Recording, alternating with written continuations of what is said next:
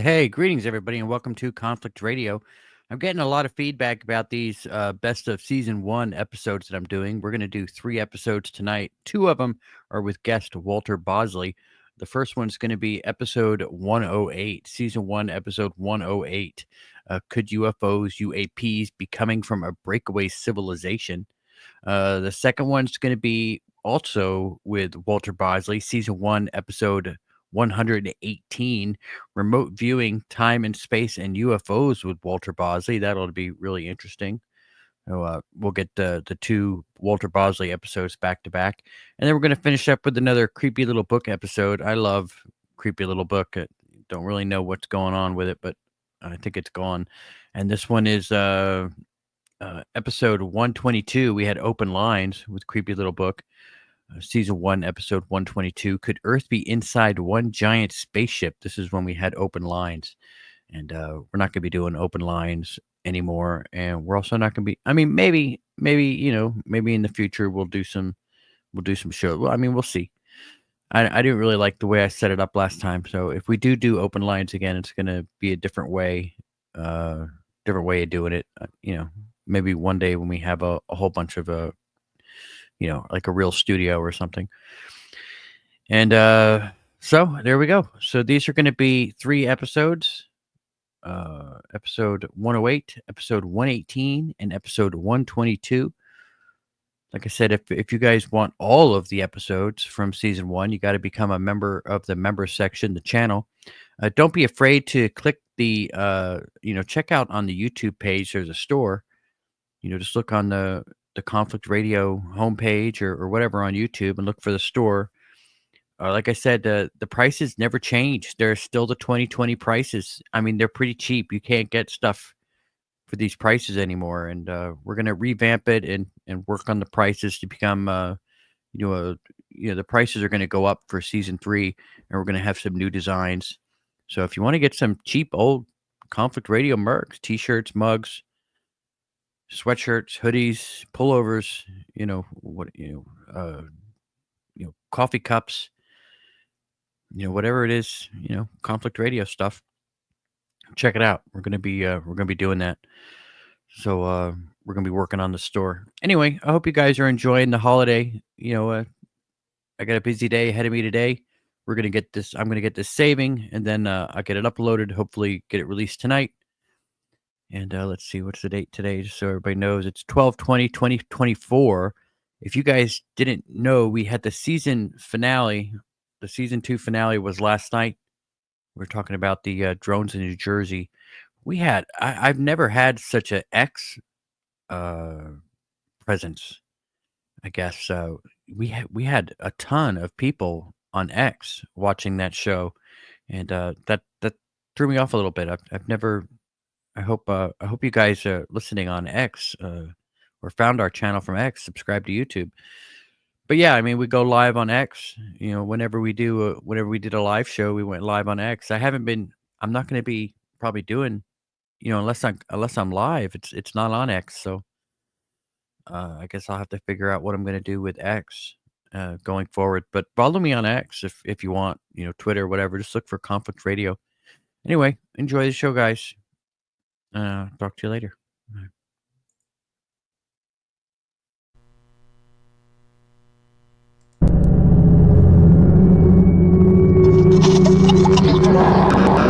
Some aircraft that were clear. Talks about moose.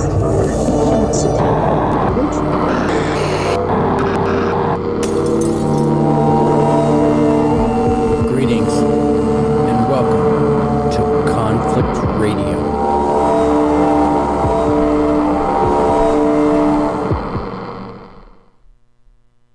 All right, everybody, greetings and welcome to Conflict Radio. Today is July 5th. Happy Independence Day to everybody out there. It is 2021. I'd like to give a shout out here to everybody that's in the chat room, but just give me a quick second and let me tell you who our guest is today. Today we have Walter Bosley joining us. Now, Walter Bosley is a world-traveling author and explorer of extraordinary phenomena. He has served as a counterintelligence specialist during the final years of the Cold War for the FBI and served as a special agent with the Air Force of Special Investigations running counter-espionage operations for the past 7 years. Walter has been a personal security and anti-terrorism consultant for corporate and private clients around the world. In addition, he founded the Lost Continent Library Publishing Company, a small press that specializes in classic adventure fiction. Now, Walter, I did say for the past 7 years, but I would imagine that what I'm reading here is a little old, right? Yeah, I am. As you read that, I realize I'm going to have to update that. There's a few other accomplishments that I've done since then, and actually I founded the publishing company in 2002 while I was still doing the counterterrorism work, which I left at the end of 2005, or early 2006. And since then is when I branched out into nonfiction. In fact, most of my published works since 2008 have been nonfiction. So, I got to update that. All right. Well, gives you something to do when we're finished here. Let me give a shout out to everybody real quick in the chat. We've got Paul Beska's here. Antonio's here. I see Spartano Negative. Elise Sabiu. Akram Musa is here. How you doing? Let's see. High Plains Drifter is in the house. Chili Peen is here. Mr. Fox, how are you? Paul Beska, I have your shirt. It came in the mail on Saturday. The post office is closed today. I found that out the hard way by actually going there. They're closed today, so I will get that in the mail for you tomorrow. It looks like, let's see who else we've got here. TK422 is in the house. How you doing, TK? The Happy Plague Doctor is here. Chuck Bam, I see you. How you doing? Wally Booger, Wally Booger, Don M, Pyramid 7, Adam Wiggins, out, Augie, Shan Shack, Giggy, A.B. Lynch. Everybody's saying hello. Kingfish Kebab. How is everybody doing today? Good to see. Hope I didn't miss anybody. It looks like I nailed everybody that at least made a comment here. Walter, thanks so much for coming on the show today, man. We really do appreciate you taking the time to join us. Let me ask you, first and foremost, what did you think of the UAP report that came out? Let's start there. Well, that didn't surprise me at all. I did not expect much from it, and quite frankly, I've been rather amused that when it came out, it was 9 pages in total and basically 6 pages of what you'd call content, but it didn't surprise me at all. So it's really just the more things change, the more they stay the same, or same old, however you want to put it. So I didn't think much of it, but I didn't expect much from it. Yeah, I guess everybody was putting their spin on there. I've noticed, like, oh, this is the greatest thing. They're actually admitting that there's UFOs out there. I mean, they admitted that just by starting to research this, didn't they? They've admitted that decades ago.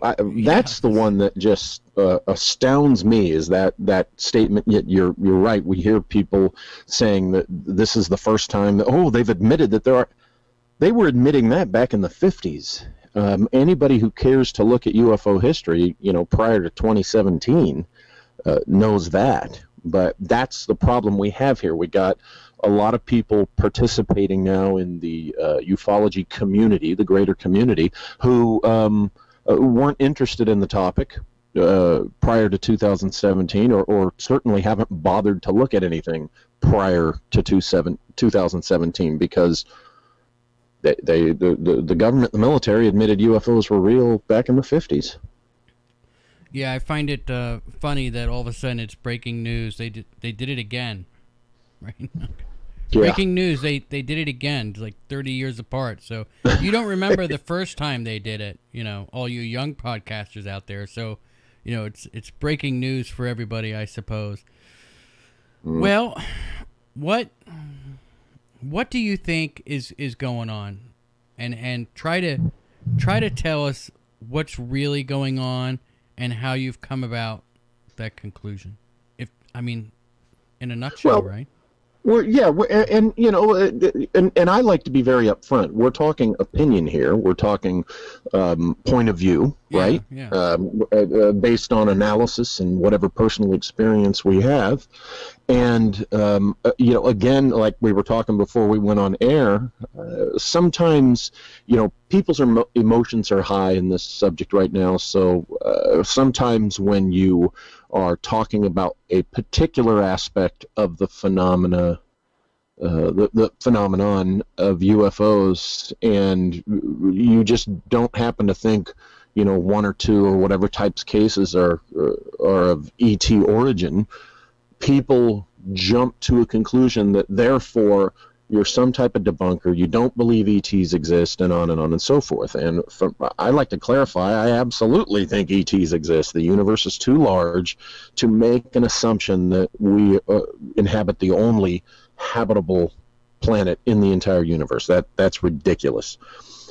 You know, to assume that. And so therefore, I think it's equally ridiculous to assume that there's no other intelligent species with developed technology, and to take it further, to think that there's not another species with technology beyond ours, that they can travel space. And of course, yeah, I think that exists out there, and I think they have come to this planet and can continue to do so. I have no problem with the ET hypothesis being in the mix. Where I tend to differ with people is that I personally have thrown out that I think 90% of legitimate UFO sightings, 90%, I think, are classified human technology. Now that would be either, you know, the stuff being developed by aerospace industries for various countries for their military. That could be the stuff being used in a classified manner by the militaries.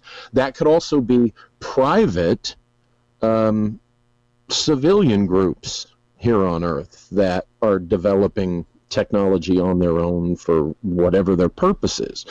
You know, but when people hear that 90%, they kind of react, and I say, well, think about it. If the remaining 10%, I don't think can be explained by human activity, well, then let's say that there are 5,000 legitimate UFO reports in a given month, which there were in April of 2019 when I gave a talk at a MUFON group.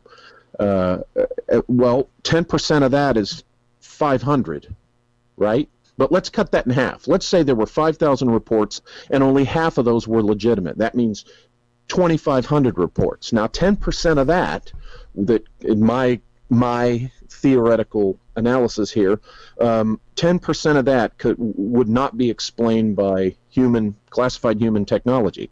Okay, that's 250. Well, in that 250, I think a piece of that could be extraterrestrial. Well, even if a piece of that was only 20 or 25, right?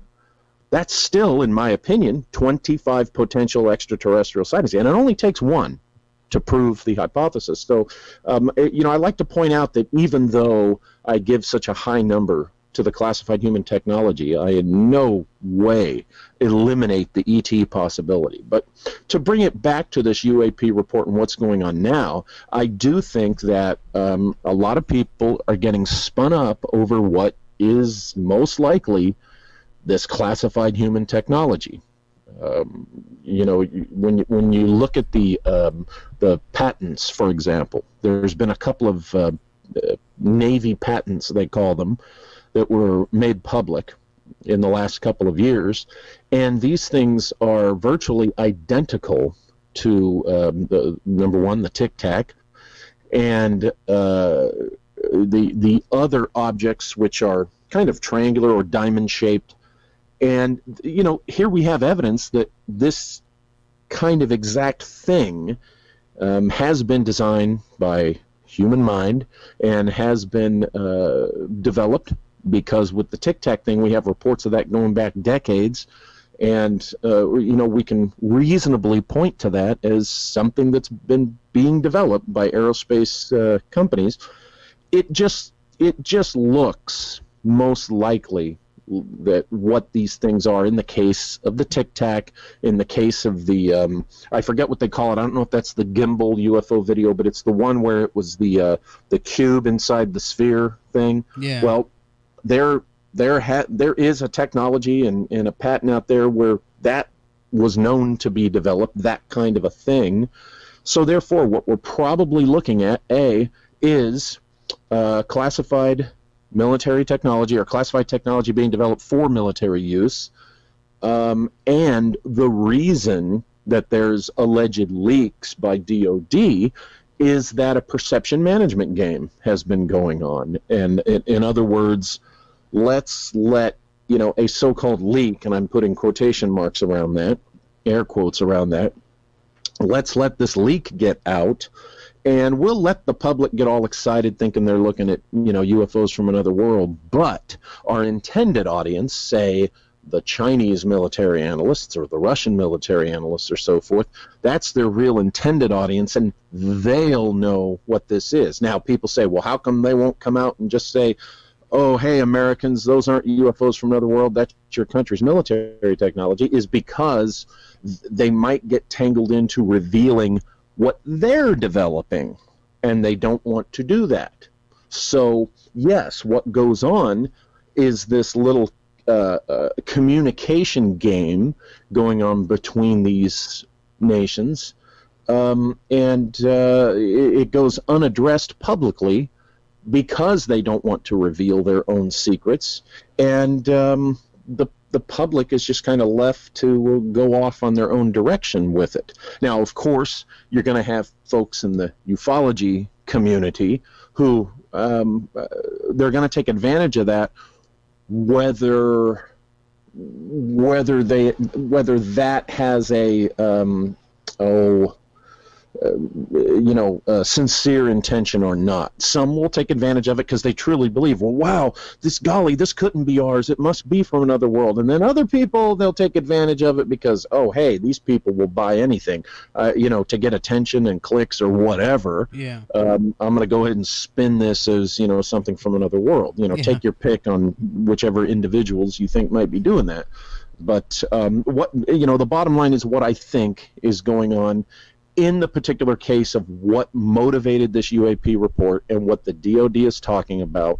Because the report said there's no reason to think it's extraterrestrial, it also said there's no reason to think, to their knowledge, it's not Chinese or Russian. I don't think they're being quite as candid as the instruction on doing the report said they were supposed to be in that regard. I think that what they're doing is they're exercising their right and authority to not admit to some classified information that they know where that's concerned in that regard. But I think what's being played is a perception management game with classified human technology.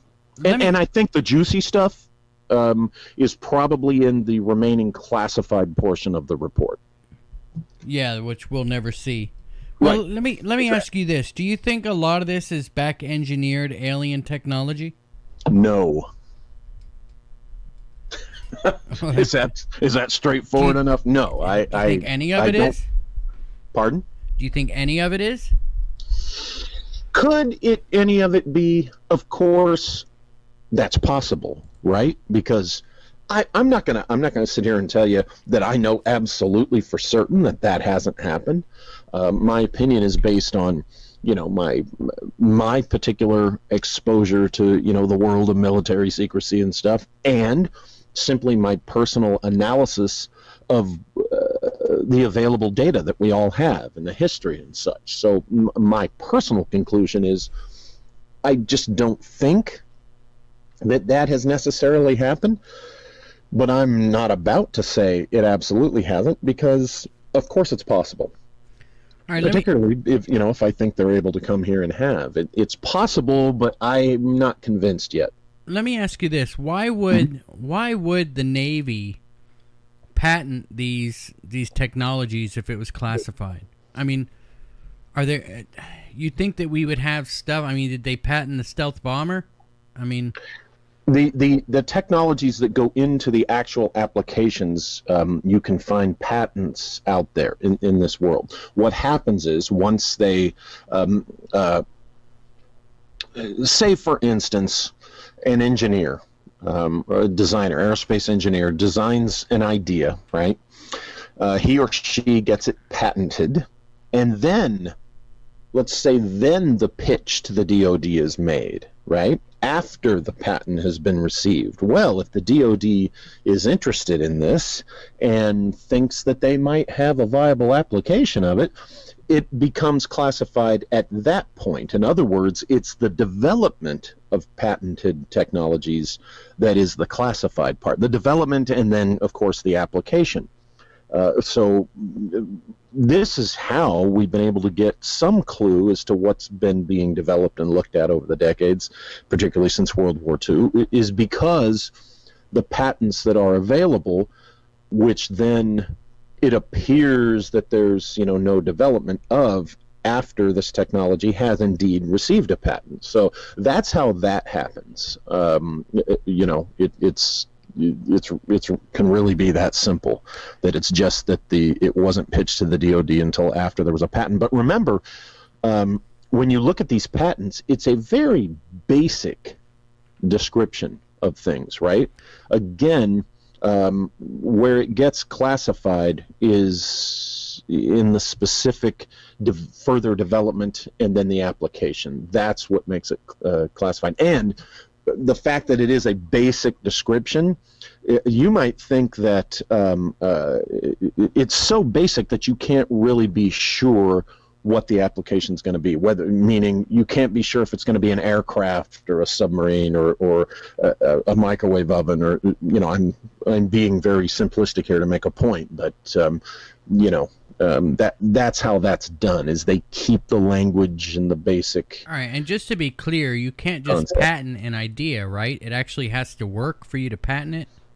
I don't have any patents. I haven't been through that process, so I don't know how to answer that question. So I mean, you gotta wonder, intelligently. like why didn't Gene Roddenberry patent warp drive, or the Well, transporter? it might or just be something, that he right? didn't sit down with an engineer and flesh it out. Yeah. I don't know, but maybe you're right. Maybe there has to be some type of repeated experimentation before they will receive a patent. But I honestly, that's a good question. That's something that would be interesting to find out, whether or not you would actually have to have a working technology to be able to patent it, right? Yeah. Because, I mean, then that would say that they actually have this stuff. Now, do we have examples of things that the military has created that they never made patents for? Or is there like a classified patent area? I don't know. That there you're getting into specifics that All right.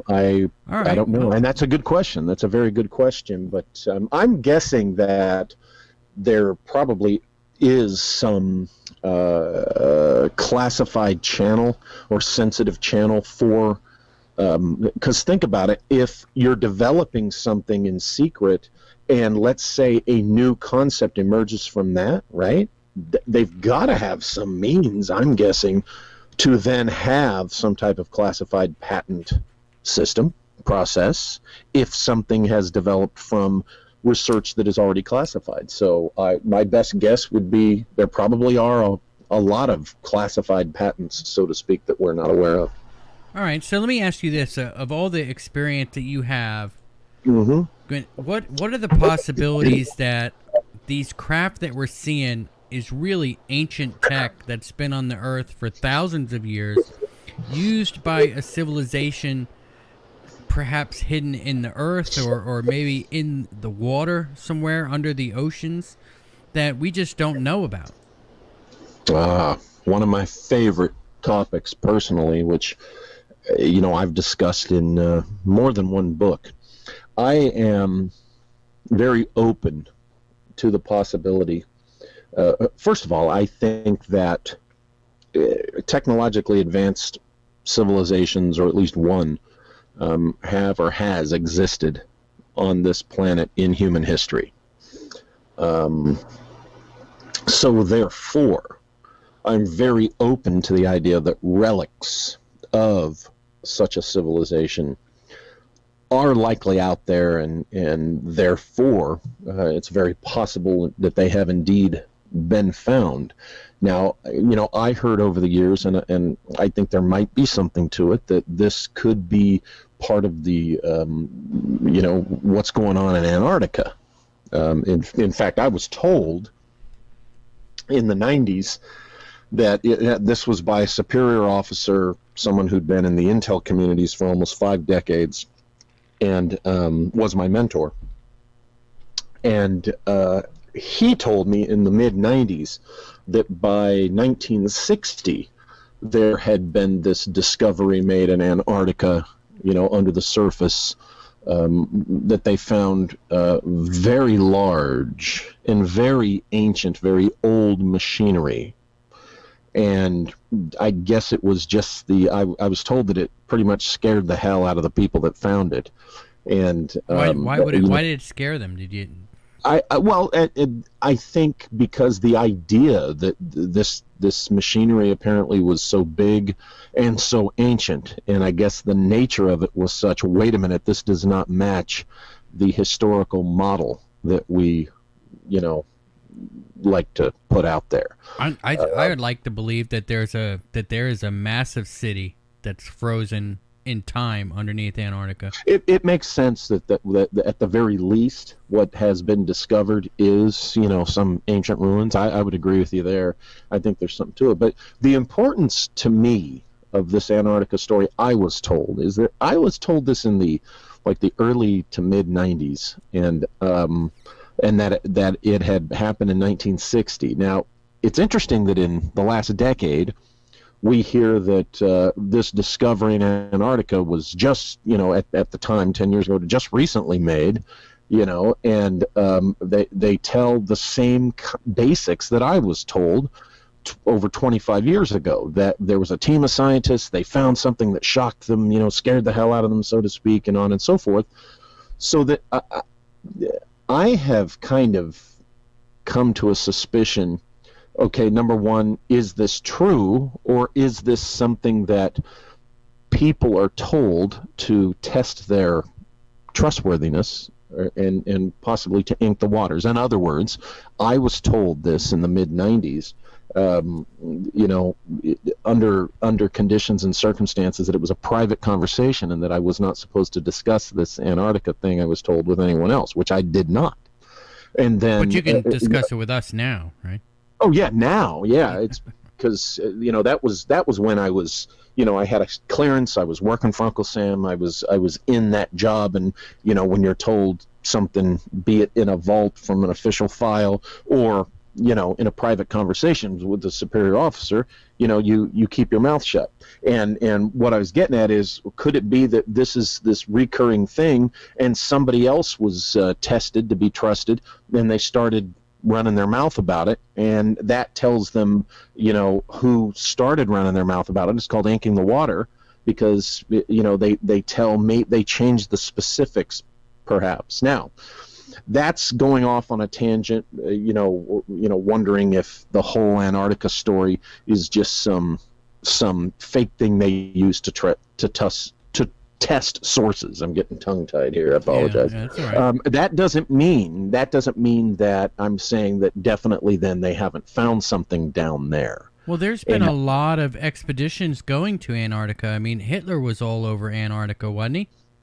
Well, Germany, Hitler's Germany definitely was exploring Antarctica. Now, the expansion of what they were actually doing into this idea that they had some secret, flying saucer base down there, that is mostly based on post-war, neo-you-know-who groups. Yeah, I'll do a video on that and then make a thumbnail with a bunch of red arrows pointing at pictures of things. It's definitely clickbait, right? Yeah, it's just not. I'll say right here, I've settled elsewhere. I'll say it again. I've looked at the whole Haunebu thing, and I'm in that school of thought. The Haunebu thing never existed. Okay, at most, I do think the Glocke existed, the bell existed. I don't think that Hitler's Germany developed that thing to the extent of any kind of flying saucer. And no, I do not think that they captured some type of ET saucer and reverse engineer. This is all post-war mythology. Despite the photos that are alleged, that are out there that are allegedly this, that, and the other, this stuff can be traced to a guy named Ernst Zundel, who was writing nonsense stuff, and to two articles in an Italian, kind of semi-tabloid paper, I think in the 1950s. It just, when you look closely at this stuff, the whole Hitler's Germany flying saucer thing falls apart, except to true believers, people that just want to hang on to that because I guess it's fun. So yes, Hitler's Germany indeed was exploring Antarctica, and indeed could have found some type of ancient ruin or such. I have no problem with that idea. So are you a believer of the Admiral Byrd diary? Not at this time. And over the years, I've been really intrigued with it, and I've looked at it. I heard it was a fake. One of the issues with the Admiral Byrd story is that there were there were about 4,700 other military personnel on Operation High Jump. Okay, and unless somebody's got something, and I've looked at this as close as anyone over the years that it's been talked about. I'm not aware of anyone ever quoting any other source of this story about what happened down there than the admiral himself in that Chilean newspaper article interview. Okay, now out of 4,700 people, okay, you would think, and believe me, I'm a former military guy, and I think military people are totally capable of keeping their mouths shut on something. But when you've got a situation where you're saying, well, it's a fact, Admiral Byrd did do that interview, for what, it looks like that's legit, and he did do that interview. Well, if you've got him saying what he said, there's maybe a couple of ways to interpret it. But if you got him saying what he said in that newspaper, how come we never heard of any of the other 4,700 people that were on Operation High Jump ever say anything to corroborate that? That's on the it looks like the fantastic story didn't happen side of things. Yeah, well, not only that, I mean, he was the admiral. So if the admiral is releasing his story out there or telling his story, I'm getting an echo from you. Maybe. Yeah. If the admiral was telling his story, why wouldn't other people, say well, the admiral was my commanding officer and I went and I saw the same thing, so now I'm going to tell my story. Or they never told their kids or anybody. You're right. 4,700 people involved, and we've got only the highest in command story. Apparently, not a single another person has told their kids or told their wife or told anybody. Right, and that was how many years ago? Now, the other side of it is they were supposed to be down there for 6 months, and they end up hightailing it home. That whole fleet that went down there in 6 weeks. Now they did have a couple of people die. They lost a couple of people on some recon flights, I believe. But I don't know if that would have made, almost 5,000 other people in a big, huge fleet pack things up and run home. Because certainly, there have been casualties in other operational things. And, just the timing, this happened in early 1947, that very interesting year in which something, I agree, happened at Roswell. And, I have my own hypothesis on that. And then later that year, the National Security, the National Security Act of 1947 creates the NSA, the CIA, and an independent United States Air Force. Now think about it. You had 2 world wars in which aircraft played a role. And World War II especially, we know, saw the ascension of air power being used and taken very seriously. Okay? Now, if World War II wasn't cause enough for, as soon as the war was over that same year in 1945 to go ahead and create an independent Air Force, right? If they didn't prove the need for that with World War II, you got to again ask yourself, what the heck really happened in 1947 that made them say, okay, we need a separate Air Force? Clearly there was something going on. Now, on the side, this goes back to what I'm saying, on the side that Byrd and the naval personnel, the fleet, did encounter something, okay, that we didn't expect, on the side that's in favor of this argument, there you are, just 2 years after the war ends. There's all sorts of legitimate reason to question whether, Hitler himself survived and got out of there, because several other of those guys we know for a fact, some of them were caught in South America and such. We know for a fact that, Germany had used to build their military, had used the method of establishing industrial relationships and, in some cases, manufacturing bases outside of Germany. Basically, what if what Byrd stated in the interview, that they did encounter some type of aircraft that performed beyond our own? This did not necessarily have to mean extraterrestrial, and it didn't have to mean, those German World War II German flying saucer technology.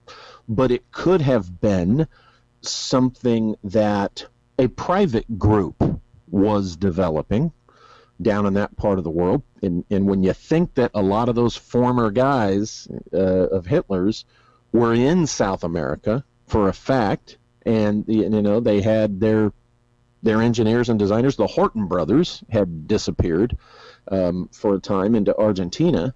You have to ask yourself, okay, what if somebody had developed something along the lines of the flying wing, like the Horton brothers had done, or maybe the jet aircraft that certainly were being developed by Germany during World War II and flown, okay?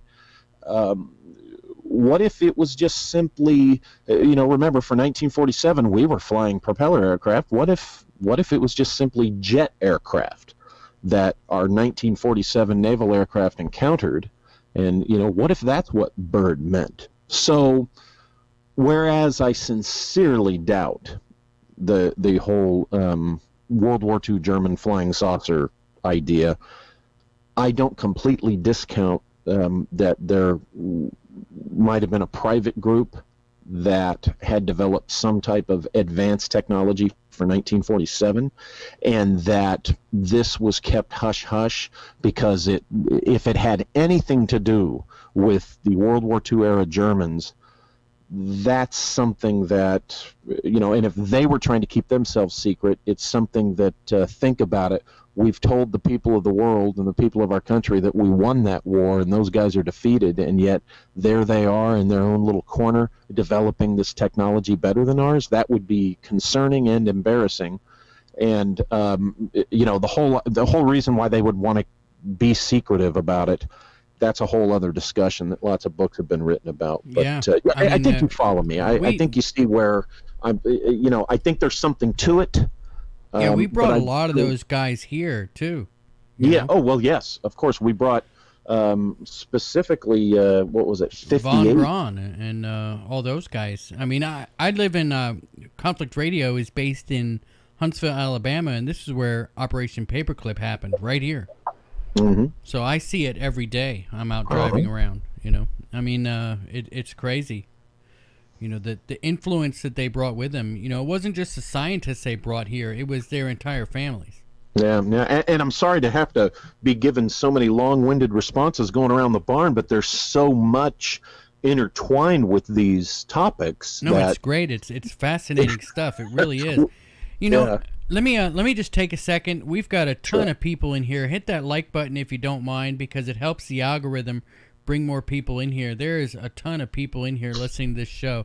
I do want to say, Walter, that, we hear stories, coming from the north ice, right? About they're finding these mammoths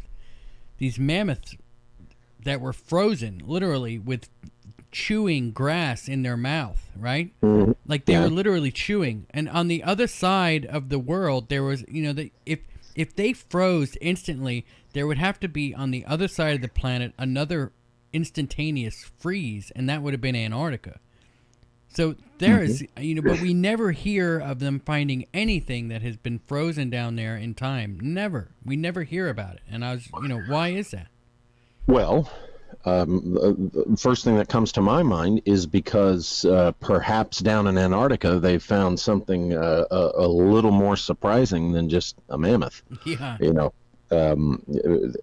I personally strongly suspect that they have indeed found ancient ruins of architecture, some kind of lost city, what we would call a lost civilization. I know that that phrase, that term, has a lot of stuff come with it, but really that's what we'd be talking about. I'd like to say forgotten civilization. I strongly suspect that that's what they found, and I have no problem with the idea that some type of very old ancient technology has been found down there, and it might be that it's of such a surprising level of advancement for what we assume about the ancient world, that that might be why, not knowing how to react or respond to it, that they keep it secret.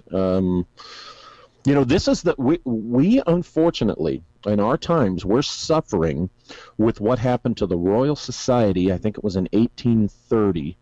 Okay, the Royal Societies in England were founded by philosopher scientists. These, of course, guys like Isaac Newton and such, who were very adept at the hard technical science stuff, but at the same time, they were open to the idea of a forgotten civilization, more esoteric things, and they were rounded in that way, and they were coming from a perspective of being rounded so that they could get kind of a big picture look and estimation. Well, what happened was and this is just a historical fact, I'm not passing judgment or expressing my personal judgment on any of these things, but what happened was the atheistic bean counter type of scientists who really didn't care for the philosopher scientist way of looking at things, they finally outnumbered the philosopher scientists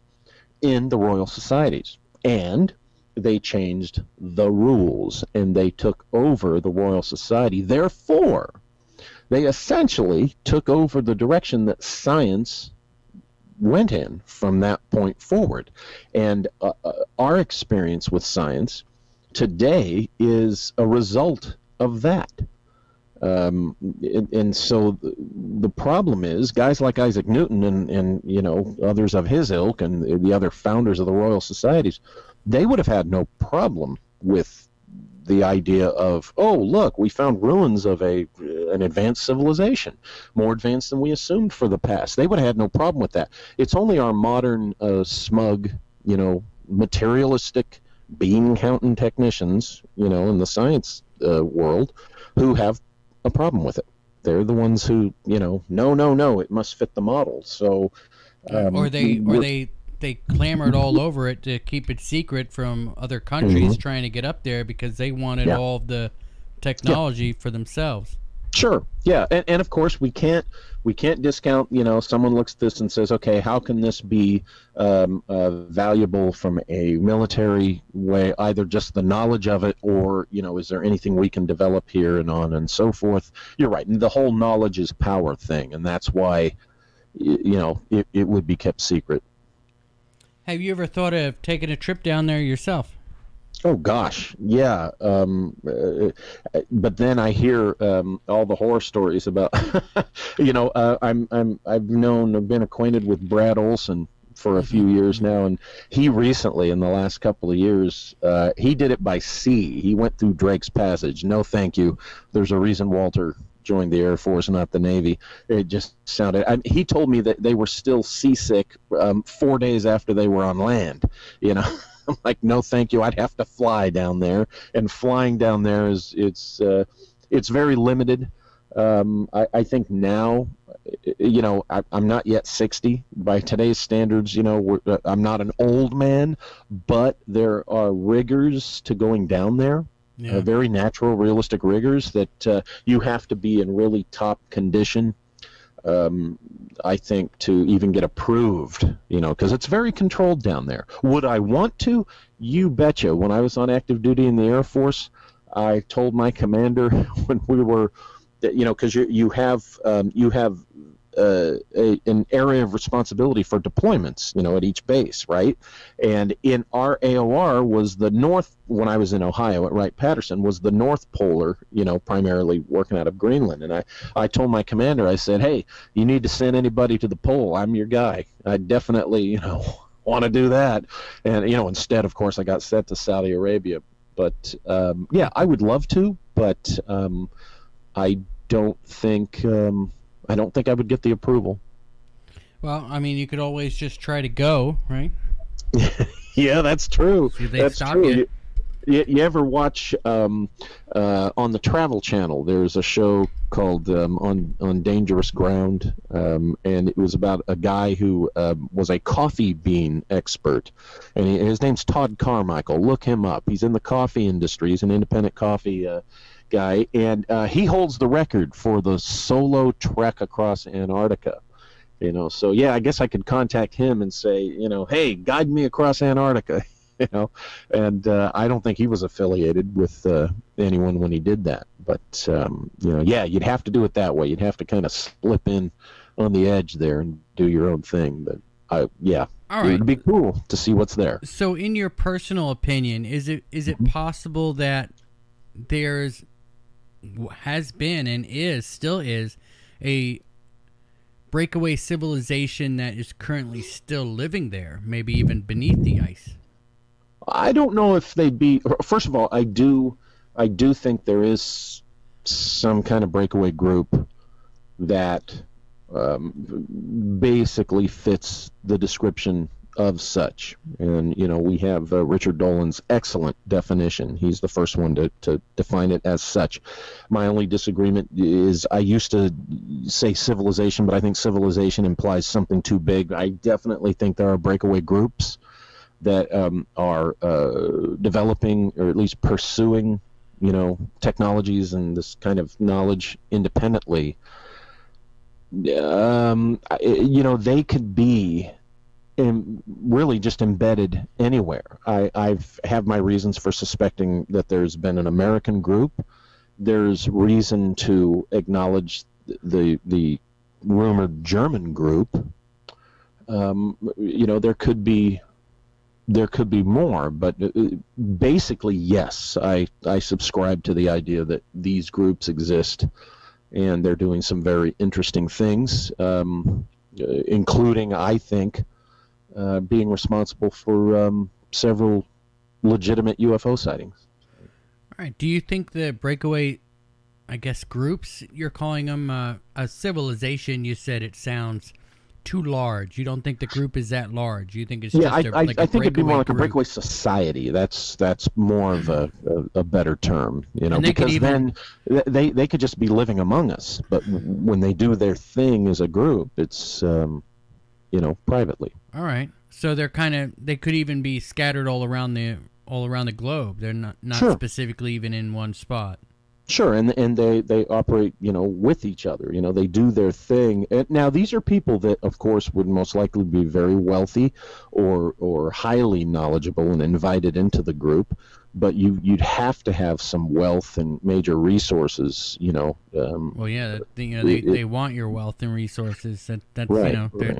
you're But trading. it could be you're an trading that. industrialist, and yeah, it could be somebody whose name we know. I think that more likely there's people in that world of industry and technology who have probably worked very hard to keep low-key identity and not Would you be say famous. would you guess that Elon Musk is a member of that group, or has he even been invited yet? I would say he's probably been invited. I would say with confidence that he likely knows some people in the society. Now, whether he's aware that these members of said hypothetical society are in this society and that this society exists, or or whether he isn't aware of that's open for discussion. But I would say a guy like Musk would likely. Oh, here's the thing: there's a lot of people you could name who would know these people, whether they know them within the context of any kind of breakaway society. That's a different question. But certainly, yeah, these are the kind of people that would know. Now, yes, specifically a guy like Musk, because of what he's developing, could be kind of fronting for a breakaway society's objectives and goals and vision. If you have one whose vision is that, and I subscribe to this idea, that humankind of Earth venturing out into space and the stars, that's inevitable. Whether people like it or not, it's inevitable. It is going to happen. We need it to happen if we're going to survive. I think there's a bunch of us whose origins are from somewhere else, and who had to come here for survival, what have you. That's a big discussion. You're talking about from other planets? Yeah, human beings from other. See, I think human beings exactly like us have originated on many other worlds and have come here. This idea that no humans like us could ever be in another world. This is kind of a misguided conclusion because people watching too much Star Trek. Every alien is different looking, right? Exactly. I think the dirty secret that of the secrets that not a dirty secret, but I think one of the big secrets that the government, so to speak, knows and is this fact that there are humans from other worlds, because they can move among us and we wouldn't know it. Now, going back to Elon Musk, what I was saying was I think it's possible that he is kind of providing or working as a conduit between such a group and the public with what he's pursuing. And, what he's espousing is his reasons for pursuing that. And, he wants to go back home, right? He wants to go back to Mars. Well, there'd be a lot of us. Personally, I'm in that camp. This is not original with me, but I am in this camp that thinks that the Human Genome Project, that's really ultimately what they're looking for, is those of us with the DNA of the people who came from, the humans who came from somewhere else long ago. And I think there's a contrary to what some people in a certain demographic of the ufology community like to push. The people with that DNA are not some type of special amazing beings. They're just human beings who happen to have the DNA of human beings who came here long ago from another world. And I think there's a whole bunch of people on this planet that likely have that DNA. And I suspect that that's kind of, when people say, oh, what are they looking for in the DNA? I think that's probably what they're looking for, is to get a good estimation on the percentage of us here who have this off-world DNA. So it doesn't make us superhero mutants. It just, It's so fascinating, all of this stuff. Well, let me ask you this. What would you say to the people that throw the argument out there that these beings in these craft are really fallen angels or demons of some kind? What would you say to that? It has to be considered, and here's why. We know that a mythology is these stories and these ideas built up off of a nugget of fact of something that indeed happened. So let's look at it from the non-spiritual or non-religious perspective. Let's say there was indeed this war in space. Joseph Farrell calls it a cosmic war. Mm-hmm. And let's say that one faction fleeing their enemy came here to our planet. and they were technologically advanced. And when you look at the stories of the fallen angels, after they initially arrive, you have Semjaza, you have Kokabel, they name them, and they name the specific things they taught humankind. And a lot of that is technology, like agricultural technology, architectural technology, the technologies of war and such. Now, these are the kinds of things that the so-called fallen angels taught humanity, right, and got in trouble for. Well, look at the perspective of it's a cosmic war. And we know that who writes history or the story of a war? The winning side. What if the scriptural references to these evil, rotten, no good fallen angels who came down and had it mixed with earth women and had children and such, what if they were, hypothetically, simply the losing side of a war, so they've been villainized, okay? And, so we have to look at the story, the possibility that the ETs or some ETs or whatever could have been so-called fallen angels is something that has to be considered. Now, let's bring the spiritual back into it. If there are people out there who say they believe in angels but they don't believe in demons, okay, that's a ridiculous position. There's people out there that say, I believe in chupacabra, I believe in Bigfoot, I believe in extraterrestrials, I believe in ghosts, I believe in this, that, and the other, but I'm not going to believe in demons. And I'm sure as heck not going to believe that anything associated with ET encounters could ever be demons. And that's silly and ridiculous. If you're going to buy into the paranormal in a general sense, if you're particularly if you're going to buy into spiritual beings such as angels, you've got to accept the possibility that there are these beings, which we have come to call demons, who don't really have the best intentions and could certainly be in the mix. This is where discernment, this is where personal individual judgment comes into this whole discussion, because people have to decide. Well, it's like this. Rain and ash can come from the sky, okay? They can both come from the sky. Well, rain and ash come from two very different sources. We know, what produces rain, but ash would come from, a volcano, for example. But, from the experiential level, they both come out of the sky. Are we going to classify rain and ash as the same thing? So therefore, when this being comes out of the sky, and either in a weird ball of light or a flying saucer or what have you, are we going to classify these all as the same type of beings or creatures? No, we shouldn't, because one could literally be an extraterrestrial from another world saying, hi, I'm an explorer from, a planet around Ganymede or whatever. Are we going to confuse that individual with, some other type of being who might be a demon or such? No. And this is all within the context that we're accepting the premise of the reality of paranormal things, which I personally do. I'm not saying this objectively because I'm trying to be coy and I don't believe it. No. I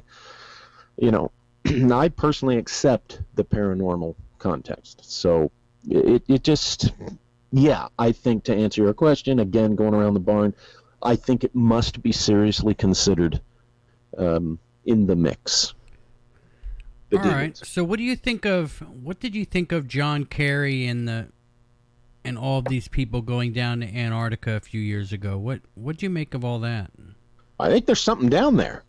Personally, I think there is something down there. I mean, you even had Buzz Aldrin popping off on his Twitter and calling it, this thing of great evil. Well, okay, would he really characterize, if it were just merely a hole in the ozone, okay, would he really use the word evil? He might have said, oh my God, something that it puts humankind at great peril, something very dangerous. Why would you refer to it as evil? Because evil within our contextual use, across the board in all cultures, is a very particular thing that we generally don't apply to something natural. Nature can be dangerous as all hell, yeah, but evil, that implies an intelligent intent, or it implies something or someone that represents something that we, as a society, as a civilization, has determined to be intentionally wrong in the moral sense. So Aldrin used evil. Yeah, and evil to me is, obviously something that is beyond human, right? Well, humans are capable of, if it was, I don't think it was, but if it was, a product of Hitler's Germany, I could dare say you could use at least evil with a small e, but I know what you mean. Humans obviously have even evil humans would have some kind of good in them, right? Like they'd still be good to their kids, or whatever. Once they reach the point of evil, it seems like their bad intentions have likely. I see what you mean. The whole Hitler kissed babies kind of thing. Yeah, they still have some humanity in them. Probably is the better way to put it. Yeah. All right, so So what do you? Let me ask you about Roswell. You were talking about it just a little bit ago, and I wanted to go back to there. Sure. What do you think happened there? Because apparently it's case closed, right? Personally, I think it was America's first attempt at manned spaceflight. It was classified then for a variety of reasons. The main one being that we were in the Cold War already. And I think that's what it was. You had the right guys in the right place at the same time with endless resources, guys who for decades, from the time they were young kids to all the way through their college years when they were younger men, who dreamed of putting man into space before they got involved with their respective countries during the war. And it was specifically the aerospace medicine specialist of the Luftwaffe that actually was driving Operation Paperclip, not the bomb development. And a lot of people assume that it was just the atomic bomb and the rockets, right, to build ICBMs that was driving Operation Paperclip. No. What originated the idea and what really made it go was we wanted their aerospace medicine specialists. Now, why would we want aerospace medicine specialists? Because when you're going to put man in space, you got to keep them alive. And aerospace medicine, that's, it sounds generic, but that's what these guys from 20 years before the war, that's what these guys were pursuing. Is what do we need to do to keep a pilot or crew alive in space off this planet? And we got 58 of those guys from Germany. So there they were in New Mexico in the late 40s after the war, along with the rocket engineers led by von Braun.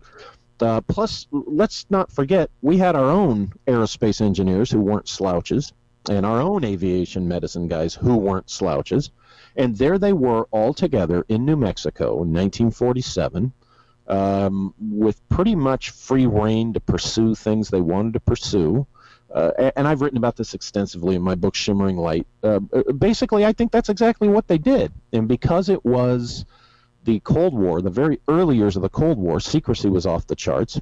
I think that the whole reason that someone blurted out it's a flying saucer from another world, and over the decades they've allowed people to go in that direction, is because the flight was successful up until the end when it crashed, and so therefore there was valuable data, that played a part in the continued pursuit by the subsequently new United States Air Force to put man into space. A lot of people don't realize that throughout the 1950s, the United States Air Force was the one pursuing, with the Navy involved too. Naval technology guys were the ones that were pursuing putting man in space, and NASA didn't exist until October of 1958. It's my hypothesis that Air Force handed over the Mercury program, which they had started, to NASA, and what the public got through NASA was the public version of our pursuit of putting man into space. I suspect that the Air Force kept a parallel program that was classified, pursuing on their own a classified manned space program. When what is that? That's this secret space program that we talk about, right? In recent years, and because it was Cold War, and because it was us, opening up and finally venturing out into space, this is why it was classified very, very highly. And it was easier to let people think, oh yeah, it's men from Mars. Just as long as they don't think it's us trying this, let them think what they want. And this, okay, all of that, that's what I think. That's my hypothesis. And to tag onto that, no, I think there's too many, even if I'm wrong, I think there's way more evidence within the context of history to argue against that it was an ET event. I for some years now, I finally was convinced that it was not an ET event. So that's what I think. Well, I mean, that takes a lot of courage to say, right? I guess, yeah, there are people that get upset at me and want to beat me over the head. Darn you, Bosley, you're a disinfo guy, or something like that. Well, if they don't believe you, they can go buy a book about it. Yeah, I call it the way I see it, and I like to explain, that's why I put it in my book, Shimmering Light. I like to explain where I'm coming from, and it's, I always admit, with all my hypotheses, I could be wrong. Of course I admit that. I'm not one of these guys that's going to tell you, yeah, I'm right, take my word. It's a hypothesis based on the context of history and my research, but it is still just a hypothesis. I could be wrong, and that doesn't bother me. Yeah. Let me give a shout out here to TK422. Thanks very much for the super chat. Sure do appreciate it. Now, let me ask you this. A lot of people suggest that it's possible that we're actually being visited by synthetic beings or possibly time travelers, and some have even suggested that these grays are synthetic beings, but they're really AI coming back from the future to meet their maker, so to speak, and to study the people that created them. What would you think of that idea?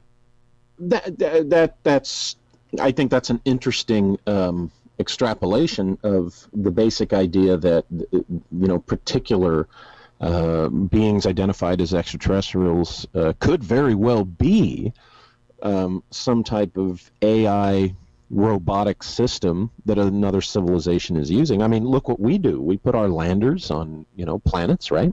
We send our things like Voyager and others, out. I mean, we're doing it on our level, so why wouldn't another civilization, do it on their technological level? So I find that that's a reasonable hypothesis that, particularly in the case, of the people said the grays or the gray type, the classic alien type with the big eyes and such. Sure, I think that's a reasonable possibility that it is some type of AI robot sent for exploration and observation. Do you think it's possible for humans to be able to traverse these huge distances in space, or would it have to be a drone or AI of some kind? I mean, maybe that's really where all of this goes. Maybe AI takes over everything. Well, we ask that question because right now we're living in an era where AI is really ascending in a meaningful way. So therefore, that's the context that we're thinking in. I mean, remember what the release of the films The Matrix did for the longest time is, hey man, it's all a simulation, and it's okay. It could be. Well, yes and no. Yeah. I mean, there's a degree that there is some, but I think it's a little bit more of a substantial simulation than a lot of people popularly think. So, yeah. I'm sorry, I lost the direction of your question. Whether or not you think it's possible that it's like time traveling AI. Oh, going back to the time travel thing. Yes. Time space phenomena is something that very much intrigues me, and very much intrigues me. And for quite a while, about over 30 years, that's when I first wondered. It's certainly, again, I want to emphasize, this is not original with me, but me personally in my own arc of thought on all this stuff. It was in the late 80s that it kind of dawned on me, golly, do you think this might have something to do with time travel, Walter? And that, I think, is something that has to be considered in the mix. But now I remember where I was going on the AI part. It could be that the ones that could be AI robots, so to speak, that could be what a certain level of extraterrestrial civilization is using. But to answer your question, there certainly could be other civilizations that have conquered the vast distances with the whole wormhole thing, right? And other space-bending technologies that allow these massive distances to be traversed through space. So I think we might be dealing with multiple civilizations. One civilization would be capable of bending space. Another civilization would have to rely on long-distance ships with, AI robot, so to speak, crews and explorers. I just think it depends on which civilization you're dealing with, and I suspect we might likely be dealing with multiple civilizations on different levels of technological advancement. Thus, the variety of experiences with these things. All right. I guess I got some questions here. We've got about 20 minutes left. Do you want to? Mm-hmm. Are you up for taking some questions from our conflictors here? If you guys, you guys listening, if you want to ask a question of Walter Bosley, put it in caps in the chat room, and let's get started with that a little bit. Wait, let me ask you one more question first about the time travel. Uh-huh. You couldn't just time travel in a DeLorean, say, or a phone booth. It would actually have to be a spaceship, because you have to cover the distance of where the Earth would be. Mm-hmm. To whatever time you were going back to, right? I mean, I could go back in time right now with my desk and microphone, and I would just be sitting out here in space waiting for Earth to come around. Yeah, and what you're talking about there is one of the very good reasons why we have to consider that some UFO sightings indeed are time travelers, because of what you just said. You have to kind of get yourself off the moving object and allow that time and space and dimension to pass by until it's time to inject yourself at the right point. Yeah. So they might not even be time traveling intentionally. They could be returning to Earth because they left Earth, sure, a long time ago. They could be returning, and they're just returning at a different time. Yeah, that could be. That could be. They're like, this sucks. Right.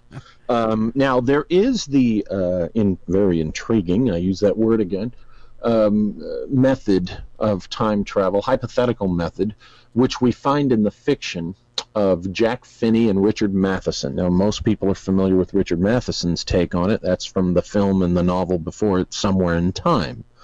And 5 years before that novel was published, you had Jack Finney's Time and Again. Now, in both these cases, the main characters use the power of the mind to transport themselves into the past, and they use pretty much the same method. Now, that can be explained by the fact that Matheson and Finney were contemporaries. They likely knew each other, really well, and writers share and explore similar ideas together. However, what's an interesting possibility is when you read Time and Again, it's very similar to, say, the description we get of the Army remote viewing teams. In the novel, it is a Department of Defense secret project which the protagonist is brought into, and there are several potential time travelers using this method. They're in their little cubicles, and in the case of this novel, the protagonist succeeds at it and has his little adventure in 1880s or 1890s New York.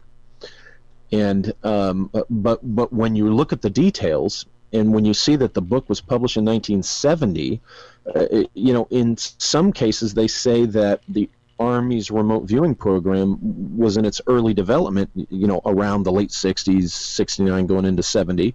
It's certainly, we've learned that it existed after 1970, so you have to wonder, what did Finney know? Did he know someone in the DOD? Did he learn something about this remote viewing? Did he know somebody at SRI? Did he know Ingo Swann? I don't know the answers to these questions yet, but my own research and analysis, things that I haven't published or talked about publicly,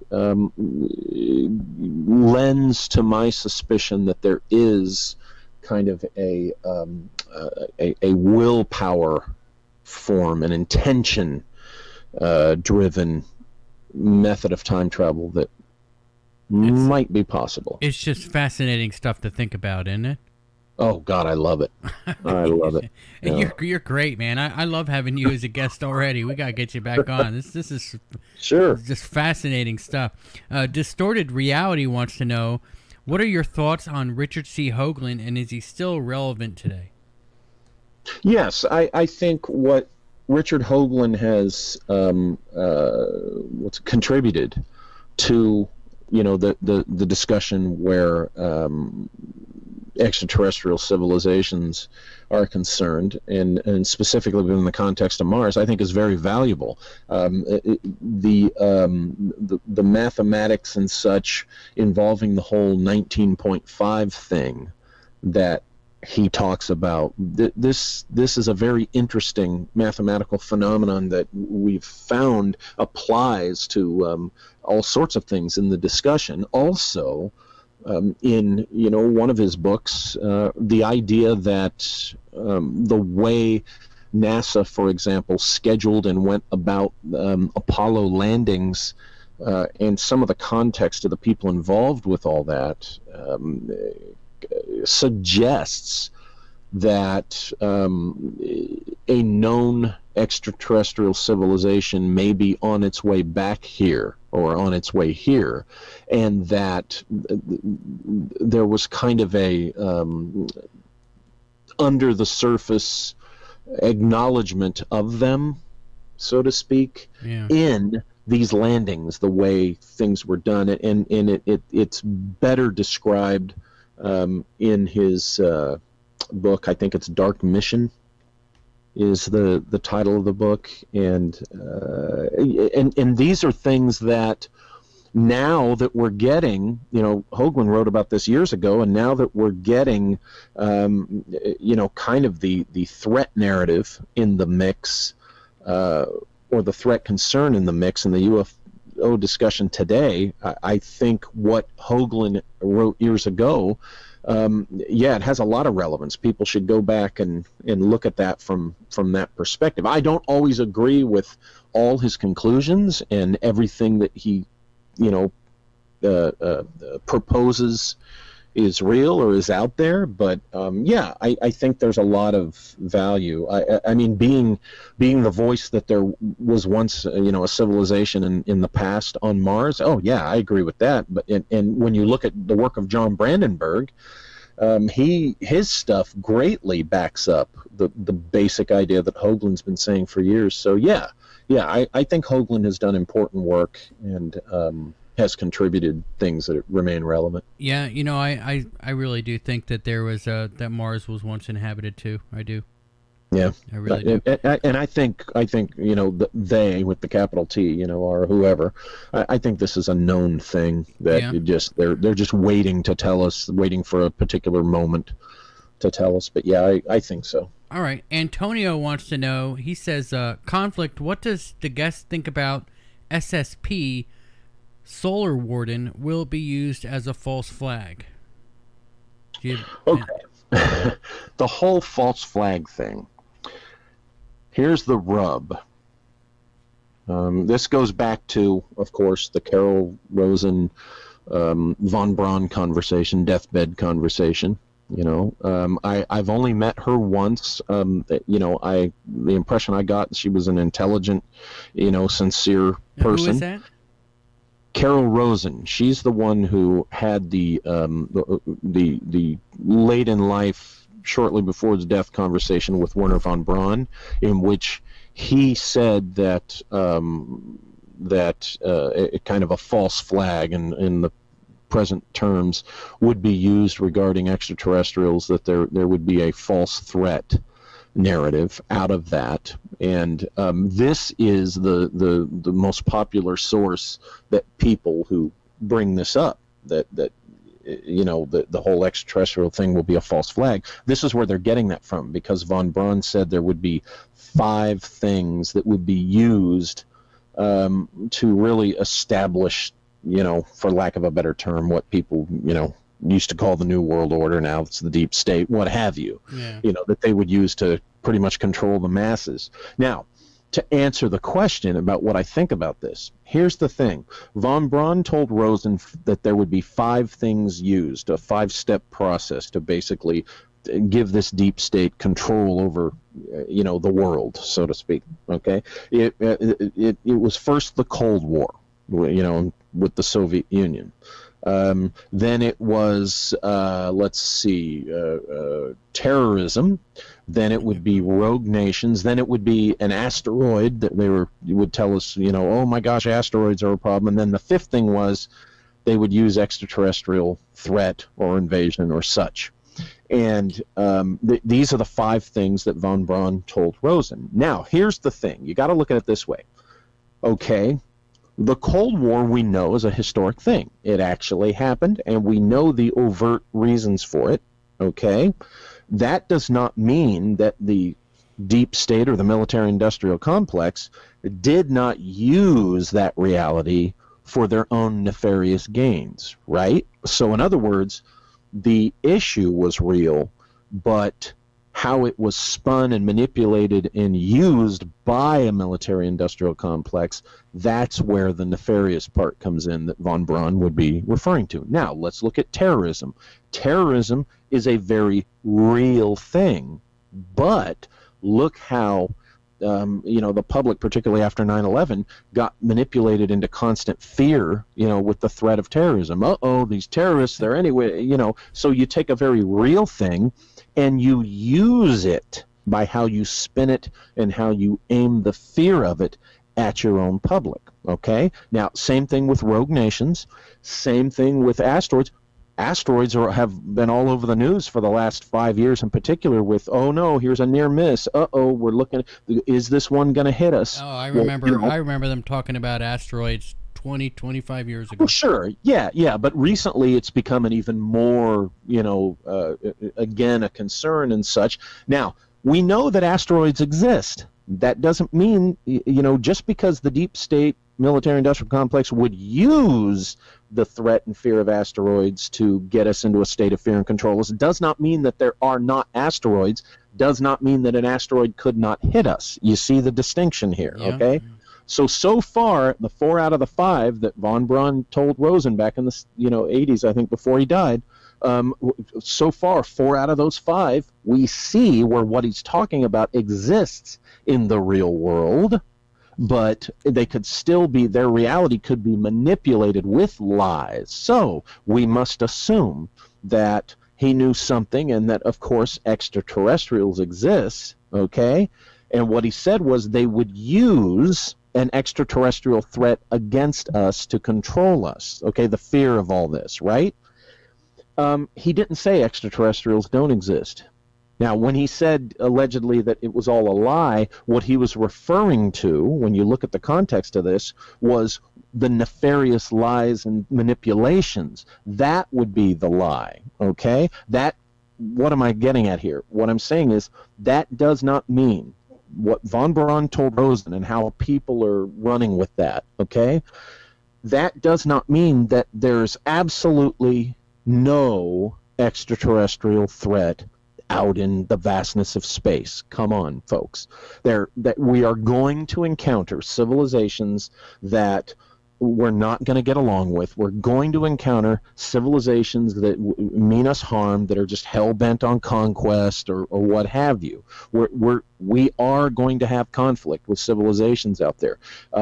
So I think very realistically if we're going to be realistic, we have to assume we're going to encounter bad experiences out there with other civilizations. And I think what von Braun meant was that reality, that potential reality, will be spun and nefarious things will be done in the name of that to do these deep state things. I think that's what von Braun actually meant.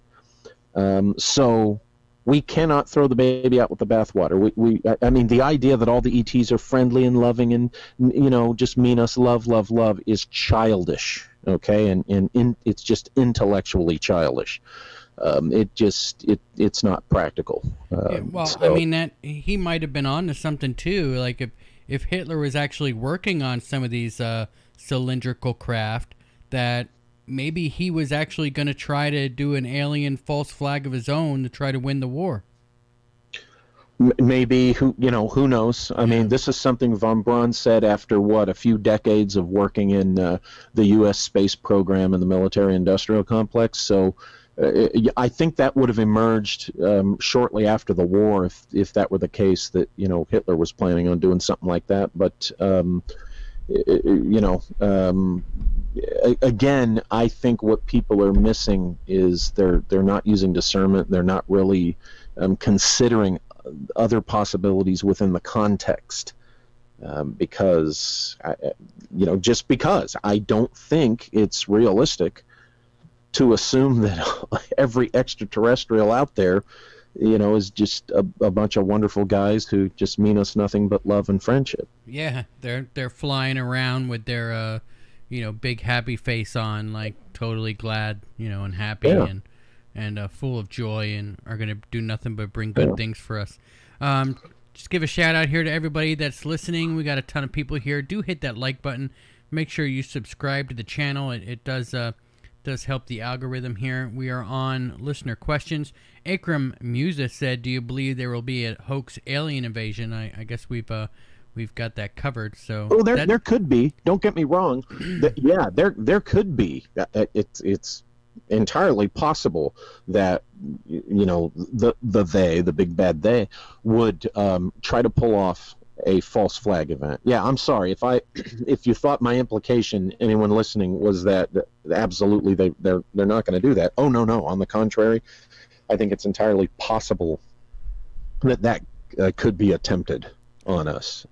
Well, I mean, either way, whether it's a false flag or a real invasion, that is surely going to look very interesting on the news. Oh yes. If we have power. Chad Ironstand wants to know, did you hear about Al Billick time travel story? And the Wingmakers in the future came back and made a web page talking how they experienced life. What about Al Billick 5-hour homemade video story? Have you heard about that? Al Billick, yeah, I met him back, I guess it was the last few years of his life, whatever. In fact, I had his business card in my files for a while there. There's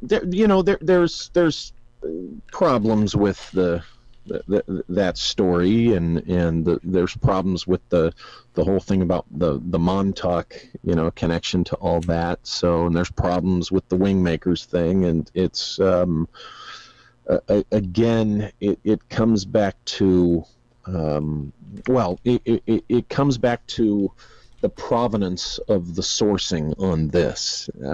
Unfortunately, in this community, in our field of interest here, we've had a lot of storytellers that were just really spreading BS. Okay, and unfortunately, the community has too often trusted mere testimony. This is, for instance, you're having me on your show. You haven't had me on your show before.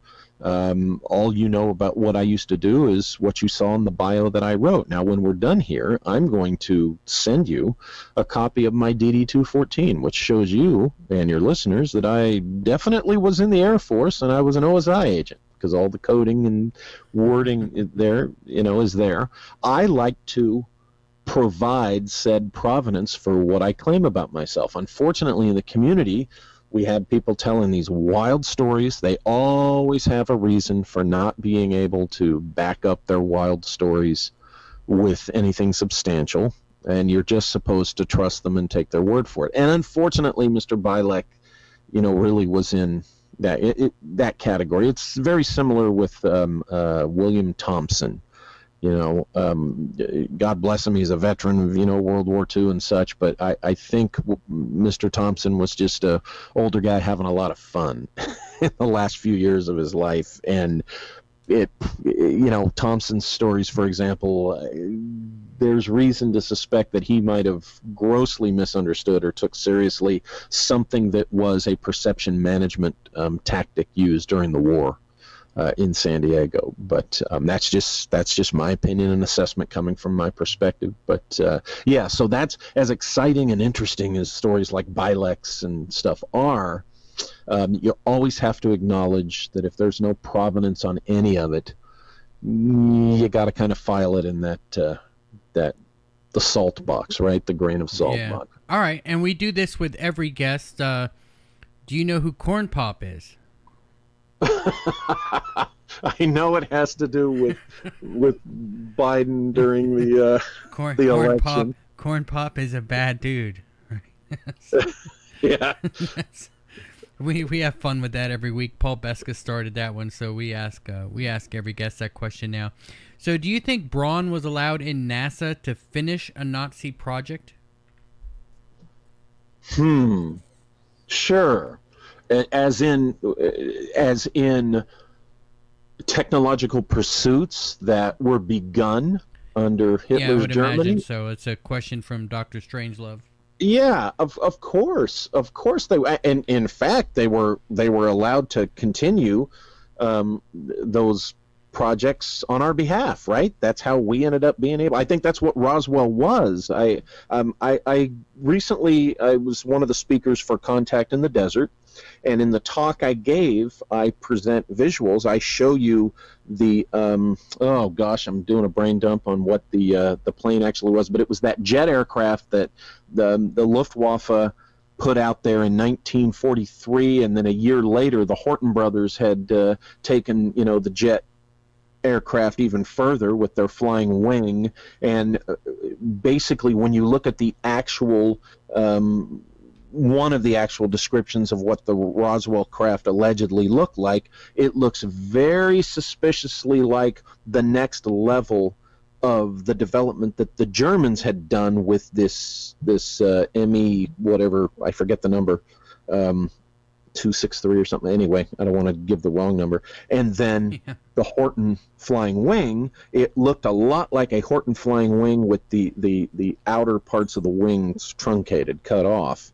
And I suggest, okay, if this craft was a secret American craft done by these German guys, these German engineers, that seems like it would have been the progression from the 1943 jet example that I used to the Horton to then whatever the Roswell craft was. So, yes, I think the answer to that question is absolutely. I think they were allowed to continue World War II German era projects.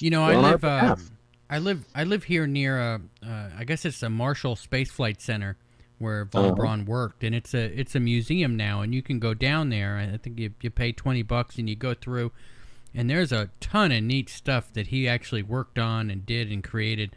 And maybe I ought to do that as a show one day. Just go down there with my phone and kind of just walk through the museum and show everybody everything. It's some really neat stuff. Chuck Bam wants to know, Walter, the PBR Street Gang, ask Walter if he believes Whitley Strieber. Oh. You might not know what he's talking about. Yeah, what's he specifically talking about? All right. So, you mean just in general, or? Okay. Well, or is there Chuck, something recent that? Okay, he's been Chuck. talking? Try to elaborate that on that a little bit, Chuck, and we'll get back to you. Let's see here. Does Walter think the planet is run by an order of ETs? Antonio's asking. I don't think so.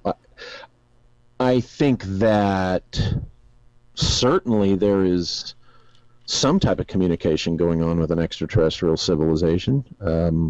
I think disclosure, ET disclosure, I think that's being controlled by the ETs themselves. I think they're the ones that are telling our authorities, no, we don't want to be disclosed yet. Where that's concerned, that's what I think. All right. Well, I guess that looks to be. I guess we're about caught up with all the questions there, and that I guess we're out of time, guys. So, Walter Bosley, why don't you tell everybody where they can find you, and just so everybody knows, all of the links are in the description box below. So go ahead, Walter. Well, I do a weekly live stream on Sunday nights at 5:30 Pacific time at the Walter Bosley channel on YouTube.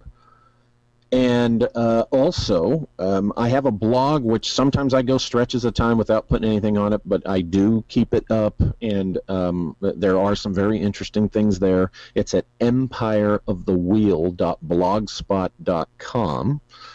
And my books are sold, I do only print on demand, and I sell them only at the link at lulu.com, Lulu.com. I do not sell on Amazon because Amazon's not very good for small press publishers, of which I have been for 19 years almost now, small press publisher. So lulu.com is where my books are. Print on demand is worth the wait. The quality of the books are really good. It's worth the wait. And, there I am. All right, and I guess Chuck got back to me here. He said PBR asked the question, general abduction. So I think... well, Whitley Strieber and others. I think Strieber's a very sincere guy. He doesn't strike me as among those who are, likely making stuff up. Why not? If extraterrestrials have come here and are coming here,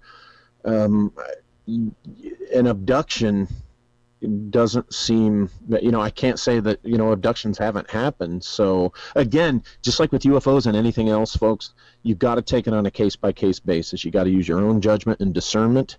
We live in a time where they, so to speak, out in society, some elements of society like you to be doubtful and question your own judgment and discernment to keep you from figuring something out that they don't want you to figure out, okay?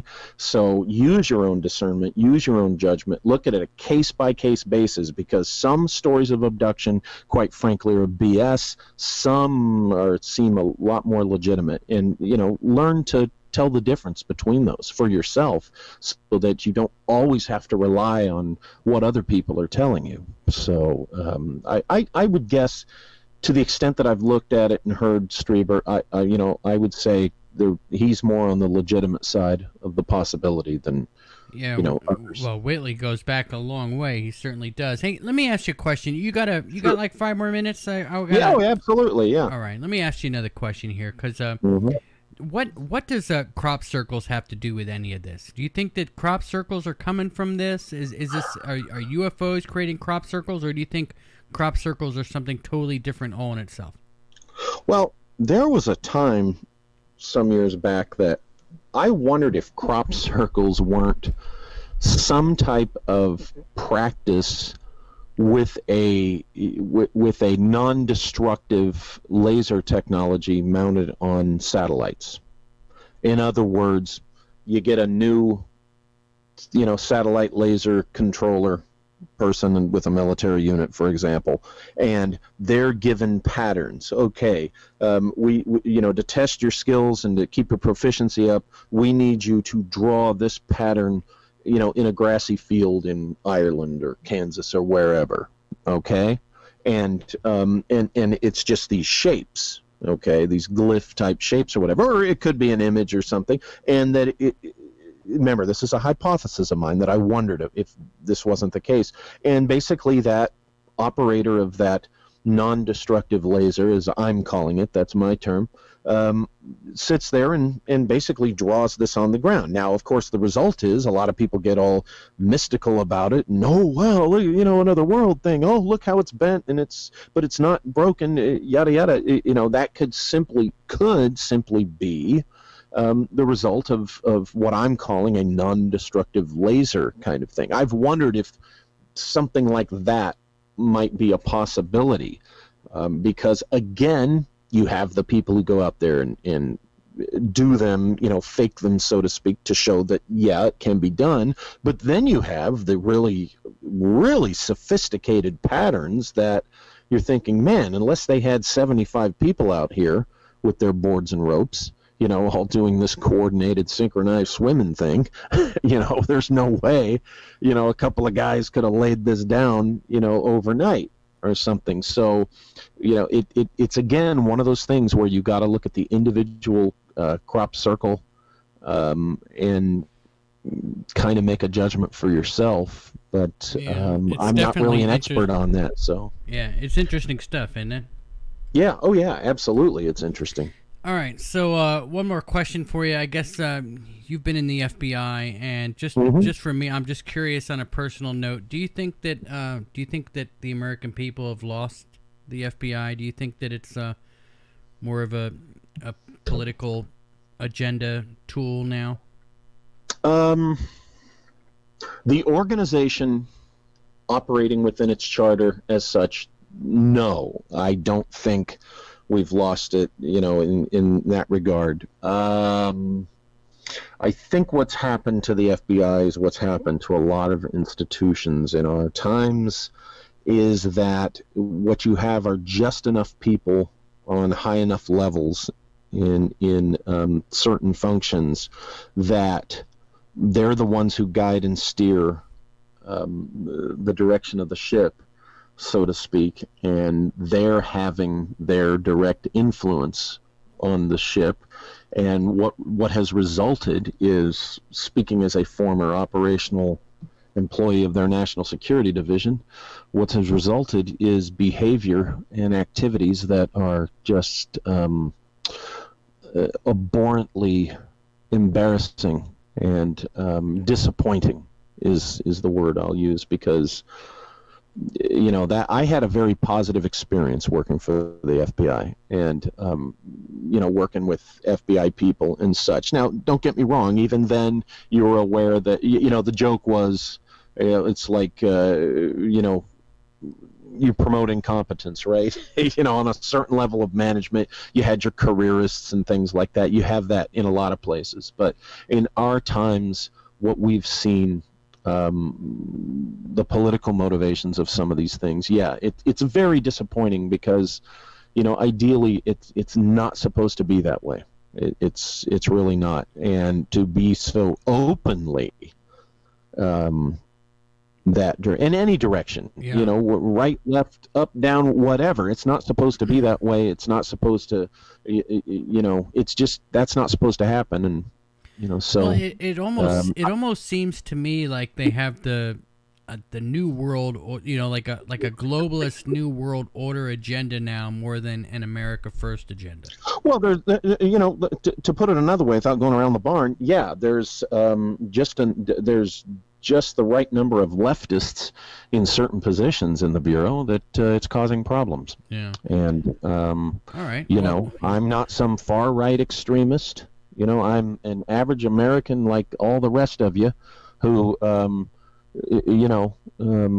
that massive number of us who are somewhere closer to, if not at center, who we know how to get along and survive. I think we'll all agree that when it comes to politics, particularly in this country, it's the extremes of the spectrum, left and right, the extremes that are causing trouble for the rest of us.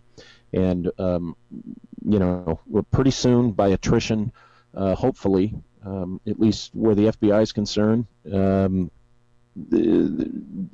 it'll get back to a more balanced, normal function and be more objective, like it's supposed to be. But lately, it's I don't changed. think there's any going back unless we something has to be done about the CIA. They've been ingraining our thoughts for the CIA is another animal. I can tell you for a fact, I know FBI people, and believe me, the on the street agents agree with us. Mm-hmm. They're disgusted by what gets done above their level. Believe me, I hear about it directly. They're just as unhappy as we are. But yeah, and the CIA, out of all the agencies I had experiences with, dealing with or whatever, with the CIA, I met some of the very best people I ever worked with in my career, the whole government-wide, were CIA people.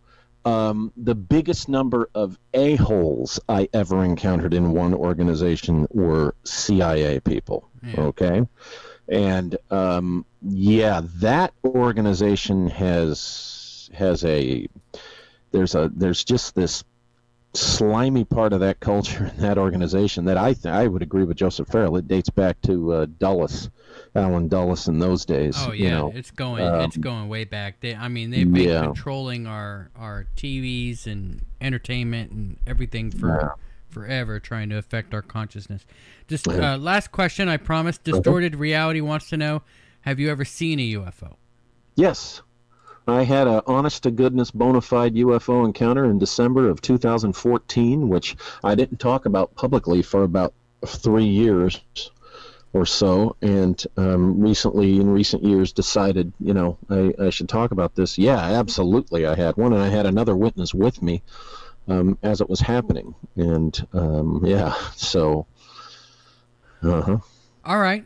Well, that's Walter Bosley, everybody. His links are in the description box below. Please go check it out and subscribe to his YouTube channel. He's got some fascinating stuff, and he's got his own podcast he does a really good job with. Walter, just hang on a second, and I want to talk to you a little bit when I wrap this up here. Let everybody know you can find us online. Just go to www.conflictradio.com. Please like and subscribe to our YouTube channel. It does help us out a lot. You can find us on Apple, iTunes, and Spreaker, all of your normal podcast catchers. If you're listening to us on iTunes, please give us a review there. It does help us out. We've got quite a few listeners there and not many reviews. So if you could take that time, that'd be awesome. That's going to do it for us, everybody. Batten down the hatches and be safe.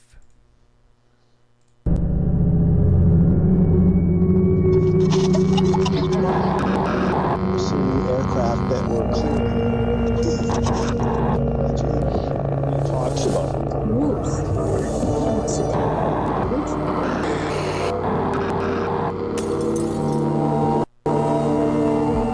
Greetings and welcome to Conflict Radio.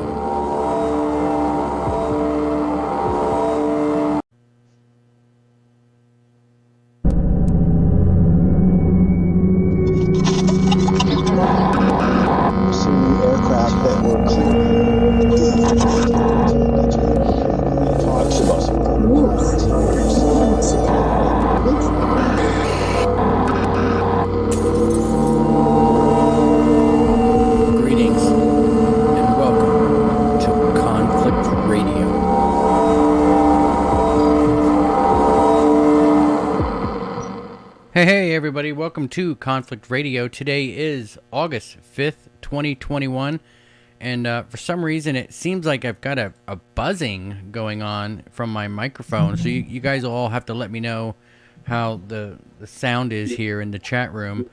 I guess let me give a shout out to everybody that's been waiting. Mr. Fox, Darn, ML, I see, I guess that's it. Max Mason, Eliz Sibiu, and Davy Jones Locker is here. Welcome everybody to Conflict Radio. I guess people will start coming in now that we're live. Here they come. Here everybody comes. Hit that like button. It helps with the algorithm. Today on the show we have Walter Bosley.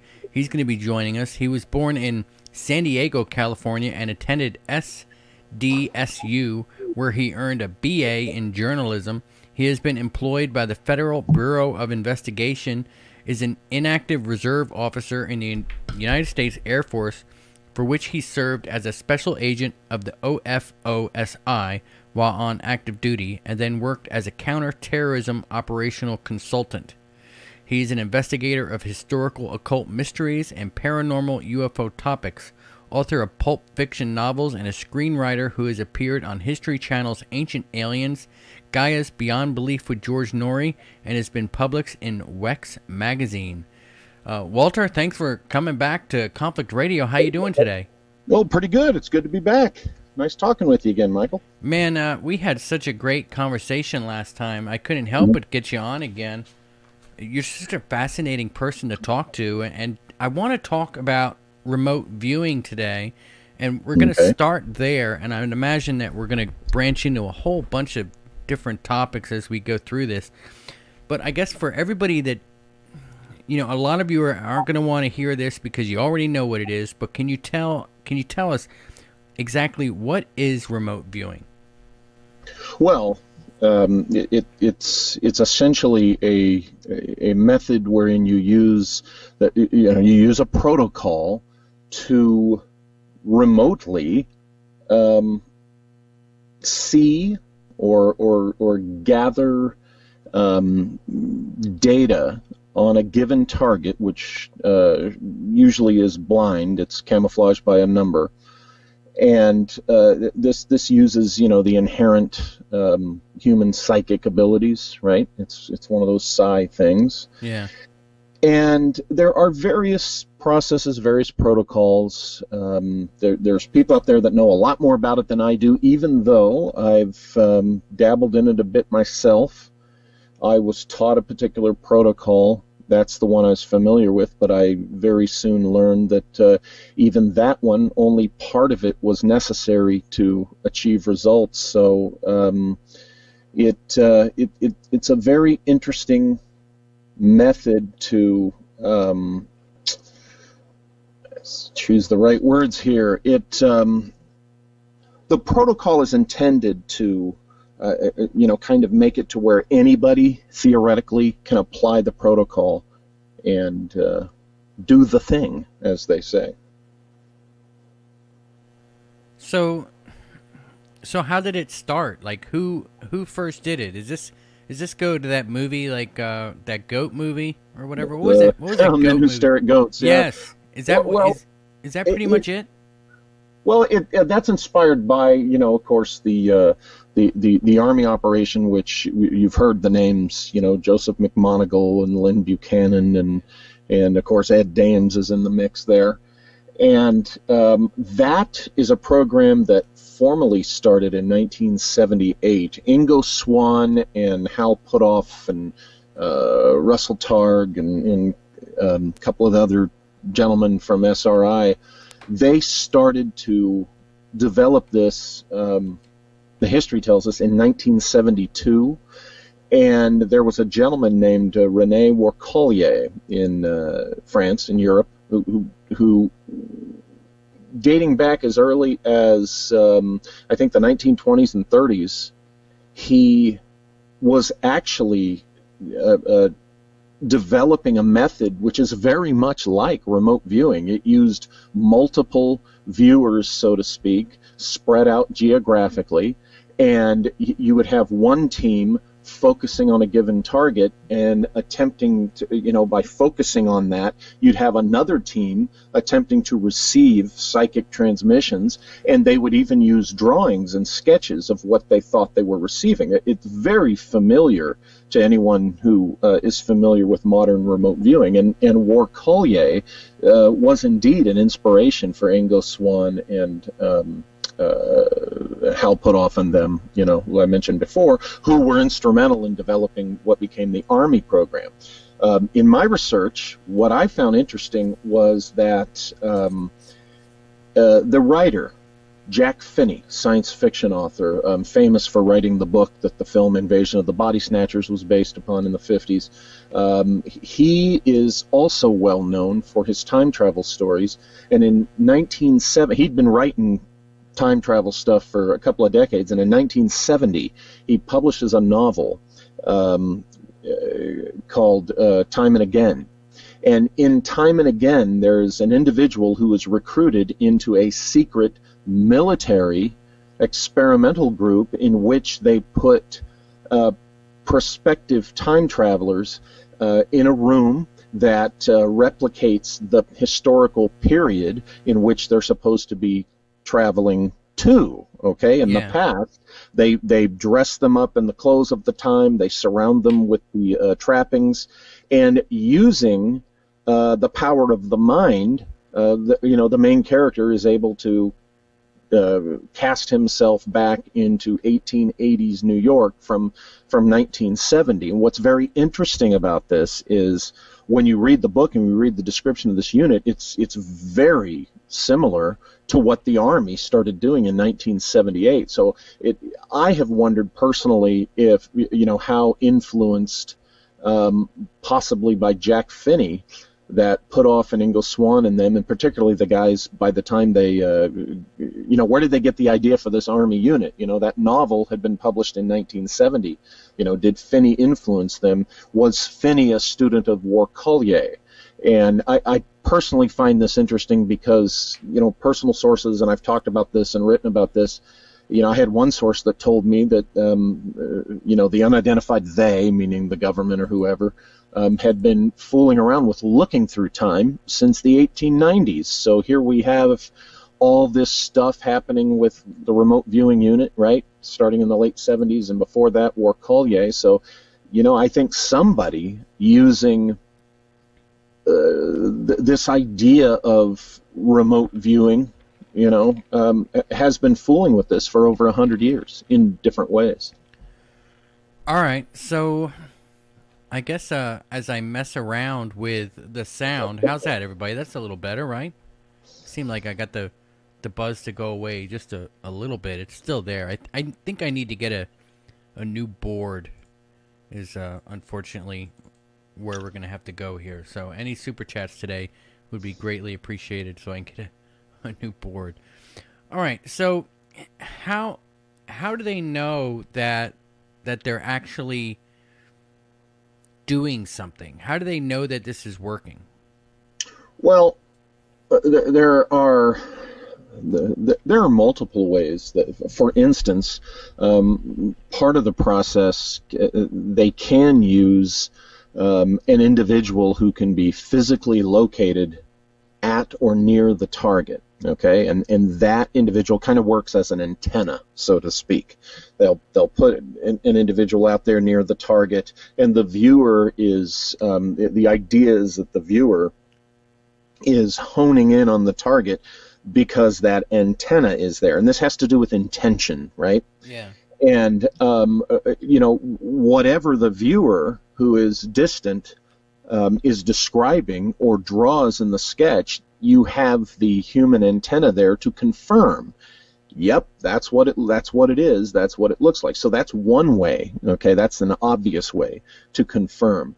Another way to confirm is if you use it in intelligence, say military intelligence applications. It's a very similar thing. Let's say you have a mole or a double agent working for you, near the target area, and you have the viewer do the RV thing and come up with data, and then you compare that to what your local mole or double agent is actually reporting or seeing, and that's another way. It's similar to the antenna thing, but it's not using the mole as an antenna per se.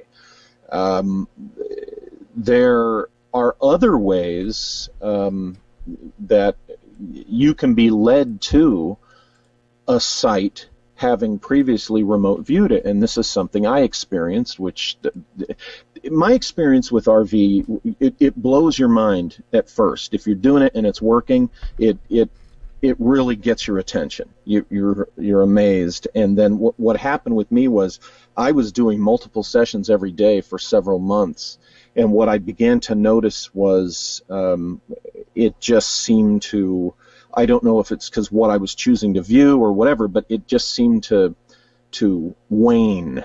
And also the data that I seemed to be picking up and describing, an associate of mine told me that I was remote viewing things on an archetypal level, which sounds very fascinating, but we still haven't had an extensive discussion for me to fully grasp exactly what he meant by that. I know what archetypes are and such, and when you deal with synchronicity, as I got neck deep into it during the Empire of the Wheel years, and it was actually remote viewing that started leading me to Empire of the Wheel stuff. Before I wrote the books or even heard of the mystery woman who I write about, Cora Stanton, I had done remote viewing in September of 2007. and I viewed this. I ended up with this particular shape, and it was not a common shape, not unfamiliar, but it was just this particular shape. And I think it was a week or a couple of weeks later, I was in a part of Riverside, California, and I was having to go check some records because at the time I was a background investigator. And I approached this building, and maybe I come out from the cover of some low trees, and there is a clock tower standing in the middle of a fountain. And the clock tower is a modern kind of sculpture, and the very shape that I had remote viewed is the shape that of this that's dominant in this clock tower. And I had never been there. I don't recall ever having been to that or around that clock tower. And yet I had remote viewed this exact shape a couple of weeks before. And the clock tower, after it had been built, had been subsequently, it had been, what the word I'm trying to say, it became a memorial for two police officers who had been ambushed and murdered in Riverside, California, years ago. And there was kind of Empire of the Wheel data in that case, that ambush case and stuff. So what I'm trying to say is the stark, unexpected thing was the fact that I had remote viewed this shape to begin with, and then on top of that, when I started looking closer at the object and its associations, there emerged further data that was part of what led me to this weird Empire of the Wheel thing that I ended up writing 3 books about over the course of 7 years. So again, this came to me through messing with remote viewing. So all right. That's one way of proving if you're getting results, is if you view something and then you find yourself in a place you've never been before, and there's the thing you've viewed, right? Yeah. So can they go back and forth in time to view, or can they only view like the present time?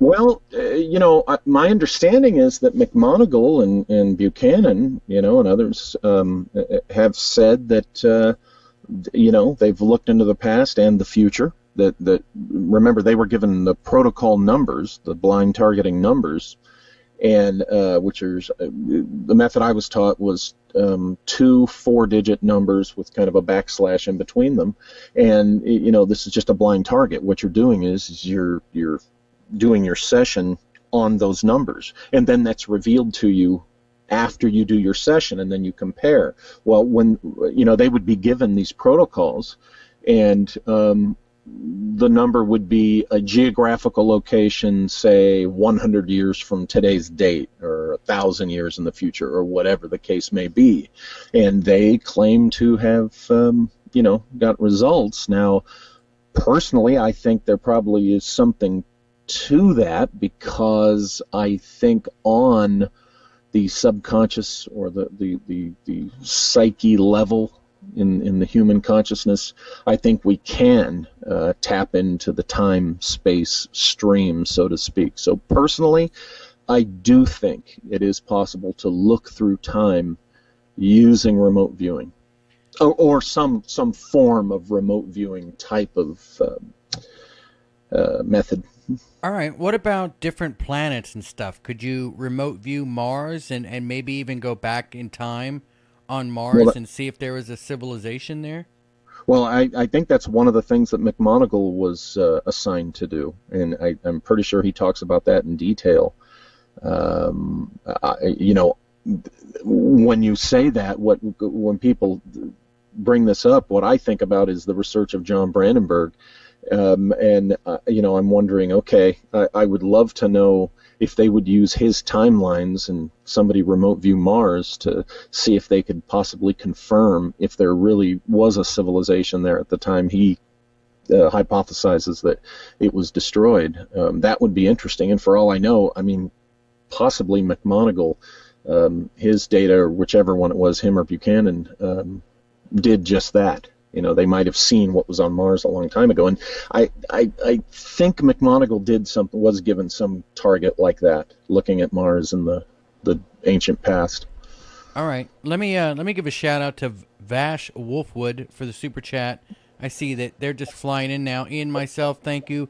Benjamin Clark, he says, hey, I got to go to bed and I'll listen tomorrow. If you can, ask about Major Ed Dames, the guest on Coast to Coast AM, and his opinion. Thanks for the show. So there you go. Have you heard of Ed Dames? Well, yeah, the method, it's really interesting. The man who taught me remote viewing, I was first told about remote viewing in 1986 by my uncle, who was my mentor. Now, he didn't use the term remote viewing. We went outside to his car, his van, and he had to get something out of there. And we're standing out there on the sidewalk, and by this time he was openly, talking with me about, going to work for Uncle Sam and such. And he pointed to the low hills here at the foot of the San Bernardino Mountains and said, you see that hill right there nearest us? I'm like, yeah. And he goes, he said, someday you're going to be taught how to be standing here on the street and throw your consciousness up on the top of that hill real time, and you'll be able to tell your team what you're seeing, who's up there, and what all's up there. And, at the time, 1986, I'm like fresh out of college, and this is all sci-fi amazing stuff, right? This is beyond James Bond stuff. And, this is 1986. And he had a career in Army Special Ops, and then went into, the intel community and stuff. So he was in that community, and in a section of the Army that would have known about the remote viewing unit, very likely. But in 1986, of course, that was still a very secret project, and he didn't use the term remote viewing. It was about 10 years later or so that I first read one of the first books that came out. That's when the public was really learning about it, in the early 90s. And I'm looking at this book, and I'm like, oh, hey, this is the specific thing he was talking about back then. Of course, in the intervening years, he had taught me all sorts of esoteric and the psychic tools and methods and such, and we'd had some very lengthy, wild conversations. But that's when I first heard about it. Now, I didn't get trained when I was, with the FBI or the Air Force, or when I was in counterterrorism in RV. This came after I left, working for Uncle Sam, and a perfect stranger called me one Sunday morning in April 2007 and said that a friend of his had heard me on an interview, and he called me up, just wanted to chat. We talked for over 3 hours. And during this, he said, hey, you know what? I think you'd be a good candidate to learn this remote viewing stuff. He had been in naval intelligence, he said. And so he told me he wanted to send me some discs, and he did. And essentially, it was the Ed Dames method that Ed Dames was, shopping around out there. Oh, really? Yeah. And there were 12 steps in the method. Okay. And they're actually talking about this in the military. What? You said that the dude was with Navy intelligence that was giving you the... he had been in naval intelligence. He wasn't at the time that we met. He had been in naval intelligence. He said, So- not at the time he called me. He'd been out of the Navy for, as far as I know, he was out. That's the other weird thing about. Well, the world. are you ever really out of Navy intelligence? Or any of the other stuff. So I first started.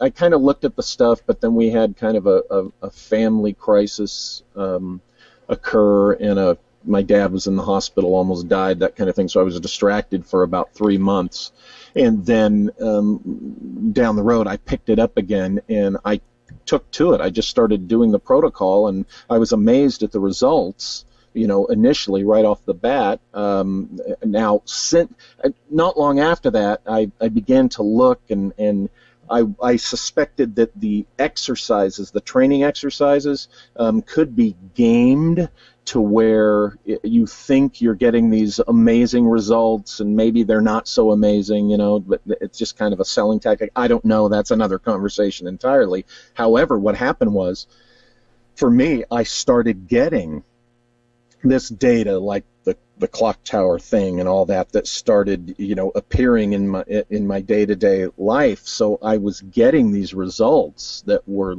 legitimate and legitimately, really kind of blowing my mind and freaking out people that I knew, because I when I was first learning, I would demonstrate. I'd have them pick the target and pick the numbers and put it in an envelope, and I would demonstrate this for them, and their jaws would drop. They'd say, yeah, that's what it is, and then they would show me, and they would say, how did you do that? This is freaky. I'm like, I'm just applying this protocol. Well, eventually, after doing this for about 4 or 5 months, I realized, you know what, after the fourth step, everything is superfluous. It's unnecessary. So I told the guy training me, he said, after about step 4, he says, you kind of seem to be unfocused. And well, no, I'm not unfocused. It's just after step 4, everything's unnecessary. And that really disturbed him. That he said, no, that's impossible. You have to follow the protocol. You have to follow the protocol. What's interesting is, sometime in January of 2008, he calls me and he says, hey, I just talked with Ed Dames. I'm like, yeah. He says, it was really interesting. He was telling me that he's going to change the protocol because actually after step 4, nothing's necessary. And we laughed about that. I said, I told you. I told you. It's only the first 4 steps I found for me were all I needed to do it. Can you do it? Can you do it now, live on the air, or is it a process? Oh well, I haven't. I don't have the protocols sitting in front of me, but what are they? Could you tell us what the protocols are? Like, oh well, you can. I mean, they're out there in the world. They're not secret or anything. You start with you have the number, and the first step when you start the clock, because you do this on the clock. When you start the clock, you look at the target number, and then you do an ideogram, which is kind of a auto, that auto writing kind of thing. People have compared it to that, where you just let your hand make a shape with the pencil on the page, pencil or pen on the page, okay? And then you go through. What do you smell? What do you hear? Is there a texture? And you're supposed to do just what first pops to your mind. And if you're reading too much into it, that's in the AOL, the analytical overlay column, and you shove that to the side because that's you reading too much into it. And then after you do that, then you do this further paragraph. I think it's been a while since I looked at this. You do this further paragraph of describing just your first impression, and then you do a drawing, and in the drawing is a little bit more specific, of what the target is supposed to be, and the shape in the ideogram is technically will show up in the drawing you do. What I increasingly found was that wasn't necessarily the case. What I found was the ideogram seemed to always look like a pointed squiggle, whether the final drawing did or not. So and in the practice exercises, the targets they give you have these pointy shapes in them, so that when you do the pointy squiggle and then you see the pointy in the target, you go, oh my gosh, look at that. But then the more I did it, the less that ideogrammatic scribble meant anything to me. And what seemed to mean most to me was the data in the following steps and that drawing. It seemed to be, just the focusing and the so is number it possible? Is it possible to do a live on-air broadcast of remote viewing? I mean, can we set that up for one day? Yeah, I've done it. I did it. Do you know Don Ecker? No. Okay, Don Ecker, he's a UFO guy. He and his wife, Vicky, ran, I think, UFO magazine for a few years in the early 90s and stuff. Don's been around for years. I did it for him once on his podcast, and I correctly identified the beverage he was drinking and the mug that he was drinking it from. I'll be honest with you, it impressed me too, because Well, I was thinking more like we'd look at like the future of America or the United we could States do or that. something. Yeah, we could do anything, but he did that as an exercise. Yeah. He said, well, let's see if you can, divine, this, the beverage and the, I got some specifics, so that was a fun one, I guess you'd say. But yeah, you can. We could do this where you would pick some targets. You would, of course, I wouldn't know what they are. You would do the, we'd set it up in an email or beforehand, and you would just give me the numbers, and it'd be like start the clock, and I'd do it, and we would see what I would come up with. All right. Has you know who Corn Pop is, right? That's something to do with something Biden said, right? Yeah, because Corn Pop's a bad dude, right? Yeah, All right, I think we've talked about this before. So you could remote view back to the time and see Biden and Corn Pop have their confrontation. Hypothetically, you could, yeah, according to the theory of RV. But remember, there's people out there that do this a lot more regularly, than I have, and that might be a better demonstration. I'm definitely willing, because I'm always willing to, see where my skills are at a given time. So maybe we can have a show, like we'll schedule it in the future where we'll remote view Corn Pop right here on the air for everybody, because it's kind of our thing here at Conflict Radio. Everybody loves the Corn Pop questions, and we talk about Corn Pop all the time. That'd be fun, yeah. And then you could throw some other, more esoteric ones in there, like you said, what's going on Mars 1,000 years ago or whatever. We could fool with that. Yeah, but, Mr. Fox says Corn Pop and Biden was the duel of the century.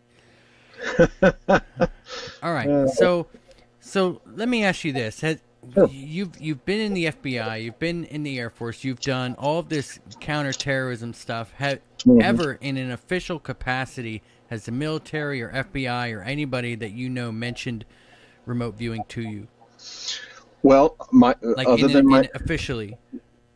No, my before I was working for Uncle Sam, like I said, my mentor told me about it. The closest I came to them overtly wanting to develop skills that are in this realm was when I was with the FBI, and I first went into counterintelligence, and I was in my first essentially spycraft training class for physical surveillance, discrete physical surveillance, when I was going to be on the undercover surveillance team.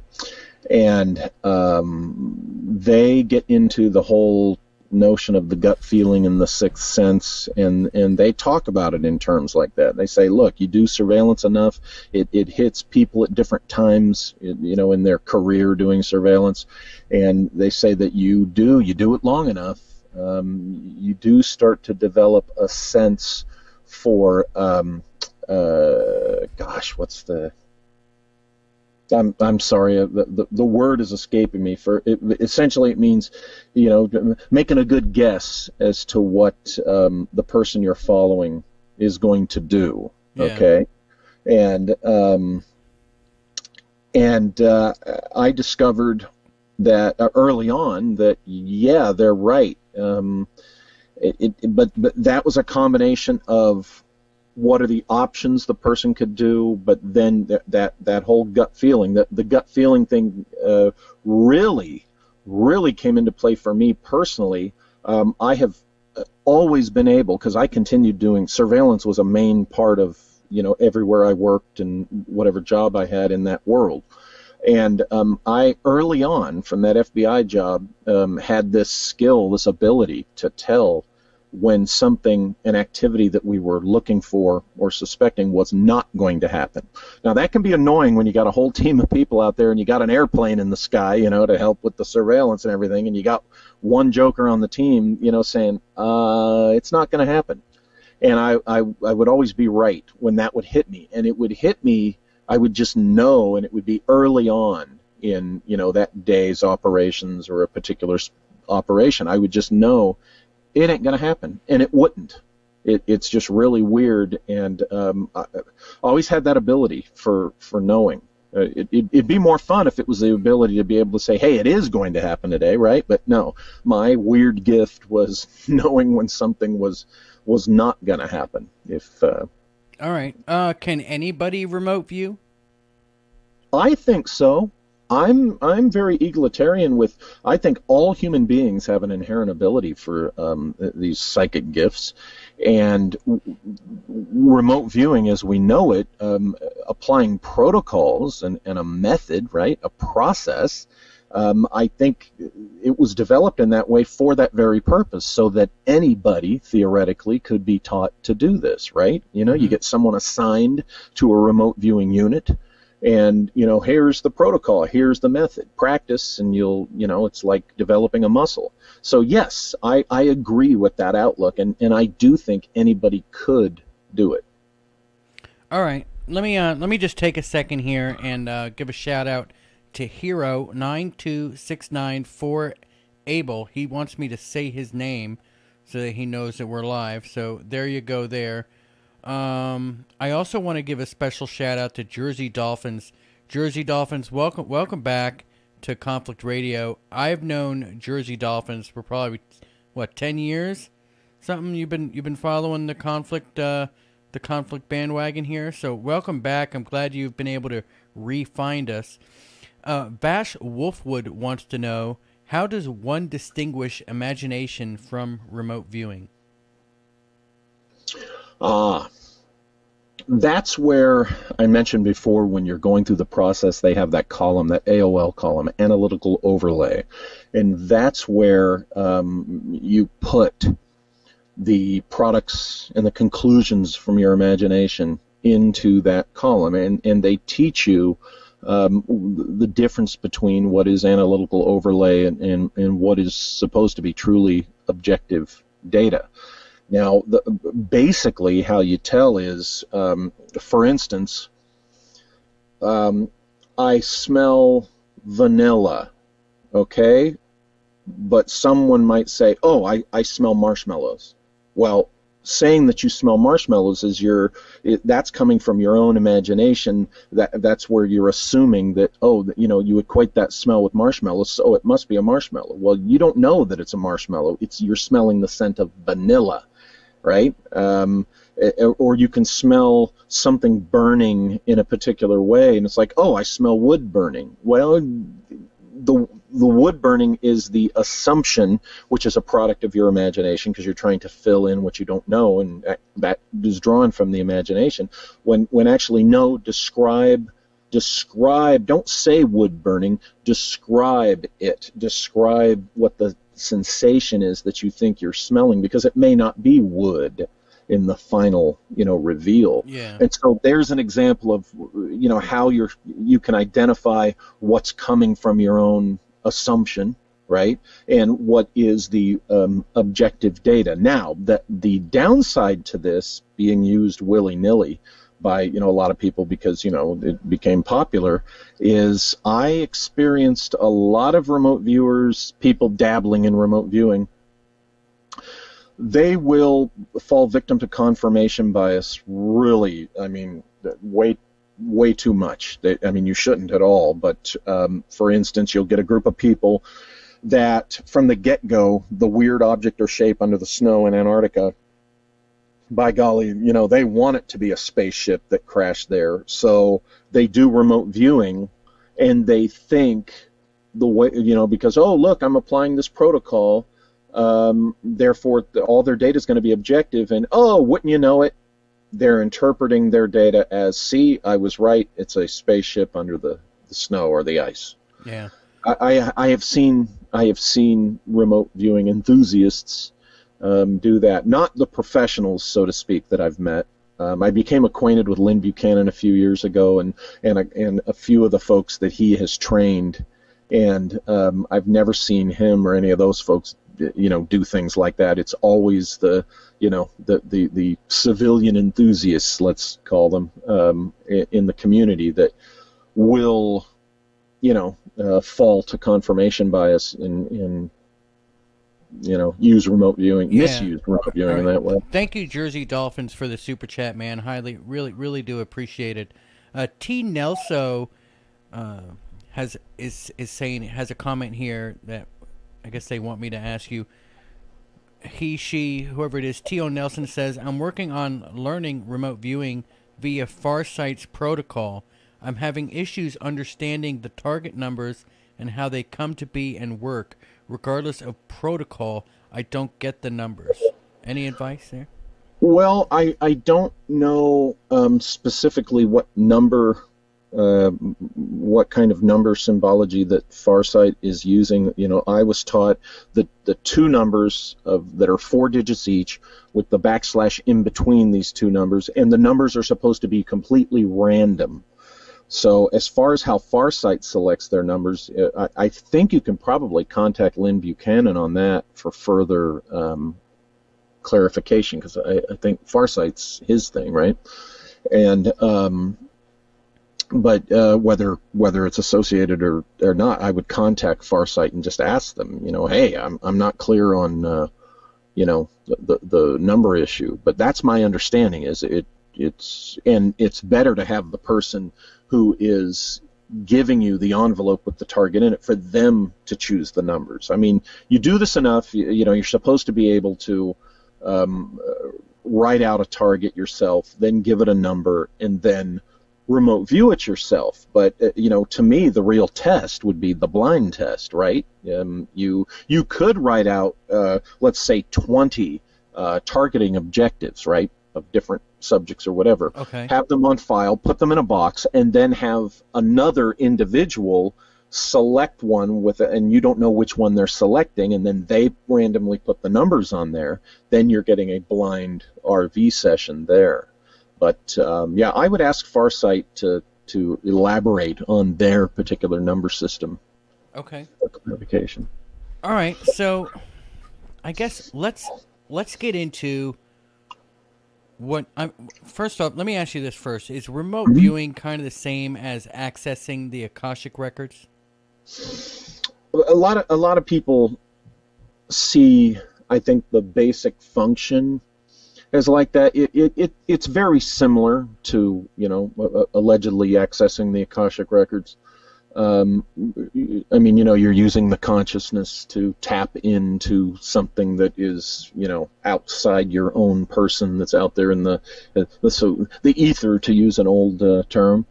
So it has similarities, but RV being more formal with the protocol, I think has some things built in that theoretically, ideally, make it more verifiable than just somebody saying, alas, I am tapping into the Akashic record and here's what I see, take my word for it.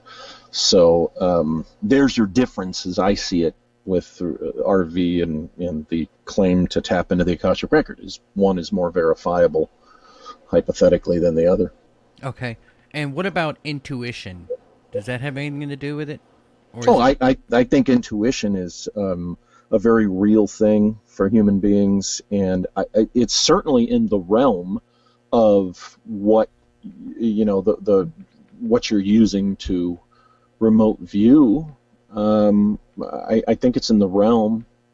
Now intuition, though, seems to be one of those natural tools that is associated more with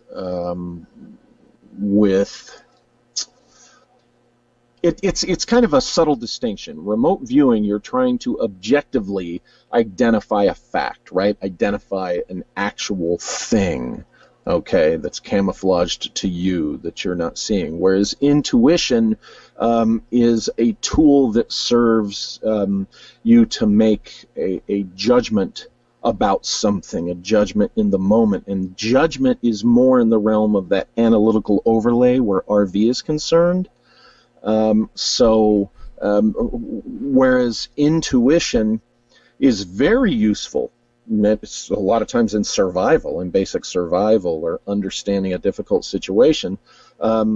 It's not exactly the thing you want to tap into, or you're tapping into, I should say, when you're trying to do RV. From my perspective, that's the distinction. All right. What about like getting high or doing mushrooms or something? Does that help you remote view? I am not. I don't. I've never used such methods myself. In fact, I'm, former federal agent and all that. I'm a big nerd. I mean, there's questions that they're asking in the chat room, so Okay. I figured I'd throw it out there. I just had my first. I've had my first experiences with. I started using edibles because I was diagnosed with cancer last year. I went through cancer treatment. I'm all good. I'm all clear. Got through that. But for the first time in my life, I started ingesting THC, and I do it through edibles. I still have them.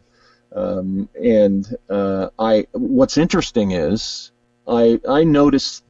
I've made my observations on. Okay. Have you remote viewed while you were on the edibles? No, I haven't yet. Well, you should try it if you still have. Yeah, I've noticed. Okay, this is what it's like to be high on this stuff. And obviously everybody learns the differences between. There's the alcohol buzz, and then there's the high on this, that, the other. Now I did have, and I've written about this, and I don't know if we talked about it last time, but I did once do an accidental overdose on guarana seed extract through energy drinks. There was a particular energy drink that it was a diet one, and it was one of the few that I liked the flavor and gave me the energy kick that I was needing back then. This was around 2010. This was in 2010, and there was a period of about 2 weeks where I was drinking 2 of these, and they were tall boy cans. So I was drinking 2 tall boy cans of this stuff a day, and about 2 weeks into that, 2 of these a day, I woke up one morning with vertigo. The whole house was spinning. I had to crawl if I had to go to the bathroom, and I spent 3 or 4 days really doing nothing but laying still on the couch, drinking water, eating crackers. And the first night on this, the first or second night on this in my system, I had the most astoundingly vivid dream. And in this dream, I heard this sound. It was kind of musical, but it wasn't music. And it was the most wonderful sound I have ever heard in my life. And I would love to hear this sound again. I'm not willing to overdose on guarana seed extract or anything to do that, because the vertigo was not fun at all. And it was later that when I did the research, I was able to, the vertigo stopped, I was able to get on the computer. It was later that I learned that it was the guarana seed extract that had caused it. And all right, let me give a shout out here to Jersey Dolphins. Just became a member of the channel. Remember, guys, you can always become a member of the channel. There's actually quite a few episodes and things in there that you can only view if you're a member. So congrats on joining up. Let me ask you this. First off, Sure. Vash Wolfwood says congrats on kicking cancer's ass. Oh, thank you. All right. Thank you. So I thank the oncology department at my hospital very much for that. They're the ones that I think made that happen. But thanks. Now let me ask you, because you've had cancer, obviously. Now did you notice that when you had cancer, you were, I guess, did it affect at all your remote viewing abilities? Like, were you not able to remote view with it? Were you able to? Was it better? Like, did it affect you, I guess, in the ability to do something like that? I didn't try remote viewing, during that year, last year when I was dealing with that. I was having, because I would sleep a lot, and it would be a very deep sleep. I was having some interesting dreams. I've had a lot of my psychic and weird experiences have come through dreams, even years before I ever learned or heard about remote viewing.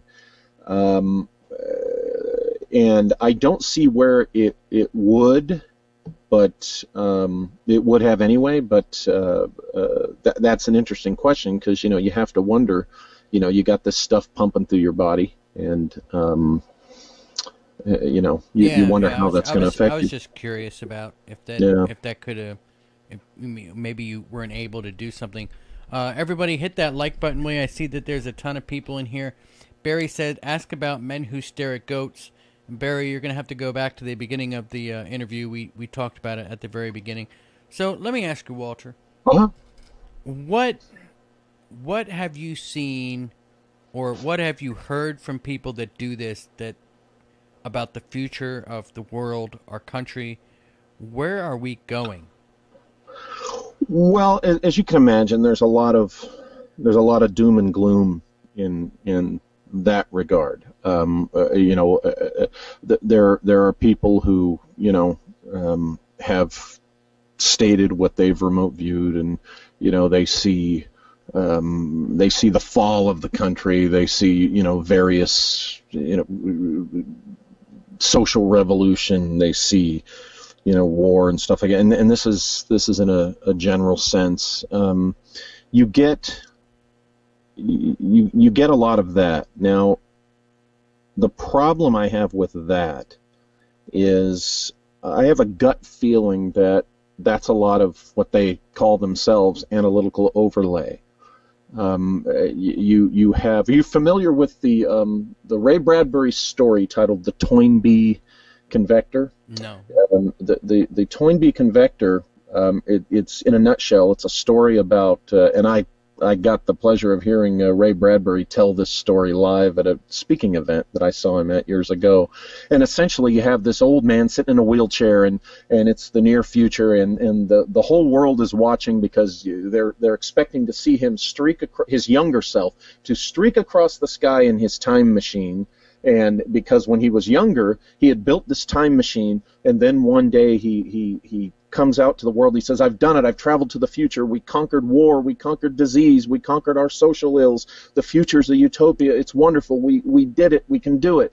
And so then the world goes on to building this utopia, and they conquer war, and they conquer disease and all the social ills and stuff. And then we come back, here he is as the old man, and they got the news cameras, and everybody in the world is watching and waiting, and nothing happens. He doesn't streak across the sky, and they're going, what's going on? We're supposed to have seen him. And they turn to Toynbee, and he smiles and he says, I lied.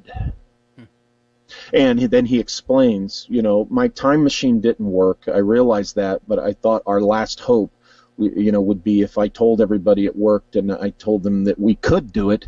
And you see, it proved out that, by believing we could do it, we did do it. So some of these results we hear that are doom and gloom, I think of that story, the Toynbee story. And, I wonder if, because quite frankly, there's a lot of people that just, because of our times and because of the things that, legitimately so, people are worried, and things could go very, very badly. But, I don't think we should go into the future being hopeless and in despair, in doom and gloom, and there's no chance. So when are they seeing the wars?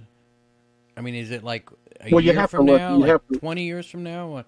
Well, yeah, that's my understanding. You'd have to look more, at their specific, results and claims. But my problem is, my point with it is how legitimate is what they're seeing? How much of what they're seeing is being tainted by their own particular worldview or philosophy? How much of their sessions are actually products of confirmation bias? That's the problem that I have with it. All right. Can you tell us what you've seen?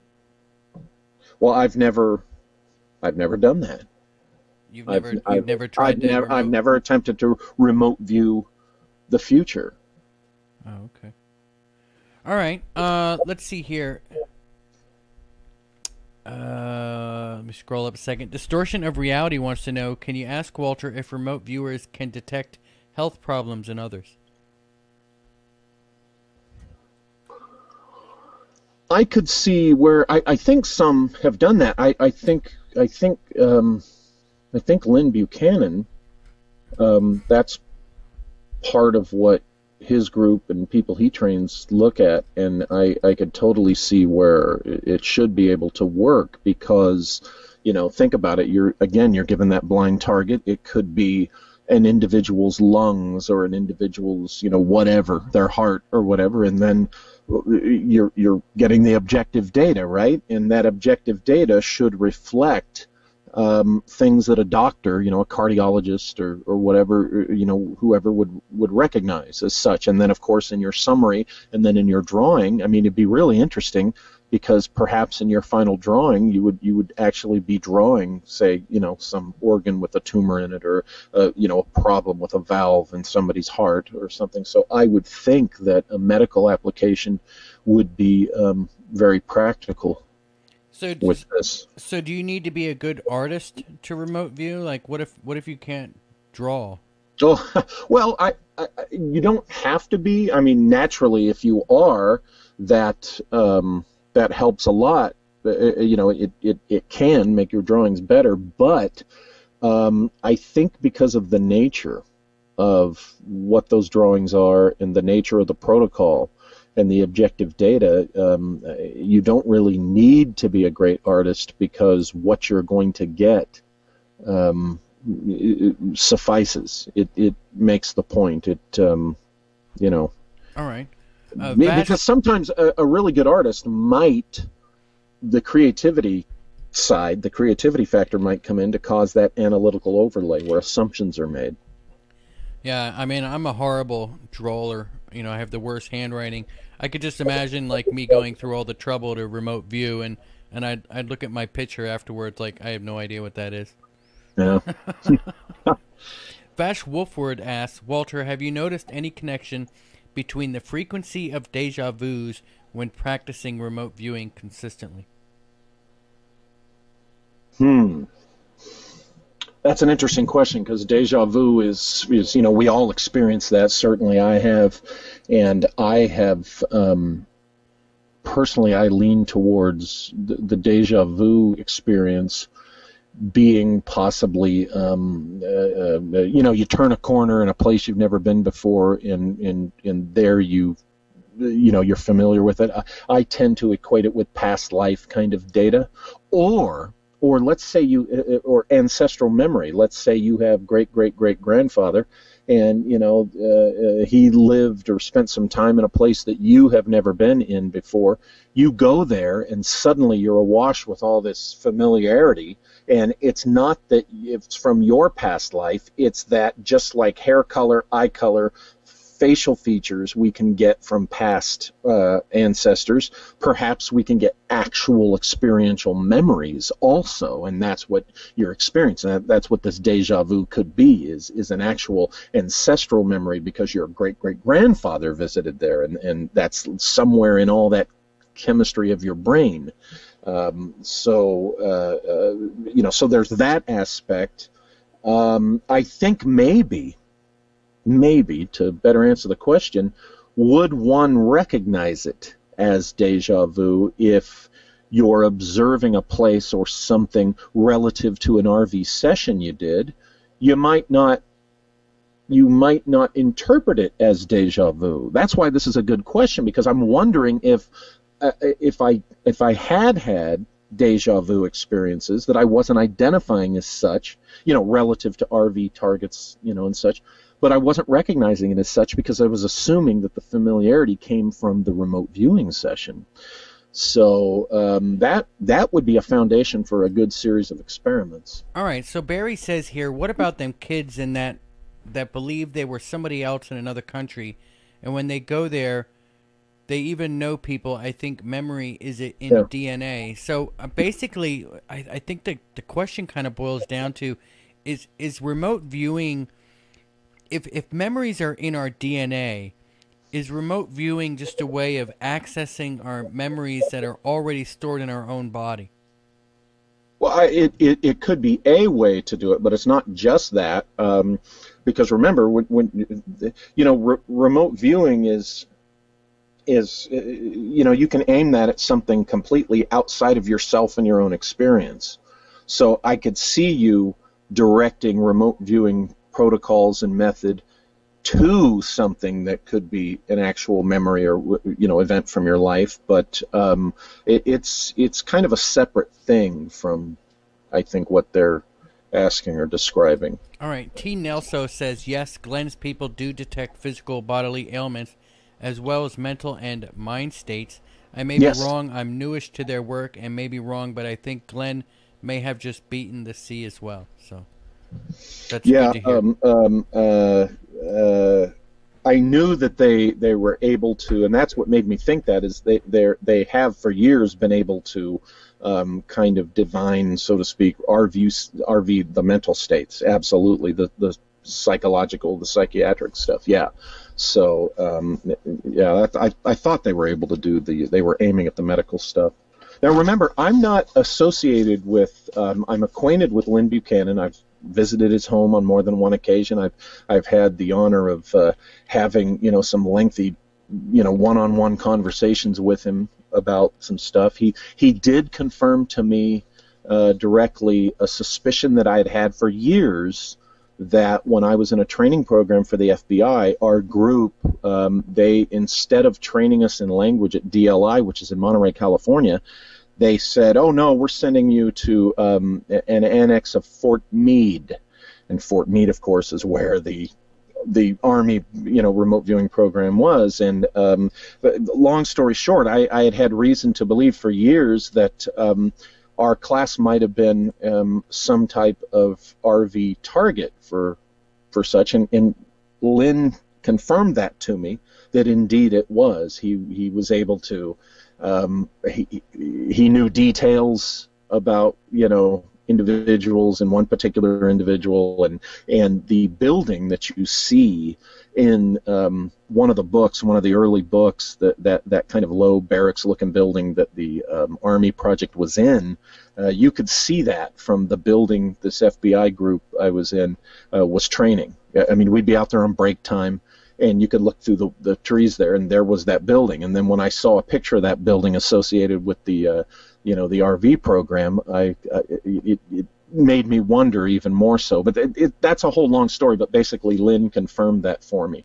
So even though I was never in that program or whatever, I have been kind of a training subject, and that's what he said it was used for. It was to train personnel. We were just a group of students there learning Russian, and we had no idea, at the time this was going on, and that's why they took our class to Fort Meade. It was kind of a deal with the Army via the NSA. It's like, hey, we got this thing going on. Could you send your people to our training thing here at Fort Meade? Yeah, sure, whatever, and that's what they were doing. They were using us. There were 9 of us from the FBI and 1 NSA employee who, over the course of the 11 months, we only saw her Monday through Friday during our training hours. She didn't hang out with us, or anything like that. And she was, earlier I described, you can put an antenna near your target. She was serving as the antenna for the trainees. And anyway, I had suspected this for years, that this is what was going on, and he confirmed it. That's awesome. Yeah. So and so I'm kind of on the outside of that, but with kind of uniquely direct connections on the perspective of it. So and of course, as I said, I wasn't trained in this. I was trained privately by an individual, and it wasn't until I was, I had been out of my career for 2 years at that time, almost 2 years at that time. So I wasn't ever formally trained, while I was, actively working for Uncle Sam. But, All right. Well, let me give a shout out here to everybody. We sure are filling up with a ton of people in here. Make sure to hit that like button. And make sure you're subscribed to the channel. I get notices like 25% of the people that listen to the show aren't subscribers. Hit that subscribe button, because you're going to miss some really awesome stuff. We got some great stuff coming up. If you have any questions for Walter, go ahead and put it in the chat room. And try to put it in caps. It helps me see it a little bit better. Tony Fradson wants to know, can you remote view unwillingly? Or unwittingly, perhaps. He means? like by accident. Oh yeah, I think that the natural ability that human beings have that make remote viewing possible.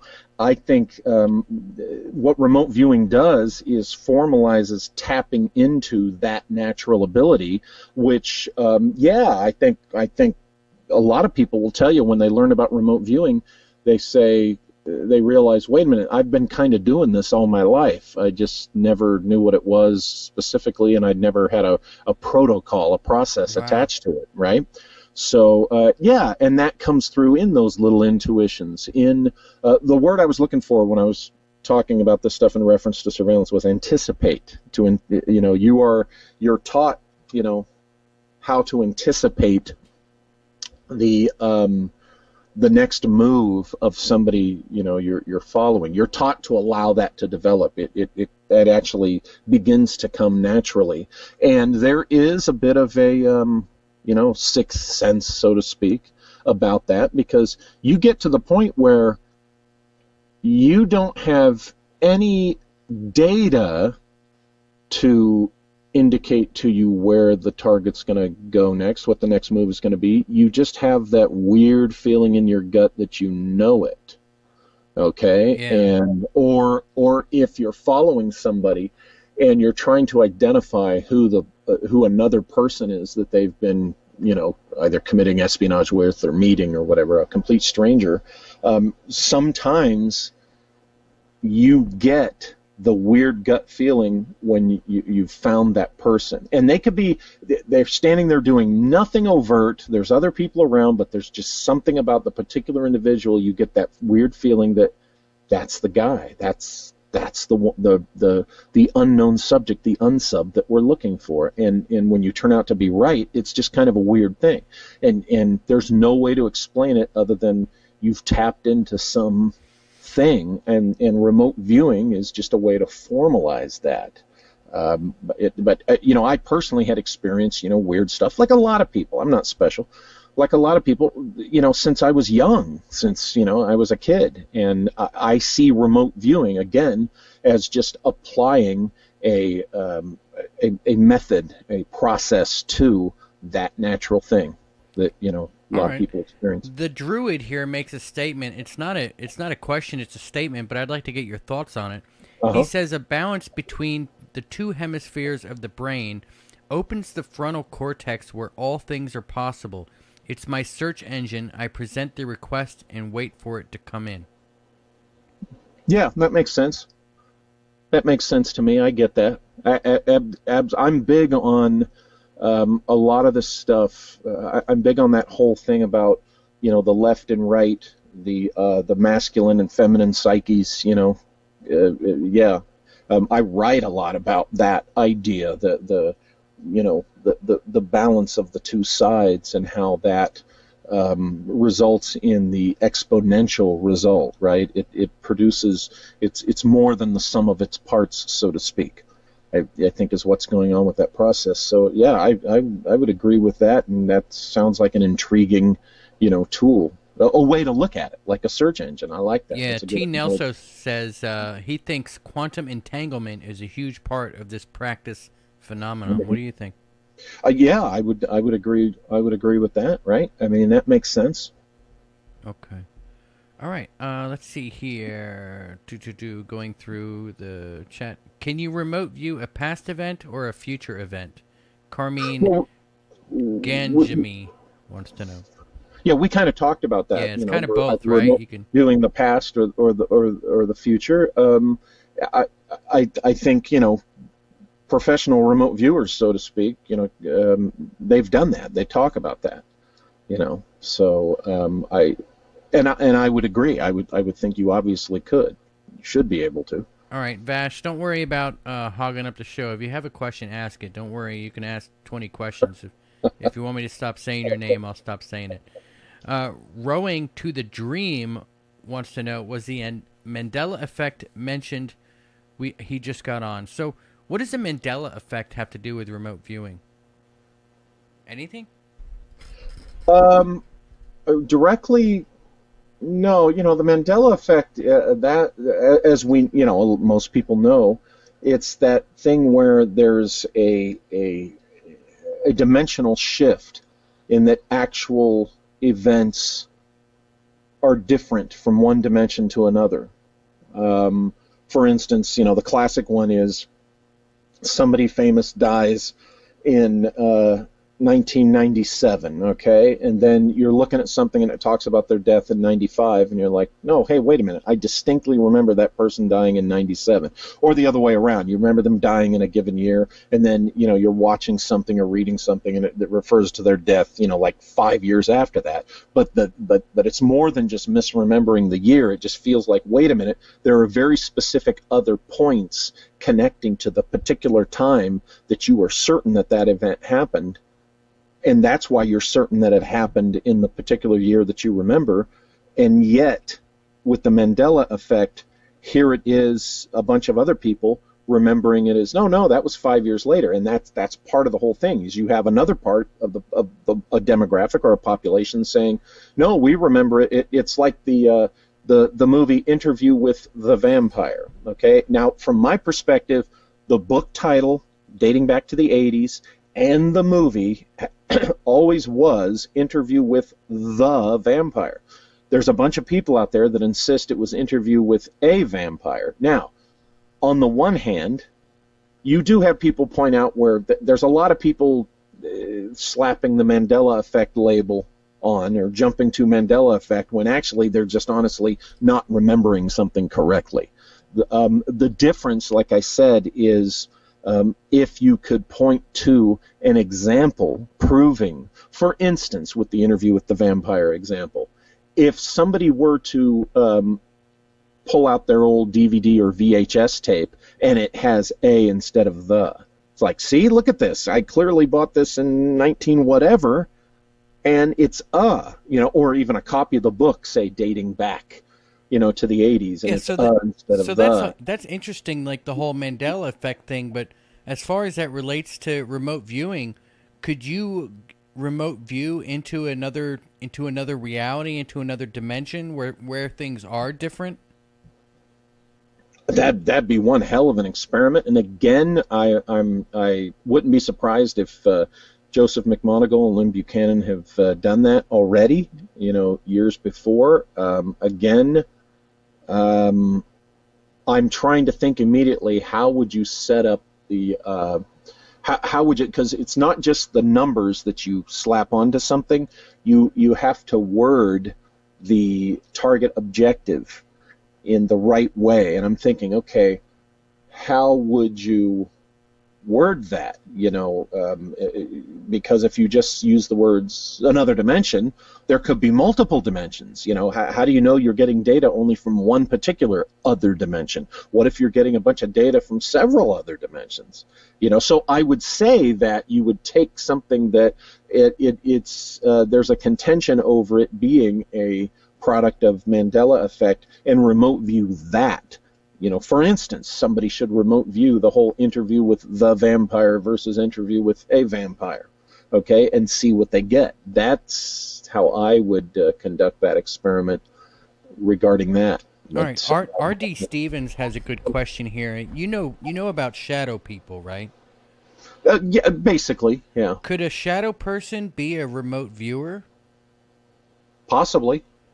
The shadow person could be the manifestation of a human consciousness, projected into that location, right? So, yeah, I think they very well could be that.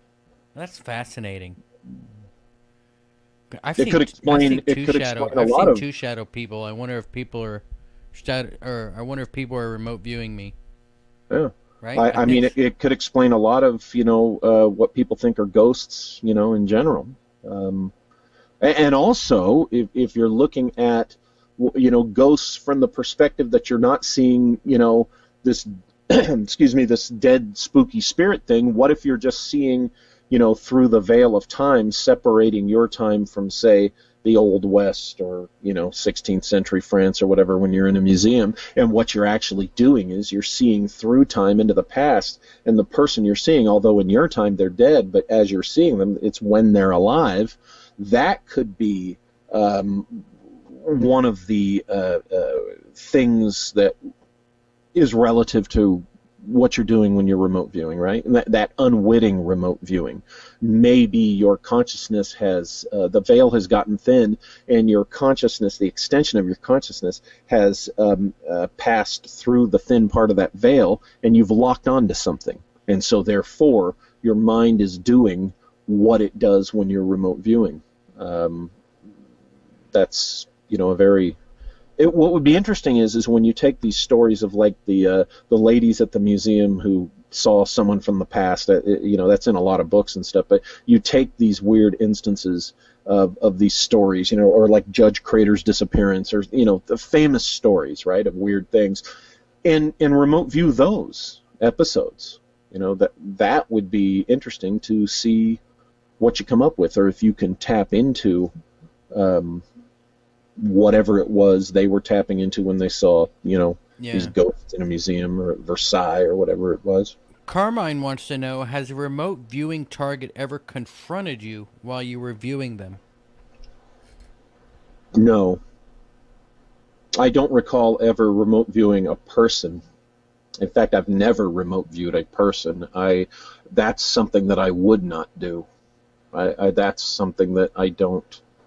I personally, that's unethical to me. Okay. All right. Well. Now, unless they're aware of it, they're witting. They're saying, "Hey, remote view my heart or whatever, my health, right?" My cup about. And what I'm drinking or whatever. Yeah. But that was the object. That wasn't the person. But I never have, and I never would remote. So it's a different. So if you're remote viewing, and say for instance, like that live show you were talking about. You're remote viewing the cup. Would you, and what he was drinking, that's what you're focused on. Is all you see is the cup, or do you see the desk? Do you see the room? You know what I mean? I don't see a picture of anything. What I get is the descriptor, just like the protocol says, you get these descriptor words, and then it's this impression, and then you draw what your descriptor words and your written impressions were. And then what's uncanny is through those descriptor words, and then in addition to your little paragraph of description, and then the sketch you do from that is where you get the image of what the target was. But I don't get a picture in my head of the actual thing. I mean, you have to draw it out. Yeah, you have to draw it out. And that tower, that clock tower I told you about, it was so blatantly the thing because it was such a unique thing that I had picked up, so that's why it was so stark. It was because there was no ambiguity about it at all. I had remote viewed that specific object, and I'd have to pull out to tell you what the exact wording of what I thought I was remote viewing when that popped up. When that came through, I should say. All right. Yeah. Well, this is a pretty interesting conversation, and we've really gotten deep, I think, here. DJ D says, with string theory, some say they have discovered 11 parallel universes. Couldn't you aim to visit universe 2, 3, etc.? And before you answer that, I just want to say there's got to be more than 11. It's probably indefinite the amount of parallel universes there are. For every little thing that could be different, there's a parallel universe for it. That's what I think. But right. I would agree with that. And also with string theory, hasn't that been kind of, no, I don't want to say disproven, debunked. But debunked or whatever. That's not the thing anymore. There's that's something. What my wife says. My wife says string theory, forget about it. Don't even pay it any attention. Yeah. So, these are the kinds of things that fascinate me. That actually, to be honest, these are good questions. These are things that although the topics fascinate me, I've never, used them as a subject of remote viewing, which I haven't done a lot of in recent years. But I've been wanting to dive back into it, and you guys are giving me great ideas for things to, just dive in to do. Possibly interdimensional things and such. Now, going back to remote viewing people, now, if as an investigator, if someone were having me remote view the actions of someone who's a suspected criminal, I would have no trouble doing that. Or a missing person, like a missing child or a missing person, I would have no trouble with that. As a matter of fact, I stand corrected. The one time that I was asked to be a part of a group of remote viewers, remote viewing an individual, was the Natalie Holloway case, if you remember that, the young lady who disappeared while in the Caribbean, and they never did find her body. There was a group, the guy who taught me remote viewing, who, you know, trained me in it, he had pulled a group together, and they were doing various things, and there was an example of, that's the one time that I did remote view a person, and we were trying to locate her, and what I ended up, my analysis is that I through my remote viewing, I think, this is hypothesis, but I think her remains are in kind of like a lobster trap. You know, it's kind of a large oblong, you know, box-shaped thing, right? And that probably in like a lobster trap, and I was getting it partially buried under the sand, and I got the flag of, I believe it was the flag of Barbados. So that was what I said. I go, this would be, here's my data, my objective data. Here's how I interpret that, which be, you know, look in the waters, you know, surrounding Barbados, or something to do with Barbados.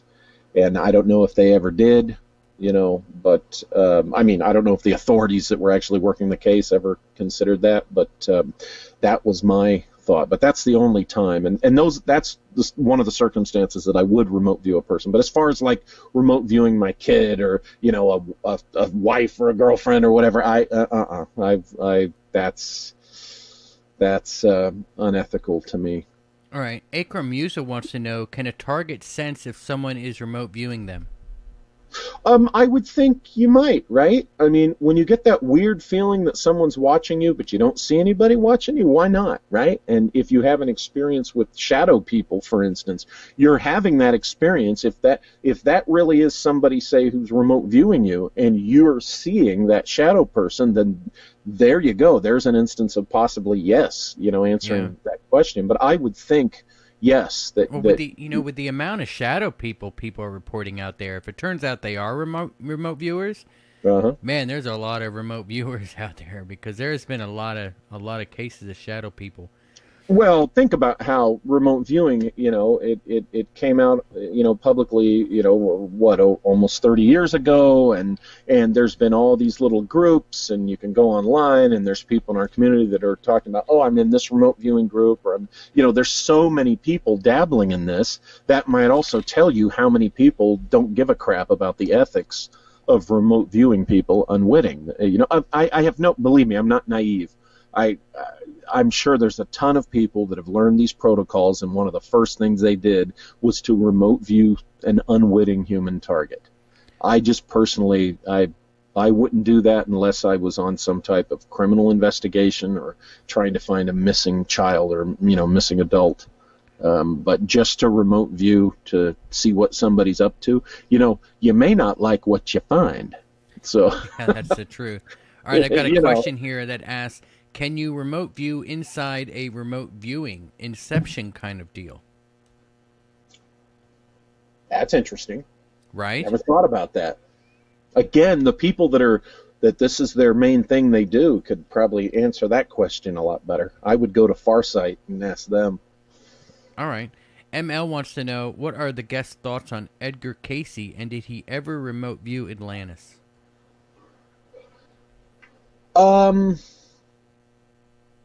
I definitely think there was something legit about Edgar Cayce, and I do think Atlantis, I'm a great nugget of truth guy, okay? I do think to the story of Atlantis, I'm personally convinced there is a nugget of truth. There was this lost civilization, and so forth, and because I think Cayce and his gifts were legitimate, I think yes. I think he did. Now, as far as a lot of the specifics that he talks, that could have been his own analytical overlay. That could have been assumptions from his imagination. You know, there was a nugget of truth he was picking up, and the extrapolation of that might have been not exactly accurate. You know, that's up for the individual to look at his data and decide for themselves. But yeah, I think Casey, it was valid. Yeah. All right. T. Nelson says, so as opposed to remote viewing, you're remotely utilizing all of your senses but viewing. Right? Isn't that interesting? Yeah. You're technically not you're looking, but you're not looking with like your eyes or your mind's eye, right? Yeah. I mean, it's kind of there. Now, again, a much more seasoned, professional, dedicated remote viewer might say, oh, that's BS. I see it in my mind all the time. But my experience and my understanding is you have to be careful with that because that can be analytical overlay, right? Yeah. So now, in my new book that I released, there's a thread of speculation, a thread of data that I pulled, and I present my hypothesis and speculation that that whole thread and hypothesis was a result of remote viewing that I did and applied to Juan Cabrillo. Because Juan Cabrillo's body was never found. His remains were never found. So I did a remote viewing on Juan Cabrillo, and what I came up with resulted in my analysis that it was the flag of a particular clan of samurai in Japan, and I think Cabrillo ended up in Japan. And that's a hypothesis. I could be wrong, but it was one of those rare times where, in my work, where I commit to presenting a hypothesis, which now I did follow up research, and I did find, what I got in the remote viewing when I did the follow up research, I found the data relative to the samurai clan that backed up the particular image that I was going for, that I had remote viewed, and then the further historical research told me that they indeed had this temple that honors foreign-born warriors, who might have been honorary samurai, and the dating and everything. I try to back up my speculations with available historical evidence, but that thread was a product of a remote viewing session I did, and until I learn other data to prove otherwise, I stand by that. And that's I don't usually, if ever I remote view something,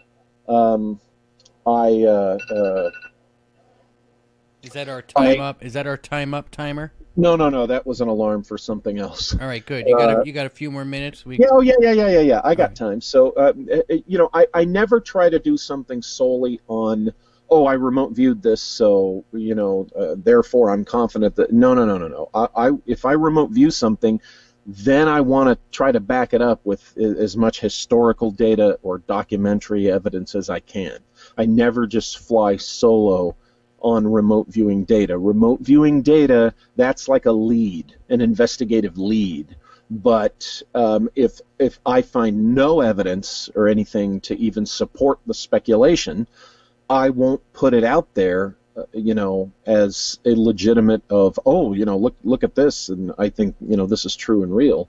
If all it is the pure RV data, I wait until, I can back it up. So anyway, can you remote view dreams or somebody's lucid dream or night terror or sleep paralysis or something? Again, I don't see why not. That's another great idea. Thank you guys. All these questions are great because it's great ideas for anybody, who wants to run that experiment. Any of you out there that are practicing with a protocol, do this same thing yourself. I'm going to do this. Some of these questions, I'm going to do this to see what kind of result. Yeah, because that'd be interesting if you can actually get a picture of their dream or something, right? That'd be awesome. Or your own. You have a weird dream. It's like, okay, write out the target objective, in the right nomenclature and all that, and then have somebody slap a number on it, and do it and see what you get. All right, Hugh Godarn wants to know, can you remote view places like the North Pole? Sure. Now, geographical points are one of the main original objectives that they that they Does there developed have to this for. be? Does there have to be a living thing there looking at it for you to be No. able to see it? No. That's just one tool that was developed and has been used. Which can help, but my understanding is it's not necessary, because McMonagall talks about being given targets, on the surface of Mars, right? And as far as we know, there was nobody up there's there. somebody up there not looking at it. That's right. All right. Okay, so here we go. Let me fly through. Boo, boo, boo. Have you ever remote viewed something that has frightened you? Paul Beska wants to know. Not that I can recall. All right, so you were never scared while you were remote viewing? No, not that I can recall. All right. ML wants to know if you can remote view the origins of the virus.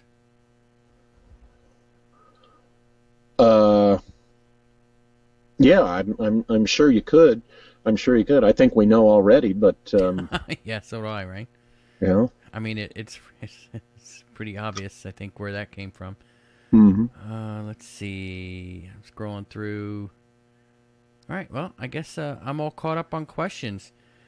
We never even got into Project Blue Book or Project Merlin or any of that other stuff we wanted to talk about. We're out of time already. Oh, hey, well, there's the reason why we should plan on doing this again. Yeah, well, we love having you on, man.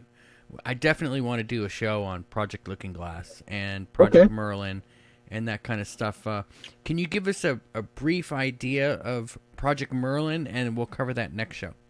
Well, remember that again. I'm like, it's something that was out there a few years ago. If a lot of people, I'm sure, recall, but the Merlin project was the thing where they had this computer program algorithm or whatever that was predicting all this stuff, and it was kind of interesting because they were claiming this success rate. The actual success rate wasn't as high upon examination that other people did, and then of course my recollection is after the 2016 election, which they drastically got wrong, it kind of disappeared. So it was one of those that I think had some interesting results. And Looking Glass, of course, as such, the problem with that, as I was mentioning before, is the source of that is Bob Lazar, who I put absolutely no credibility in anything he says. So right, I think there's a nugget of truth in the ideas of people doing the things that these things allegedly do. All right, Rowing the Dream says yes, Project Merlin and Looking Glass. Thanks. This show has been very interesting. All right, awesome. So that's it. So before I'm gonna, when we end the show, hang on, and we'll get you rescheduled before you hang up. Okay. So just stick around till the show's completely over, and you and I will talk a little bit. I guess that's. Oh, here we go. Here, I got one more question for you. Akram Musa wants to know: can a target put some protection against remote viewers? Yes. What can you do to prevent people from remote viewing you? I was taught a method of imagining yourself sealed up, like within a container or some type of protective barrier, and to imagine bullets, for example, coming in from all directions and being deflected by that barrier. And there's also, when you want to get your mind off of the assumptions you're making, the analytical overlay, there's you can kind of dismiss them, and then when you cut off your remote viewing, you can. It has to do with the concept of dismissal. You can dismiss that. You can actually use that word, and I have augmented the bullet barrier method with the using dismiss, and that's a method I was taught. Now, whether it works or not, you'd have to ask the experts. My understanding is, Buchanan and McMonagall and those guys, they know how to breach any of that. So, wow. All right. Well, why don't you tell everybody where they can find you? Okay. I, of course, have the Walter Bosley channel at YouTube, where I talk about things, present things. We try to have a little fun there as well. My books are only print on demand, only at lulu.com, Lulu.com. And they're good quality books, and they're worth the wait. You get a physical book, but only at Lulu, never at Amazon. All right. And everybody, the links are down in the description box below. Check out his YouTube channel. He does have a really interesting YouTube channel you guys can go over and subscribe to. I want to thank all of you for the super chats and Jersey Dolphins for signing up to be a member. Also with the super chat. Thank you so much, everybody. All of you, Paul Beska, my mods, and all of the mods in here. I hope Blue Chicken's okay. I haven't seen him for a while. Remember, we have a Discord. The link for the Discord is in the description box below as well if you want to join our Discord channel. Let's see here. Hugh Godarn is getting inside a cardboard box. That should be enough protection for me, he says. So good luck with that, man. And hopefully that cardboard box will protect you. Remember to like the video. It always helps with the algorithm when you like it. Make sure you're subscribed to the channel. We have a lot of listeners that aren't subscribed. I'm really surprised. The 25%, that's a lot. So make sure you subscribe to the channel. It really helps us out. And I guess that does it for us this week. We're done. I've got to actually work a real job Friday and Saturday. And then hopefully I'll get somebody on here on Sunday. Otherwise, we'll be here on Monday. And until next time, everyone, batten down the hatches and be safe.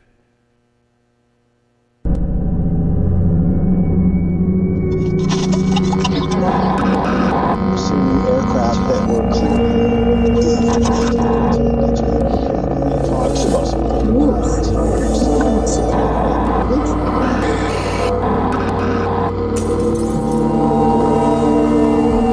Greetings and welcome to Conflict Radio.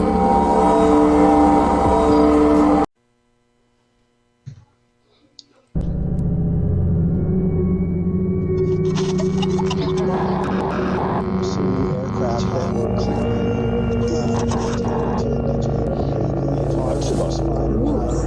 talks about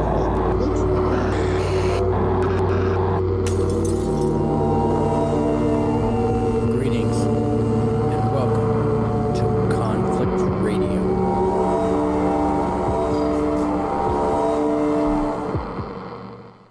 Hey everybody, welcome to Conflict Radio. Today is August 16th, 2021, and as promised, we've got Creepy Little Book with us, Pete from Creepy Little Book, or as sometimes I call Creepy Little Pete. He is here in the house.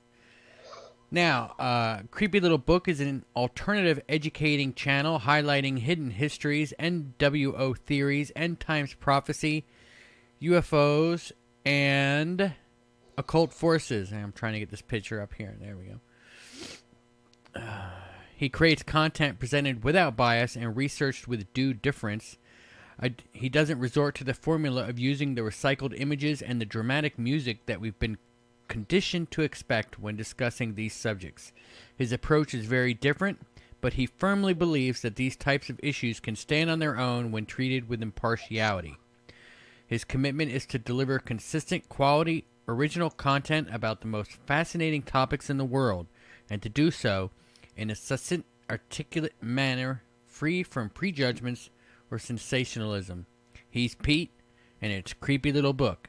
Pete, how you doing, man? I am excellent, man. It's good to talk to you again. Thank you so much for having me here tonight. It's always a pleasure. Oh, man, it's always a great show when we get you on. Thank you, Jack D. Whiskey, for the super chat. Spartan O Negative had one earlier in the crew. I guess in the chat here before the show even started, Jack D. Whiskey with a super sticker. I guess that's a super sticker, I think. I don't really get many of these. I see John Clark's in the house. I'm in Huntsville. John Clark, if you're in Huntsville, you need to send me an email right now, info@conflictradio.net, and let's go and grab a beer, man. Blue Chicken's in the house. Paul Beska's here. Paul Beska got his shirt. He is modeling it quite well at the Discord app. You can follow the link in the description of that to check that out. I see Candy Gal, Eve Me Before, Eve Me Before. Did I say that right? Goodness sakes. Arlene, I see Carol's Cookie is in here. Mr. Fox, you darn. Mary Kay is in the house. Ian, myself, Eddie, a.k.a. Flashback, Jack D. Whiskey, as previously stated. Thanks for the super chat. Blue Chicken, I don't know if I said that already. A Creepy Little Book is actually in the chat room. So, guys, make sure you check out his channel and go subscribe. The Happy Plague Doctor is here. How you doing? I saw, let's see. Who else did I see? Bleakson is in here. I guess. Pete, how you doing today, man? I'm doing great, man. I've had a lovely day off. It's been a long weekend for me, so I have very little to complain about today. Feeling great and ready to get down to talking about some weird, fun stuff. How is that, how's that weather up where you are? Is it hot? It was a beautiful day today. It was absolutely beautiful today. It must have been in the high 70s, low 80s, a little overcast, but just an absolute great day. All right, awesome. I see a High Plains Drifter in here. Sorry if I missed you, anybody. I know that there's Carol's Cookies, and I know that there was another cookie in here. I forget. I can't scroll all the way back and find it. You guys have been chilling out and waiting a long time for this show to start. Now, Pete, I saw it, and interesting. My wife and I just started watching The Orville on Hulu, and I've caught an episode here and there. It's not like I'm blind to what's going on with the Orville. Like I mean, I've watched it, a couple episodes here and there, but I've never actually sat down and watched the whole thing. We started watching the whole thing, and I saw the episode 4 where they came across this huge ship that had an Earth-like, I guess an Earth-like planet inside of it. And they had no idea they were on the ship. The people that were in charge of the ship had died. It was on autopilot, and it just was just drifting through space. And I thought, what a fascinating idea. What do you think of the whole idea that there could be a planet inside? We could actually be inside a massive spaceship that's just everything that we're seeing in the sky, the sun, the moon, everything. It's all just a hologram. And we're just flying around inside a huge ship looking for a planet to go to. What do you think of this idea? I think that it relates a lot to some ideas concerning the moon, and the idea of the moon perhaps was towed here, that the moon itself is hollow and was in fact some kind of spaceship or ark that transferred an ancient civilization to this planet in the distant past. So that's the first thing that kind of grips me, the idea of this hollow moon experience going on. And whether or not that could be an aspect of it. I don't know if I can wrap my head around the idea of the entire world being the case.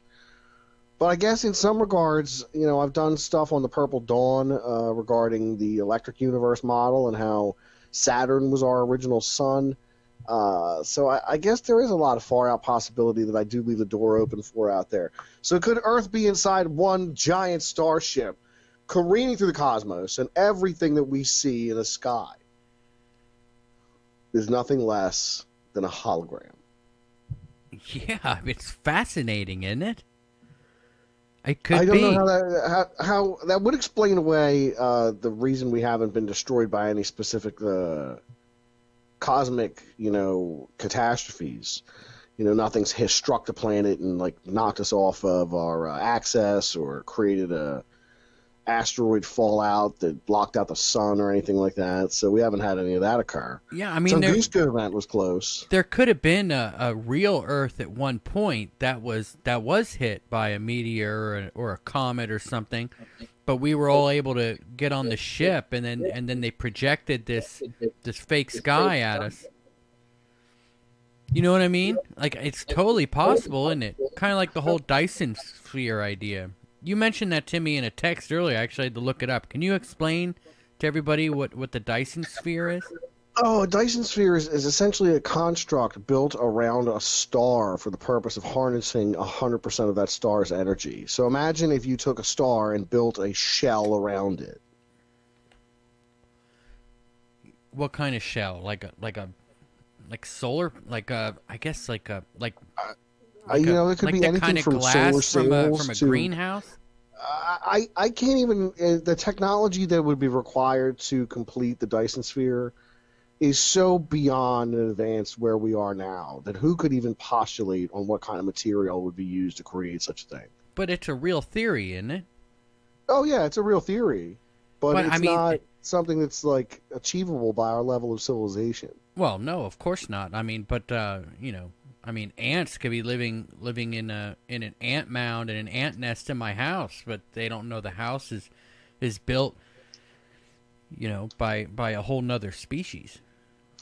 This is true. This is very true. That's a good point. The ant does not know that the ant farm exists. Yeah, right. I don't know. I think that if the Dyson sphere, the theory of the Dyson sphere is so much more. I think it was so far beyond the Earth actually just being inside a starship. Like, you think that, well, and the whole Earth inside a massive ship would be nothing compared to the Dyson sphere. Yeah, a Dyson sphere would be enormous because we're talking about encompassing an entire star. So a planet-sized ship, an arc, if you will, would be a much more feasible construct, I think, in the grand scheme of things, for any advanced spacefaring civilization. So I think it'd be easier to pull off the planet-sized starship than it would be to pull off the Dyson sphere. But if you got a civilization that could do one, very likely they could do the other. Yeah, I completely agree with you. I mean, if they can build something around an entire star, then a spaceship to house a planet would be nothing, absolutely nothing. Well, I promised everybody open lines with you, so what do you say? Sounds good to me. Some open lines. I'll go ahead and open up the phone lines. I guess I always like to try to have somewhat of a topic before we get going. So that's our topic today. Do we live in a giant spaceship? And the call-in number is on the screen now, I guess. 256-850-4513 is the call-in number to talk to Pete. Let's get some calls coming in here. Let me switch over here and minimize this. That way we can hear the line ring there. And there we go. So the phone lines are open, guys. If anybody wants to give a call. I see Poor Polar Tash, a.k.a. David Gosling, just signed up to be a conflict member. You now have all of the benefits of being a member by accessing all of the self-banned videos from the channel. And when I say self-banned, I mean I went in and turned them all off. Hang on, caller. So that if you can,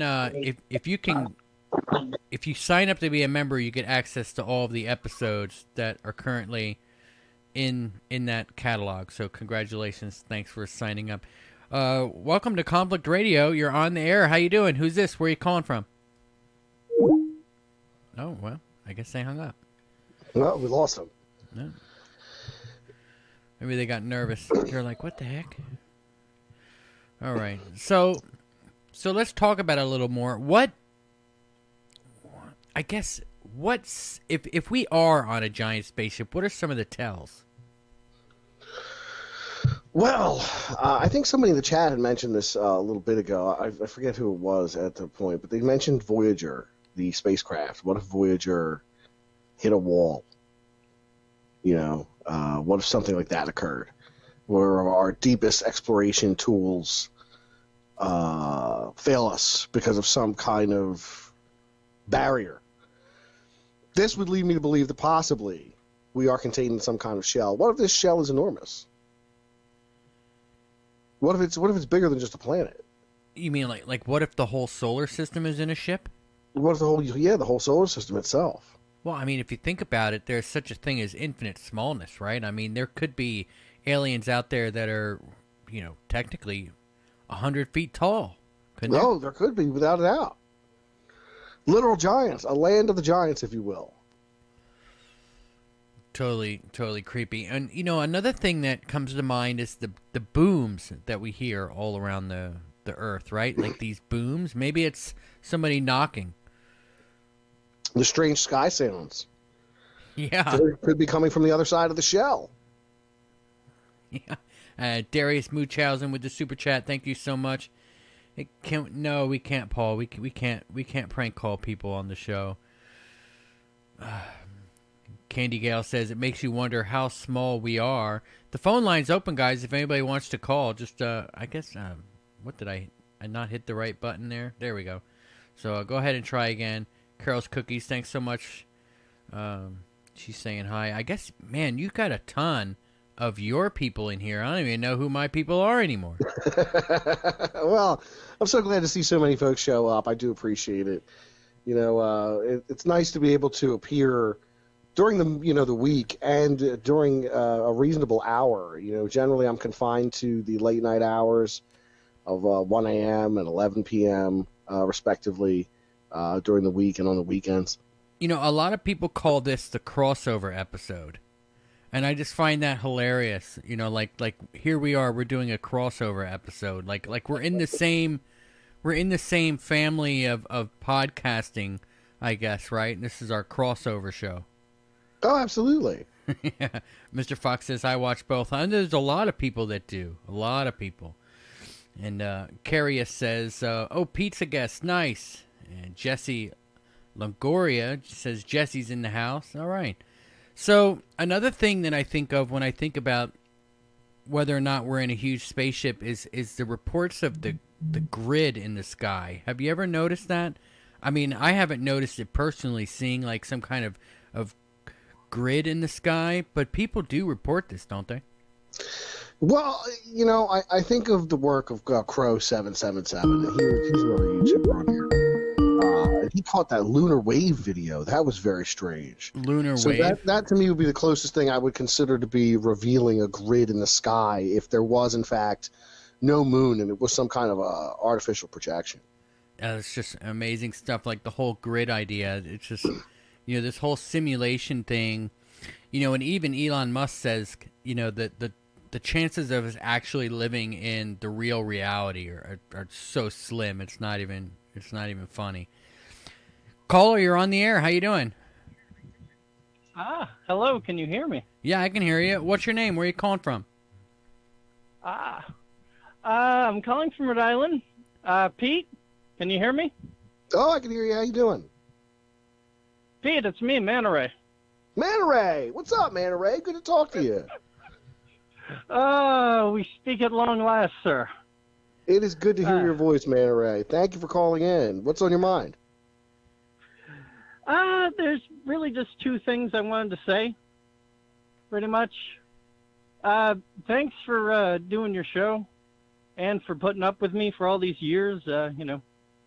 Hey, despite thank my you for various, sticking with me for all these years, Manta Ray. You're a lot of fun, dude. I stay for the fun.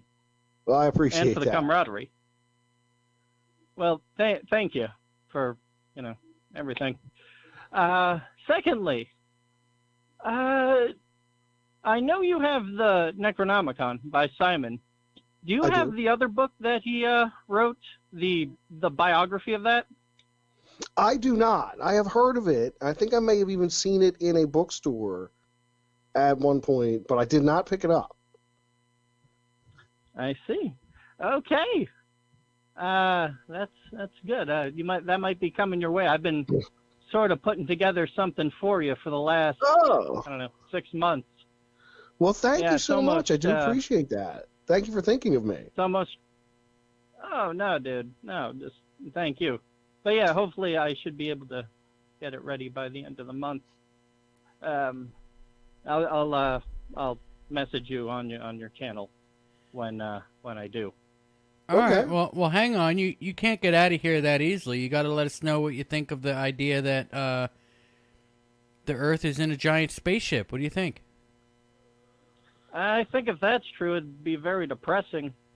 Why is that? I kind of like the idea of, you know, gods and demons and all that stuff, and the thought that we're in some big alien spaceship would make me very sad. Well, it doesn't have to be alien. It could be an old human-built spaceship.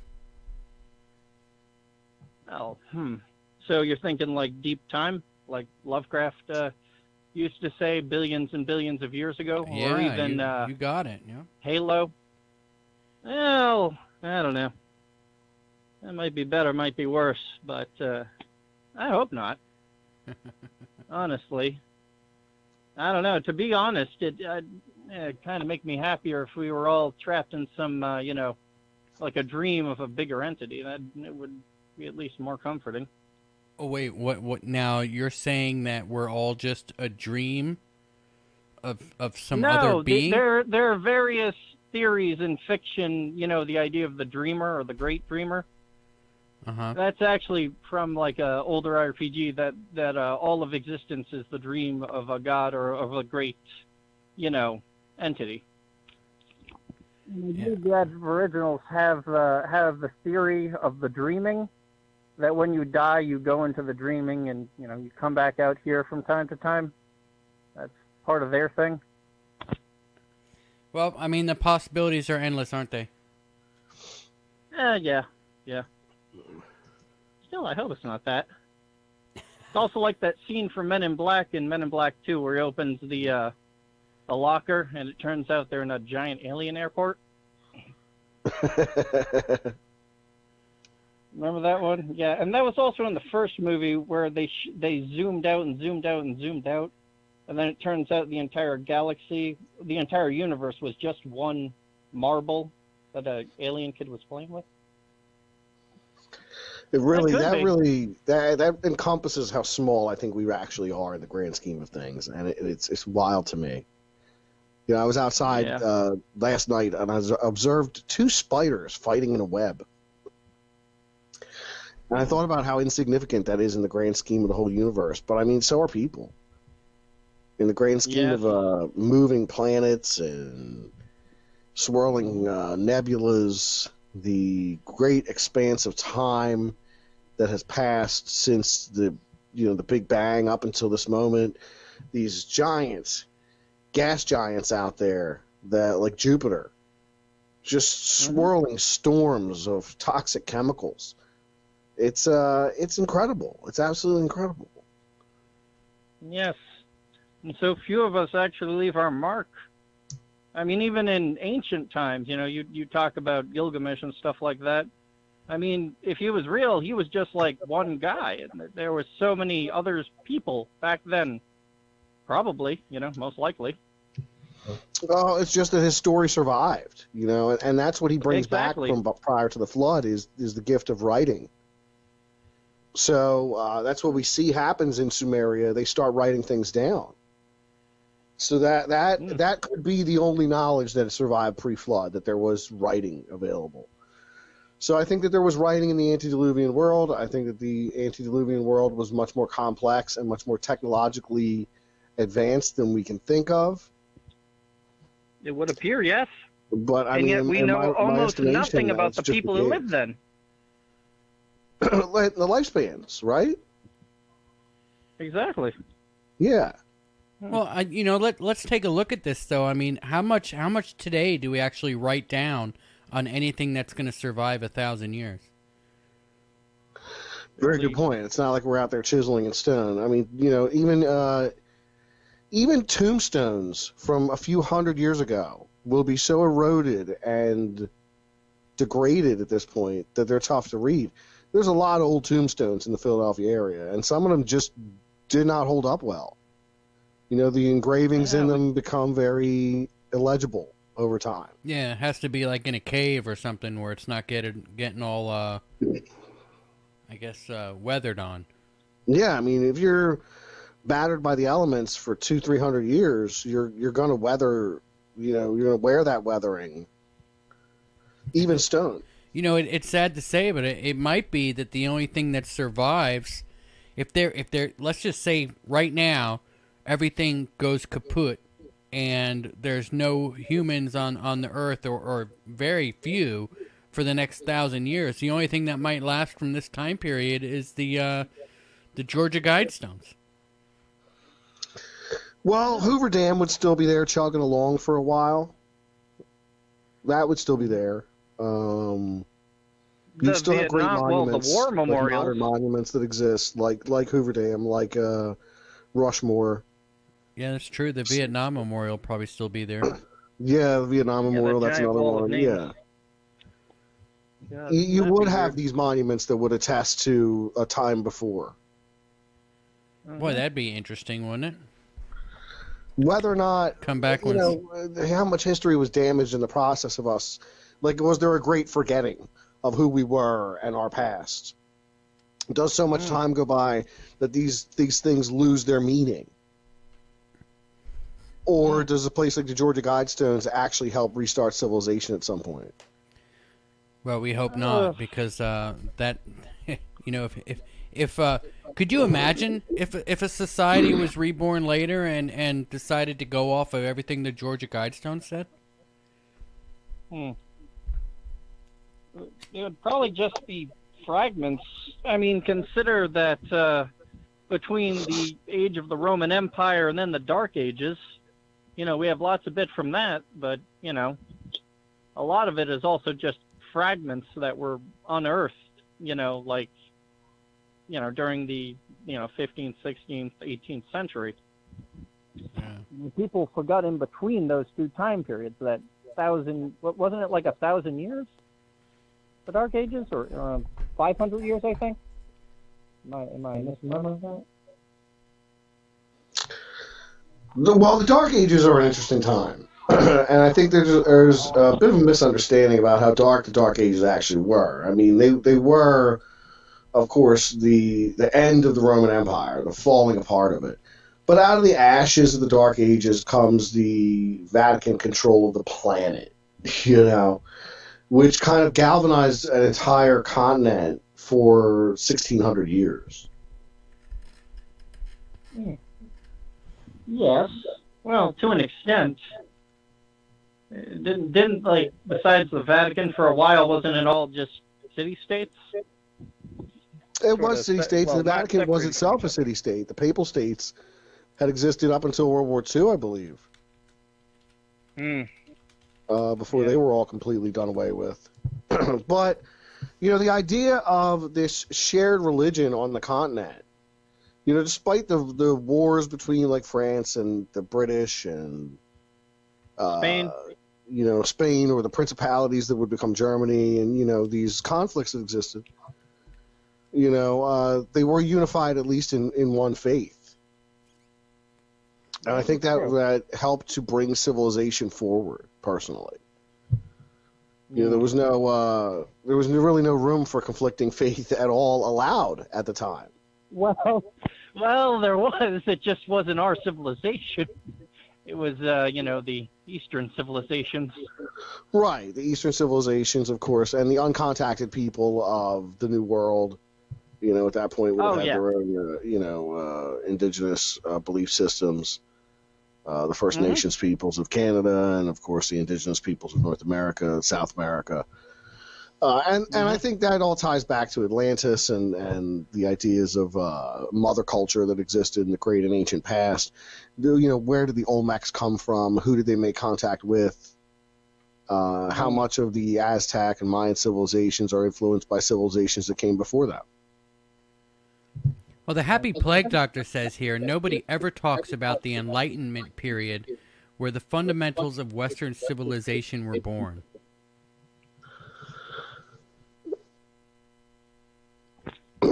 What would the Enlightenment period be? I think it's like the 17th to 19th century or 18th century. Isn't that where it started? I don't really know.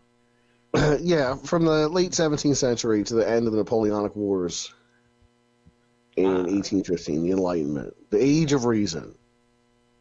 Yeah. Yes. All right, man, I'm going to let you go and open up the lines for somebody else. Okay, thank you for talking with me, and Pete, it was great to finally speak with you. Oh, Take care, it's good to dude, talk and to you, man. see you tonight, most likely. You have a great night. Thank you for calling in. Thanks. It was great talking to you. Thank you. All right, man. Have a good night. All right, guys. So the phone line is open. If anybody wants to give a call, the line is back open again. You know, there was I see Ian myself. Thank you so much for the super chat. I must have missed it somewhere along the way here. Somebody posted. I had it highlighted, but then I had to comment because I was getting an echo sound, and that's gone now. But I forget who posted it, so credit to whoever it was. if we are in a simulated. How you doing, caller? Hang on just a second, okay? If we are in a simulated, if we are in a simulation, that would ultimately suggest that there is actually a creator, right? You can't argue with the fact that there's a creator at that point, right? Or Right. is that just? I mean, is that just not true? I mean, we can create a simulation. I guess then we are the creator. Yeah, so there has to be a creator, but it doesn't mean that there's a creator for the creator, right? Like, we create things every day, but it doesn't necessarily prove that there's a creator, right? Well, I'm going to take it back as far as I can. I'm going to take it back as far as I possibly can. And we talked about the Age of Enlightenment. Before the Enlightenment, of course, we had the Renaissance. And during the Renaissance, the ideas that were contrary to the age of Christendom began to emerge. Occultism, the esoteric tradition, influenced by much later works of philosophy like the Neoplatonists and the Gnostics and the Hermetic corpus, or the Corpus Hermeticum. So they developed this idea called the Prisca Theologia, that in all religions there is this thread of truth. And if you start yanking on these threads of truth and follow the thread back as far as you can possibly go to the earliest point in time, you will find the truest religion, the truest emanation of God appearing before man. And I find this in monotheistic religion, at least, in Zoroastrianism. Zoroastrianism is very, very old. And essentially, you got Zoroaster, who makes contact with an Amesha Spensa, a guardian angel of some kind, while he's bathing, doing a ritual purification bath in a river. And this creature explains to him this monotheistic, uncreated creator. And I think that's what we're talking about, an uncreated creator here, when it comes down to your question. Yeah, it's fascinating, really. You know, it always reminds me of that Rick and Morty episode where they keep going into the battery, and the people in the battery start making another battery, and you know, it's just on and on and on. All right, caller, you're on the air. Welcome to Conflict Radio. What's your name? Where are you calling from? Hi, I'm Calvin from Philadelphia. I wanted to get back to the subject of kind of galaxy-sized spaceships and Dyson spheres. And I don't think they're either that far-fetched or, frankly, that difficult or far off. But what we've not mastered is self-replicating construction technology. If you had a machine that can sort of 3D print in space parts of this spaceship, if you set it to work for the first month or two, just self-replicating, and it's doubling every day or two, like bacteria, you can do the maths, 1, 2, 4, 8. Within a couple of weeks, within a couple of months, you have trillions of these things potentially able to just harvest a planet and just do what you want with the material. I mean that's true, Pete. What do you think about that? Reminds me of the idea of like nanotechnology and self-replicating machines, essentially. So what happens when these things get out of control? I mean, you have this gray goose scenario where eventually they use up the resources of an entire world, and you've just got an ocean of nanobots left. Caller? Yeah, I mean, that's pretty much the same idea, just on a larger scale. I was just looking up here, like by day 60, you have literally trillions of those machines, and you could harvest the whole of Jupiter within the space of an hour or two at that point and throw a Dyson sphere around the sun. And that's 2 months after you've discovered technology. I mean, think about that. It could go from solar system to solar system, just sucking up all of the resources in that solar system to make more of itself. Such a thing could already exist. It's fascinating. Well, and you have to take into account the idea is that there's a significantly advanced civilization out there, something that has the ability to traverse the stars, which is essentially traveling through space and time. Whatever kind of propulsion is manifest in these craft that we see, and we associate the lights in the sky with the mythology that goes along with it. So that's what I'm going to do here for the time being. Whatever causes them to move through space and time the way they do is incredible. It defies logic. So that makes one wonder, are they flesh and blood creatures that come from another world in these lighted craft that we see in the sky? Or is there something more to them? If they were sufficiently advanced, I think that they would be sufficiently advanced in robotics as well. And the idea of self-replicating machines used for the purpose of maybe terraforming worlds to making them more climate friendly to the extraterrestrials' needs. I don't know. It is a pretty deep subject to dwell on. It's a fascinating subject to dwell on. It really is.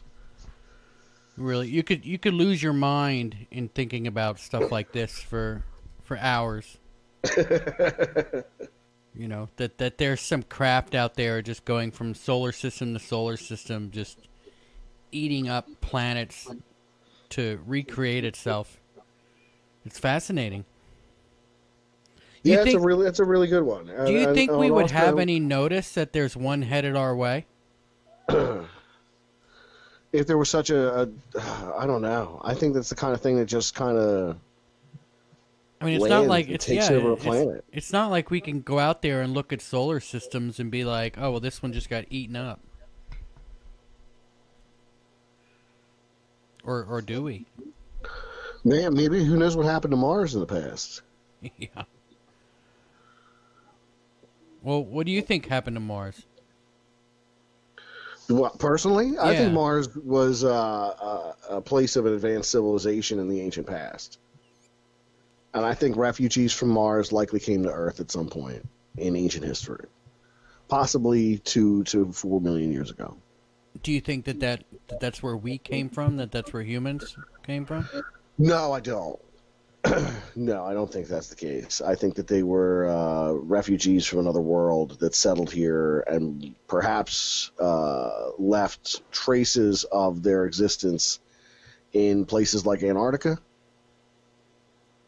But I don't think that they, conquered the planet and mastered the Earth and were able to prolong their existence much more than just the time that they were there before Antarctica froze. JJ says, this topic is like you threw a mine grenade at me. All right. You got anything else, caller? Not particularly, but I agree in the comments that it's a scary thought. Yeah, it I'd definitely say is. if you run the numbers, if you have a self-replicating machine and it doubles itself from day one, you've got 2, then you've got 4, then you've got 8, and within 60 days, if it's replication every day like bacteria, you have a quadrillion of them within 60 days, and you can pretty quickly put together a galaxy-sized machine with that kind of technology or construction capability. Well, then, once it hits a galaxy size and it's doubling every day, I mean, you're looking at 2 galaxies, 3 galaxies, 4 galaxies. Like, where does it stop, right? And it only has to happen once. Once it's happened, it's out there permanently. Yeah, that's the truth. Yeah, I think if we're going to encounter anything in space, it's going to be robotic in nature. I think the first thing we're going to encounter is going to be robotic in nature. It's going to be some kind of advanced drone. And whether or not the classic gray alien is one of these kind of advanced androids is kind of a question I have. Are these things flesh and blood, or are they robotic? Is it some kind of suit? Is it another organism? Or is it something from the far-flung future thrown into the past with a drone on board to do the examinations of scientific data relevant to their future in our past? Or it's possibly not that far in the future. It's maybe 50 years and we really screw up. Maybe. Yeah, Maybe. Go. You got that whole John Teeter story, and he was traveling through time in the 2030s. But I think these things are far, far advanced, far from the future, to the point where they don't even look like people anymore. Yeah, I just don't think that even in the year 2030 we're going to have the technology to time travel. Yeah, I don't think we'll have the technology to time travel in the 2030s. I mean, because it's not just you're just not traveling through time. You have to travel through space to where the Earth would be at that point. you know, the whole solar system is moving, and not just the Earth and the sun. You know, the sun's evolving something, right? Oh, no, that's a great point. The entire solar system is moving. Everything is spinning around a supermassive black hole. So, the sky that the dinosaurs would have seen is very different from the sky that we look up upon, because the galaxy was in a different place when they were alive. Yeah, it's crazy stuff. All right, caller, I'm gonna let you go and open up the line. All right. Thanks. Bye. All right, man. Thanks for calling in. All right. Well, you know, he made some fascinating points. I see Oh, here yeah, absolutely. the wizard Gren said holographic Earth inside a holodeck inside a spaceship. So, I mean, there's no telling, right? I guess Polar Tash says, when I tried to remote view Muma, however you say that, I didn't pick up any life forms. That was that big cigar-shaped thing that was coming from... Yeah, the old Oumuamua. Mua. Yeah, that was the scout ship that came zipping through our solar system at high velocities to who knows what purpose and where from it came. All I know is that it made a sharp, strange turn on its way out. Yeah, Mount Phillips says, what about the Philadelphia experiment? Now, I would imagine if they... You know, I don't think it traveled through time. I think maybe it went into a... Maybe it dimensionally shifted. You know, it might have shifted dimensions, but I don't think it time traveled. I mean, they didn't move a battleship, you know, through space to where Earth would be. You know, I just don't see that that's possible. It had to have gone into a different dimension. What are your thoughts on that, Pete? Well, to travel through space is to travel through time. So, if they were able to make this thing teleport, as is the allegation, then there is the possibility that there was a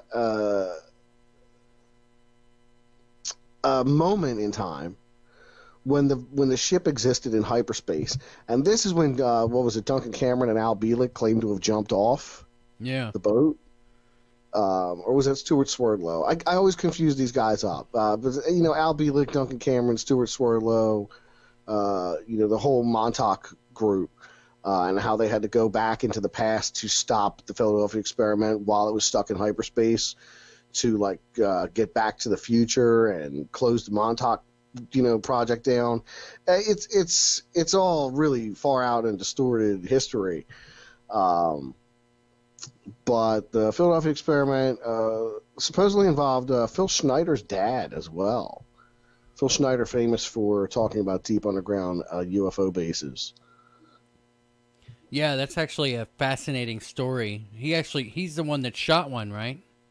That's what he claims, yeah. Yeah. Oh man, it's some interesting stuff. You got to think if there are Greys in an underground base somewhere, could it be possible that the Greys were the Mars people, and they've been here underground ever since the destruction of their planet? I doubt that. I feel like the Martians were the pre-Adamites, that they existed before Adam and Eve, that they were, human in appearance for the most part. I don't think they would have looked too far off from us, personally. I think there's a lot of humans out there in space. What about the Oumuamua? Do you think that was a probe from another race, or do you think it was just a... It could have been derelict. It could have been a derelict spacecraft that just came zipping through here without any kind of control. It could have just been floating through space from wherever it came from, floating away to wherever it goes. But, if it was piloted, if there was something intelligent behind it, then, I would definitely say it was some kind of scout ship. Yeah, like they're just exploring. Maybe their sensors didn't pick us up. I don't know. They didn't have Spock on the science. Maybe their sensors work so fast that they picked us up, before they even got into the system. Or they're like, we got to get the hell out of here. Yeah, These people are nuts. It's like, humans. Yeah. Fire up the warp thrusters and let's get out of here. You got to wonder too if there's another race of humans on another planet. say, another. I mean, there could be other humans, right? I mean, not Earthlings, but humans, human beings on other planets that have gotten more technically advanced, that are out there causing trouble or whatnot. You think they'd come across us and be like, boy, we got to get away from them. We don't want them to get any of our technology. Those people are nuts. They'll go to war with everybody. Yeah. All right, Yeah, guys. I don't doubt The phone line is open if anybody wants to call. Thanks very much, Jack D. Whiskey. The number is 256-850-4513. You can also reach me on Skype. Just look for Conflict Radio, and you can send me a message on Skype that way and call that way. Jack D. Whiskey wants to know, could the Anunnaki have anything to do with it? Anunnaki could have a lot to do with everything, from down to the genetic manipulation of the human race in the ancient past to create the Agigi, to the point that human revolt chased them off the planet. So, or you could look at them as they were originally viewed by the ancient Babylonian, Akkadian, and Sumerian people as these kind of judges of humans' fate. They existed as an unnumbered amount of judges that foresaw human fate, each with a different role, each one portraying a different aspect of nature in some regard. Enlil with the sky, or Enki with the earth, rather. So, yeah, Anunnaki could have plenty to do with it. They could have been at the center of all of this, and it's the same thing I say about the fallen angels. I think there's a lot of similarities between the Book of Enoch and interpretations of what the Anunnaki did when they were here. I think there are similarities there. Personally, Do you think that there's a Planet X out there that's coming around, or I guess a dark sun? I think it's perpetually 2 weeks away from hitting us. Yes. 2 weeks away. Always 2 weeks away. Okay. We're starting to... Nibiru is always 2 weeks away, folks. And the reason you can't see it in the sky is, I'm not sure, but Nibiru is coming. Now, I like the idea that there is an Anunnaki homeworld, that they did come from another planet, that perhaps the most advanced technology they had was very sophisticated rocket technology. So maybe, let's say they were 100 to 150 years more advanced as far as space travel goes than we are. But this occurred thousands of years ago. Now, do you think that there was some kind of, nuclear catastrophe on Mars that could have edited our DNA?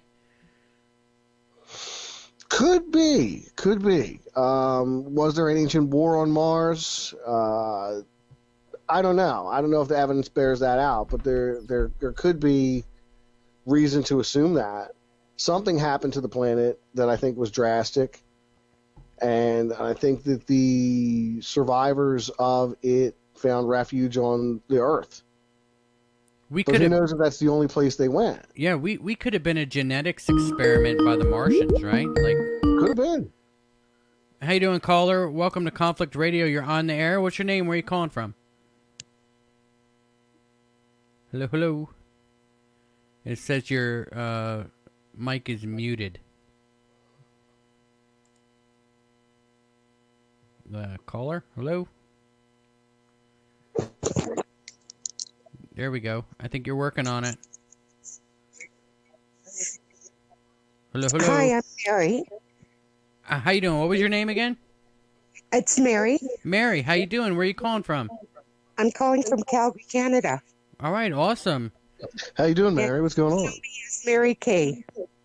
Oh, Mary Kay. Hey there, Mary Kay. Good to see you. Thank you for calling in tonight. And I wanted to say hi to Jack D. Whiskey, who dared me. Good old Jack D. Whiskey.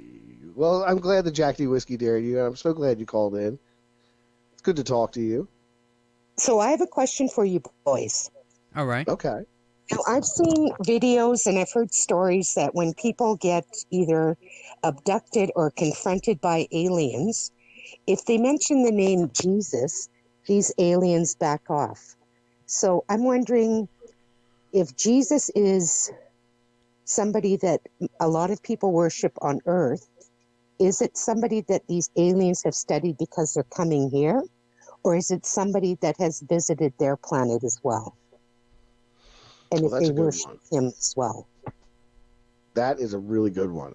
If you take into account some of the stuff like Valiant Thor and Frank Strange in his book Stranger at the Pentagon, where he speaks to the idea of this Venusian alien who also happened to be a Christian like the rest of his planet. It does speak to the idea that Christianity does exist on other worlds. And that wouldn't be the first time that Christianity would be associated with Venusians. There is, of course, in the Ashtar Galactic Command, which is made up of aliens from all over the universe, the character of Jesus Sananda, who's one of these ascended masters of theosophy, but also a character that exists in the UFO mythology. So it's not a foreign idea to think that, hey, was Jesus known to the aliens because the aliens study Earth? Or is Jesus known to the aliens because Jesus is known out there in space? This gives me two reasons to wonder. If there were extraterrestrials, they may not be fallen like human beings are. There was a garden in Eden. Perhaps there was a garden on another planet where people didn't eat the apple. You know what I mean? So if they never ate the apple, maybe that's why they have the ability to travel through space, because they advanced at an incredible rate, regardless of the fact that they were humanoid. They still would have a glorified state of being because they were not fallen the way man was. So, but that was supposedly the tree of knowledge, right? Like, if that was the tree of knowledge and they didn't eat the apple, then how would they have been smart enough to get into space? I think it's all a matter of time. Maybe it was the tree of no knowledge. I think it's only a matter of time. I think that, given enough time on another world, and unfallen species would have advanced considerably. They wouldn't be like us. They wouldn't be fallen in nature. All of these things that we consider flawed about the human race would not be present in these beings. So would they be subject to, the need for salvation, the way that human beings see themselves in the need for salvation from the divine? Interesting. But, it could be that they're demons. And in a lot of cases, I think that there are similarities between demonic possession and UFO close encounters, where people are claiming abductions. I think there's some similarities between these two types of phenomenon that could lead one to believe that in some of these encounters, it's aliens in appearance only, because they actually are demonic entities presenting themselves as extraterrestrials. Yeah. That would be the only explanation for why the name Jesus would scare them off, because they'd be demons and they'd be subject to that. Yeah, but if that's they're what just I think physical too. aliens, flesh and blood creatures from another world, I don't see that having much bearing or effect on them. But if the Greys are biological, I guess robotic AI, like some people suggest, I mean, they would have had to have been programmed to be scared by the name Jesus, right? I guess so. But then again, if they're fallen angels, they probably wouldn't be synthetic anyway. No. This is true, unless they were incorporating synthetic technologies into their bodies at some point to prolong their days. But that's really, we're talking about cyborg angels from, beyond time now. Cyborg angels from beyond time. Boy, that's a title to the show. I'm going to write that there down. we go. Yeah. I'm serious. I'm writing that one down. That's our next show, Pete. Okay. We'll have to put it down. Cyborg angels from beyond time. But hey, you never know if these extraterrestrial, celestial beings, rather, could incorporate technology into themselves because they had the knowledge. They were teaching the forbidden arts of technology to humankind in the Book of Enoch. That was part of why they were in so much trouble with heaven. Mary is still there? Oh, yeah, I'm still here. You got anything else? Yeah, why haven't we heard stories of the same thing happening when the name of Mohammed is evoked? Or perhaps if somebody like that, oh, what was his name? I'm a bit nervous. Valiant Thor? Do you think somebody visited one of the other faiths, like, Iran or somewhere in the Middle East, and was somebody who believed in Islam?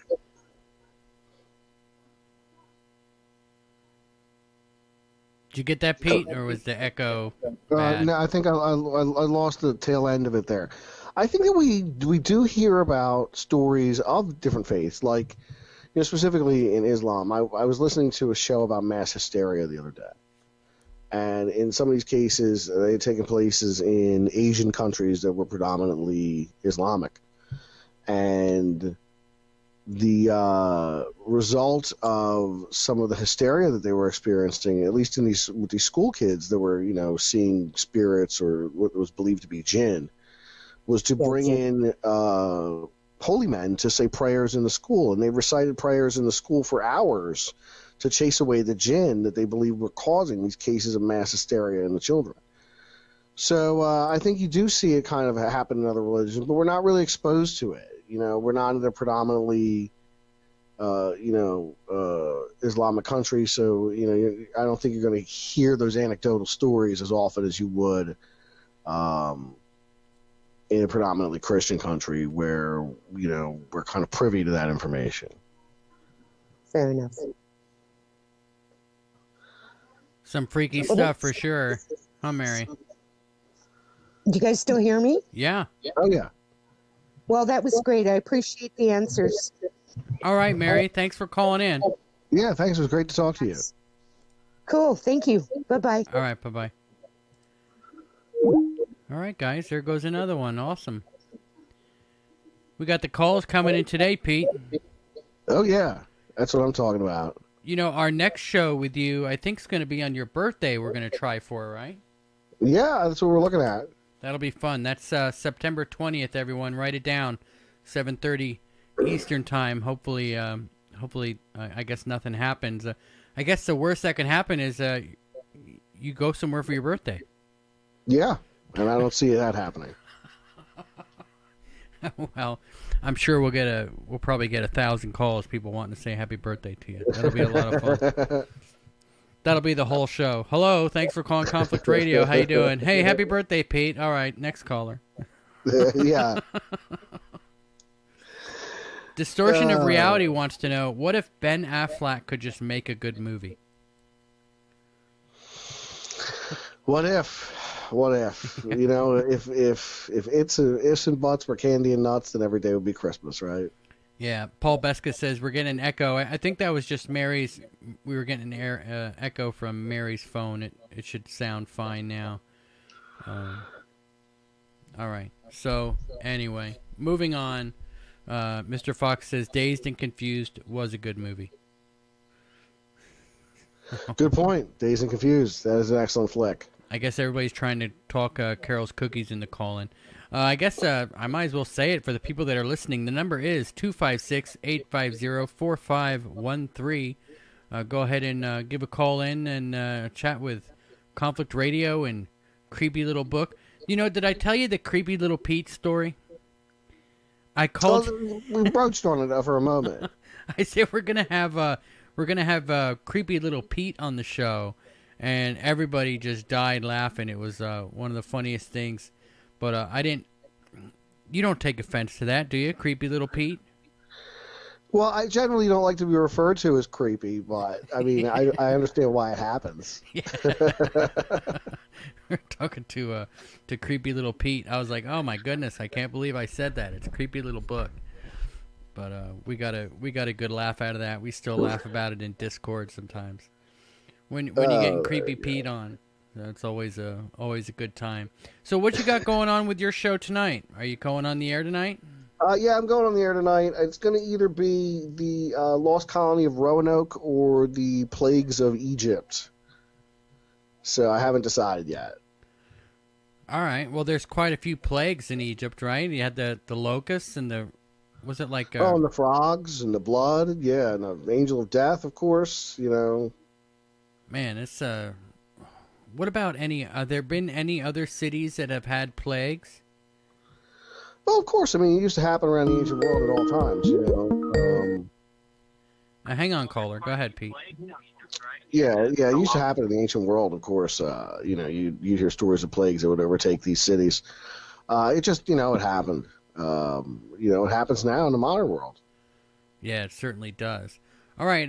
Thanks for calling. You are on the air. This is Conflict Radio. What's your name? Where are you calling from? Carol's Cookies. Caltucky? Carol's Cookies. Oh, Carol's Cookies. Awesome. You called. How you doing? I'm okay. How you doing, are Carol? you? What's going on? What's up? You said the cookie store is closed, I saw earlier. Yeah, the bakery's closed for the time being. Where are you calling from? It's called the Poconos. Oh, all right. In Pennsylvania. All right, awesome. It's beautiful up there. I used to live up near Bethlehem, so I used to hang out in the Poconos all the time. Dingman's Falls is where it is, right? Yeah, it's pretty nice up here. Yeah, I used to go there on dodge the bears. I used to go there to Dingman Falls on class trips when I was a kid. Yeah, it's real pretty up here. It's a lot of tourists, which I could do without, but it's okay. Yeah, it's beautiful. So what's going on? What do you want to talk about? Jackie Whiskey's got a gun to my head. He's making me do this. Jackie Whiskey's daring everybody to call in tonight. Yeah, it's his turn next. It is his turn, isn't it? It is. You gonna take the dare, Jack? So what do you think, Carol? Do you think that we could be aboard a massive spaceship just floating through space and everything else that we see outside of the Earth's atmosphere is an illusion? No. No? I don't like the space alien stuff. That's not me. But, sure. All right, well, what's your Maybe. favorite subject? I like the ghosts. The and ghosts? creepy. Yeah, the haunted stuff. I like that stuff. Hey, let me ask you this, Pete. Have you heard of the Soul Collector? The Soul Collector on the moon? No, there's a ghost that's it's an evil spirit or demon or something. They're actually called soul collectors.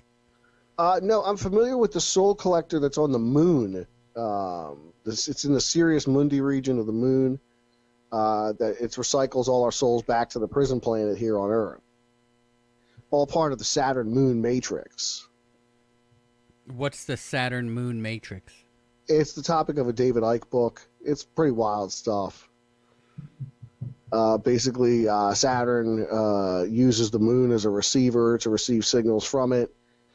There's a big hexagon on the planet. It's a storm down at the southern pole. Wow. Really weird stuff with Saturn. Do you take any credence to what it says? No, I don't believe in 85% of the stuff I talk about at all.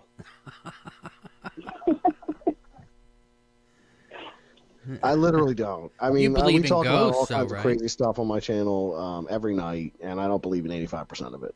But I suspend my disbelief every night for the purpose of having the discussion. Yeah, you kind of have to, don't you? You do. And look, I believe in 15% of this stuff, and it's crazy. Don't get me wrong. I was talking about some of the 15% that I believe in last night on the stream.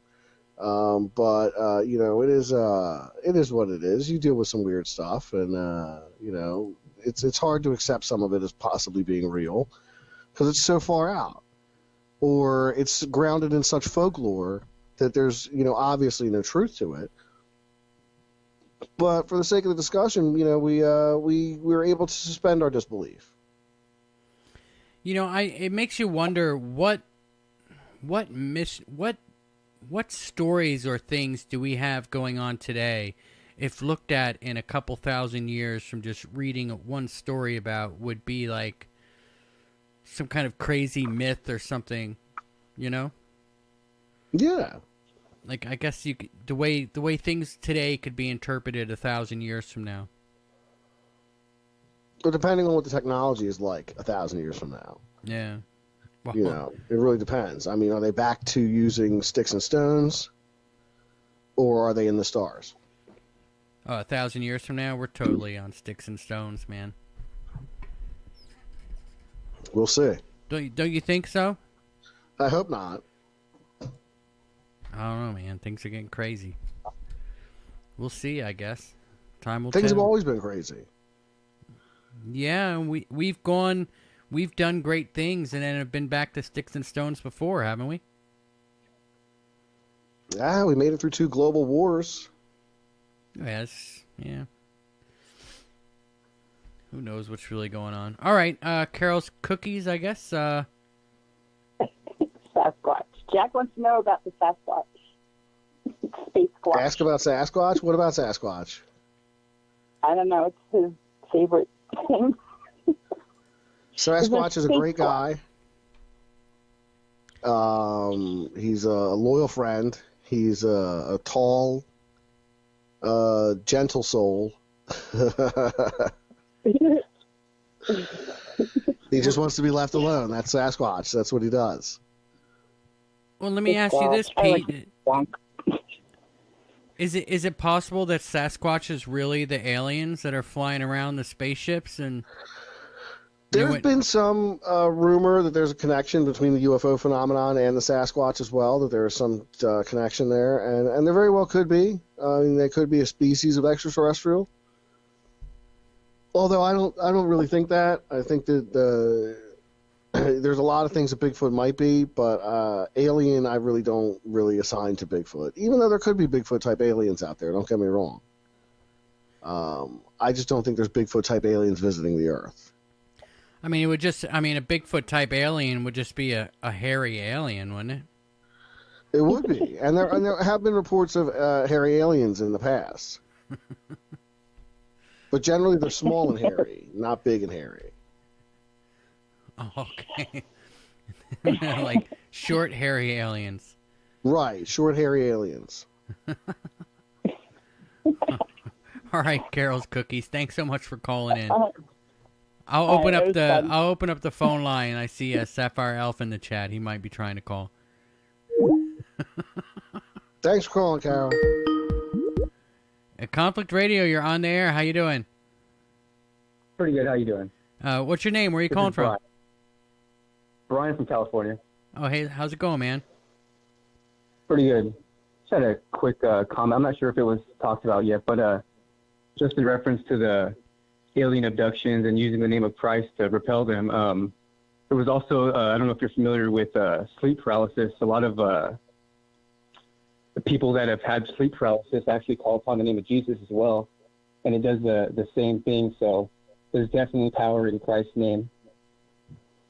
Oh, I would agree with that. I'd absolutely agree with that. I mean, I've heard all that anecdotal evidence of people who have experienced either the UFO phenomenon or, the abduction phenomenon or sleep paralysis and invoking the name of Jesus to go ahead and dispel both these kind of events.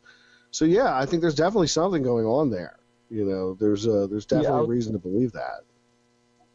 Yeah, no, definitely. I think these aliens, whether or not, I mean, I don't personally believe they're from other planets or whatnot, but I think they're demons masking as aliens from other planets, and also, ghosts referring to the Bible. They're called familiar spirits.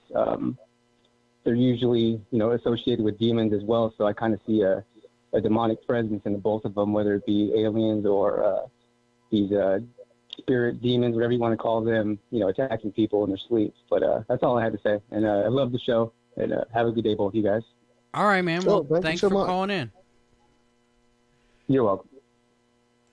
All right. Well, let's talk about that for a minute. I mean, if you invoke Christ's name in a lot of things, there's a lot of power behind that. I mean, if you're, I remember when I was 18, 19 years old, I slipped and it was about to fall off like this massive cliff, and I was sliding down this waterfall headed towards this freaking cliff, literally ripping my fingernails off trying to grab a hold of some rock, and I'm like, God, please help me. And next thing I know, I'm clinging to the side of a cliff, and I didn't fall, which I'm sure would have killed me. If not, I would have been down there for hours dying.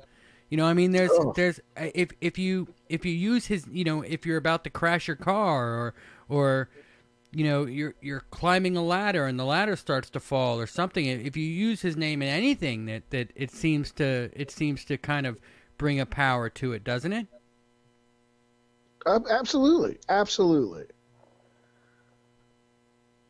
Yeah, I mean, it's just I guess it's definitely something that has force, because I believe so many people do believe, right? And if there's something that a lot of people believe in, it's going to be real, isn't it? Don't we just manifest it? If there's a collective unconsciousness, yeah, then it would manifest. Yeah. All right, man.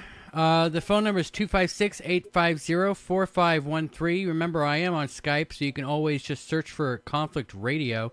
If you guys have any questions, go ahead and put it down in the chat box, and I'll ask Pete just right here off the chat. So anybody have any questions? I guess I haven't really been reading the chat, guys. Sorry, but go ahead and post your questions here. Pete, let's talk about Roanoke for a minute. If you're thinking of doing a show on Roanoke, what do you think happened? Yeah. What do you think happened to those people? Who knows? I mean, there was a mysterious word carved in the tree, Croatoan, and who knows what that means? Could it have been, as suggested by some, the reason for their disappearance? Yeah. So it's a mystery. It is a great historical mystery. What happened at Roanoke? What happened to those poor people? Hasn't there been like some Indian tribe that come out through and said what happened? There's been claims, there's been speculation, but there's been no definitive proof. But we don't even really know where the colony was, do we? Oh, it's preserved. It's still preserved. You can visit it to this day. All right. I was watching somewhere that that might not have been the real one. Maybe not. That they preserved something, but they're not sure if that was even the real one or not. All right. And Hugo Darn wants to know: has Pete done a show about the Book of Thoth? I've got a whole playlist of Thoth on my channel. Thoth is a personal favorite character of mine. So, of course, I've done the Divine Pymander of Hermes Trismegistus.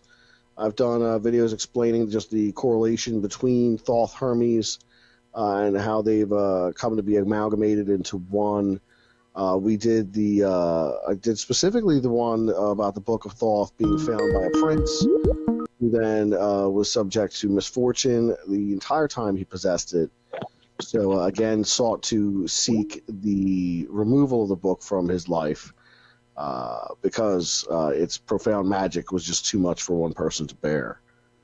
So yeah, check out the Thoth playlist on my channel.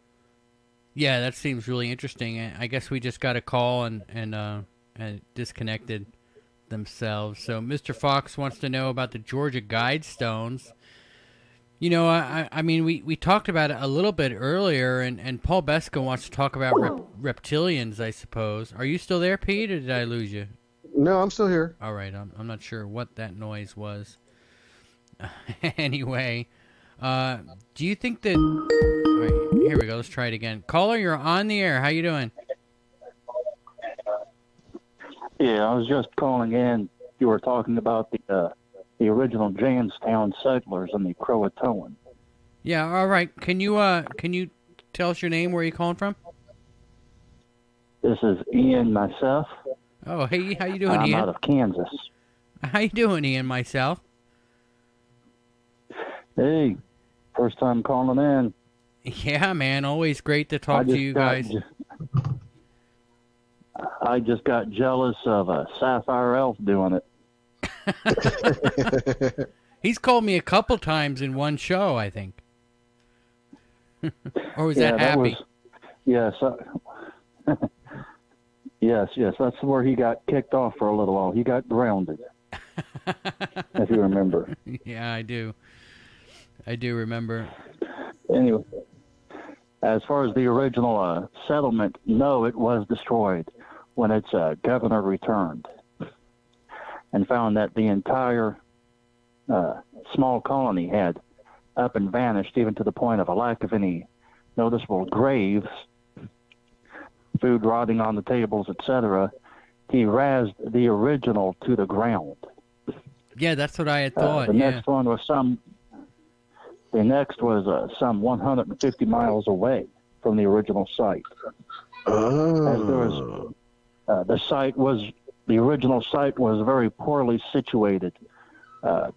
Virtually no clean water, no easy access for supplies or anything like that. The next was near a river, so they could float a barge up the river from a ship, or even float the ship up that river during high tide, bring in supplies, etc. But yeah, the original is long gone. And as far as the passing tribes having adopted the settlers, that was unlikely. Most of these tribes were too far away to have done so. Yeah, well, there are some people that suggest that I guess some of the tribes had some interbreeding going on. I mean, they could tell there were actually some white people in the tribes, but that could also be from the Templars who had come here long before Columbus. And there were a few Dutch settlements, temporary settlements, as far as fishing and the like. Yeah, There's down a small island off the coast that had hosted quite a few small settlements for trading with the tribes and fish in the area. Yeah, actually, they're not really sure if they're Dutch. I think that they used they were the Cherokee Little People, the Moon Eye people. They say were Dutch, but nobody's ever really been able to prove that they were Dutch. The Dutch. It was out of Dutch West Indies Company. It had a major monopoly, much as the English East Indies Company would have. And they would make small settlements, temporary, just for trading with local tribes, fishing, resupplying their own ships. And when they were done, basically when there's no more money in it, they'd fold up shop, drop everything where it was at, and leave.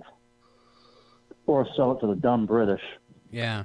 Well, there were a lot of cultures here before Columbus came. I mean, I'm looking at the Happy Plague Doctor's comment here. They had Templar, Egyptian, Viking, Chinese. The Chinese were all over the West Coast before, I guess, who were those two people that canoed all the way out west? Lewis and Clark? Yes, thank you. I was totally mind-spacing that out. Lewis and Clark went out there. And, have you seen that there's a channel on YouTube that swears that when the white man got to the California area, especially San Francisco, that the entire city was already built, sitting there deserted. What do you think of that theory, Pete? Have you heard that? No, I've not heard that one. Yeah, like all these cities along the West Coast. That's why it boomed. It boomed out there because everybody already had homes built and everything for them to go into. It was just sitting out there completely abandoned already, built by who knows who. Well, that's wild. I'll have to look into that.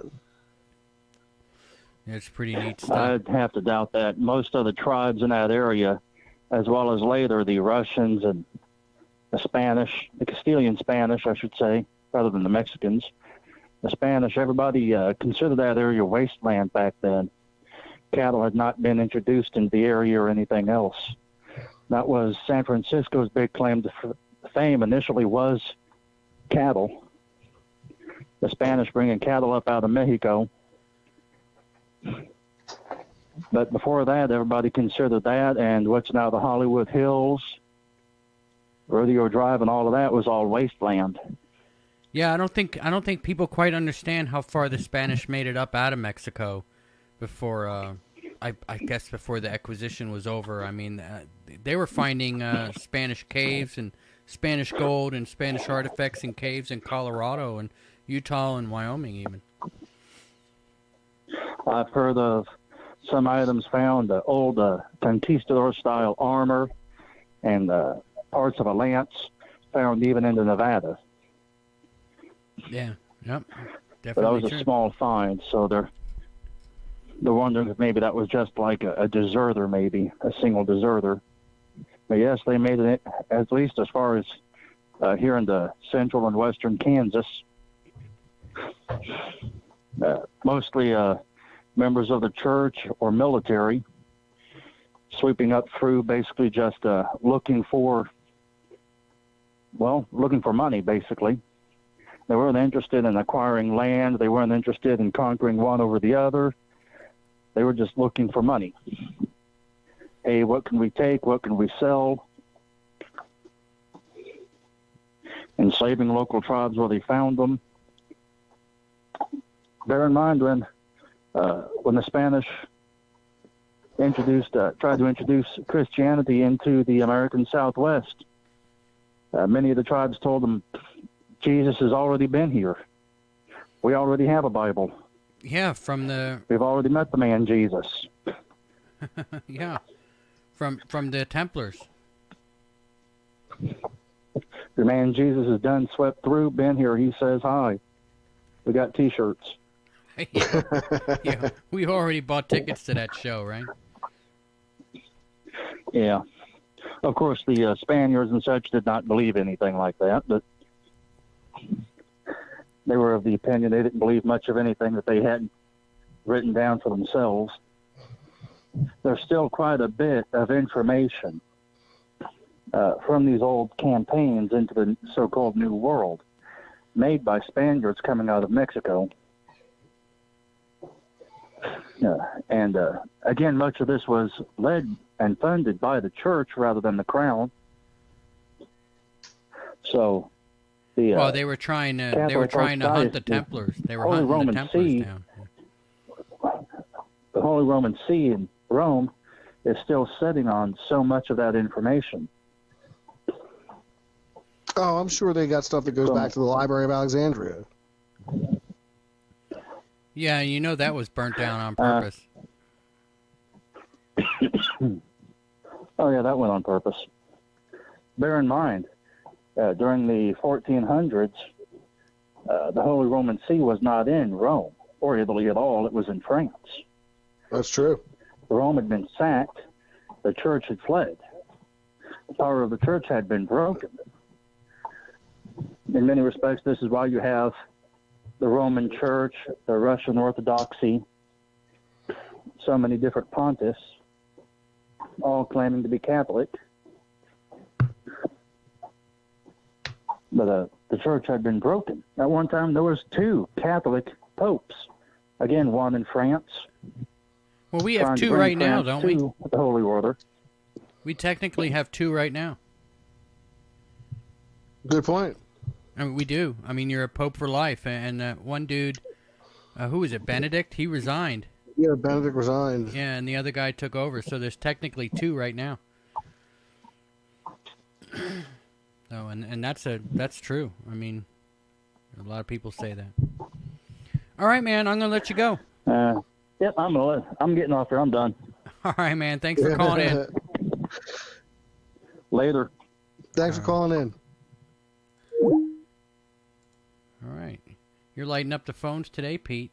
There we go. Sapphire Elf says, I've heard the Spanish wrote about a rock softening fluid the Mesoamericans used to build those megalithic structures.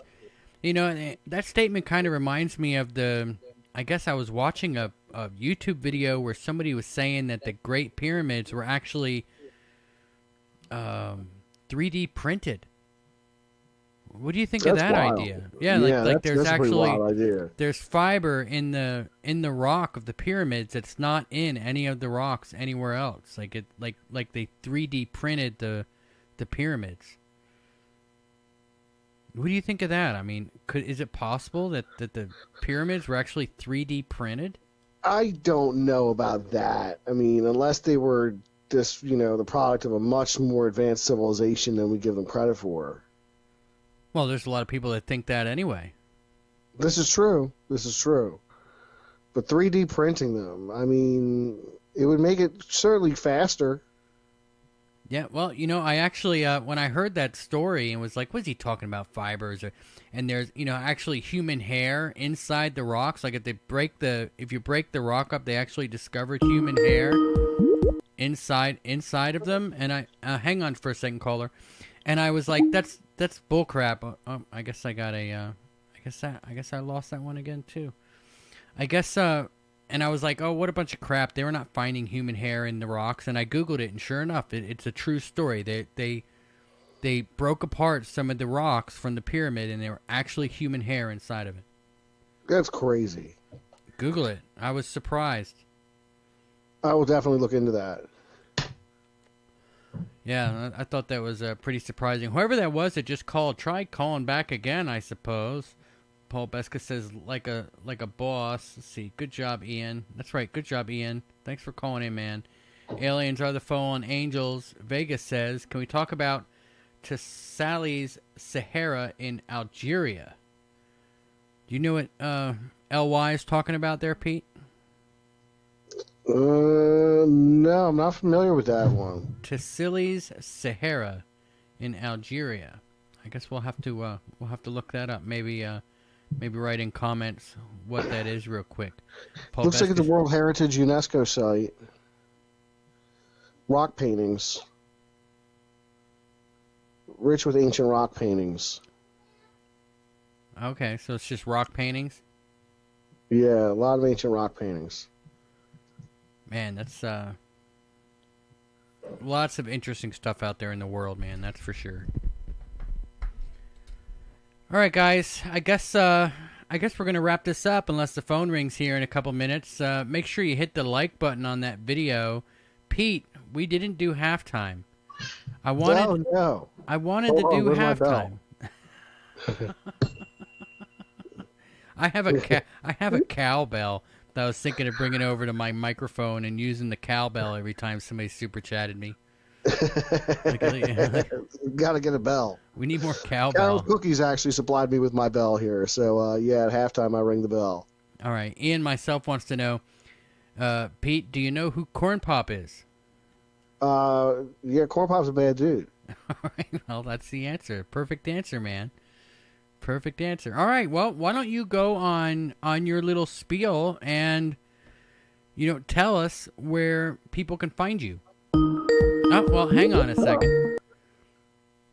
Conflict Radio, you're on the air. How you doing? Hi, it's Courtney's Fellowship of Oddballs. How are you doing today? Excellent. How are you, Courtney? I'm doing excellent. We have a huge debate going on here, and we want everyone's opinion on how large Bigfoot's feet actually are. I'm guessing it's 13 and a half. What do you think, Pete? I think there have been Bigfoot footprints that are 23 inches in length. Oh, so I'm way off. Who's got me in this competition? Okay, bye, guys. All right. Bye-bye. Conflict Radio. Up.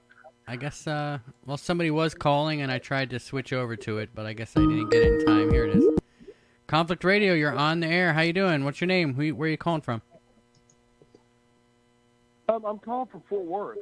How you doing, Fort Worth? What's your name? John Q. John Q. Awesome, Hey, man. John, how are you? Yes, sir. Hey, Pete. It's good to see you have a voice now to go with my pick. There we go. That's what I'm talking about. It's good to hear from you. How you doing tonight? What's on your mind? You know what? I was, and I have been under the impression that using aggregate in the pyramids is actually really the only feasible way that they could have been built. I turned my volume down. There's a delay too. Yeah. You have to listen to us, not to the YouTube stream when you call. Yes, sir. It's hard. It's hard, and I'm hard-headed. So you're saying that you think that they were 3D printed? Essentially, I think they were poured. If you look at some of the aggregate in particularly in the composition of like quartz, it's very much an aggregate that's just been compressed. And maybe they used heat techniques, I don't know. But I do believe aggregate would be the only way that they would be able to perform these things that were so perfectly cut. I mean, you know, all that you had to do is build a frame around to contain the aggregate until it solidifies. Then you can move that form onto another one and then proceed from there. Yeah, it's fascinating stuff, isn't it? Just a thought. Just a thought, but I do think, you know, just like we mix concrete and stuff, I think they were using more natural materials. It would have been easier to transport. It would be easier to manufacture. It would be easier to put in place. It'd be a lot easier to transport up if you're building up on the pyramid too. Yeah. I worked some really weird projects for all the big guys, really. I'm retired now, but that's some of the consensus from some of the people that I've known that have actually been there and studied it. Now, what do you think about the... I did see somewhere... Oh, go ahead. I was going to ask you what you thought of the theory that the pyramid was actually full of water, and they used the water to float the blocks up to the top before sliding it over and putting in place. I think that's ridiculous myself. I think that's ridiculous too, because that means that you would have to be submarining all your stones, and you have to lower them down. And with that kind of precision, I'm sorry, I just don't see it. I don't see it. I don't believe that was the way they were constructed. And has anybody touched on? I just got in. I'm sorry, I just got in, but the there's rumor that back in the 40s, mid 40s, that there was a pyramid discovered in Alaska that was appeared to be onyx, and it was rumored to be about approximately 3 times the size of the one in Giza, but only the very tip of it was sticking up, and the military had actually gone through, excavated down the side and then underneath of it, where they realized that there was a lot of energy flowing through it. Now, I don't know how true that is.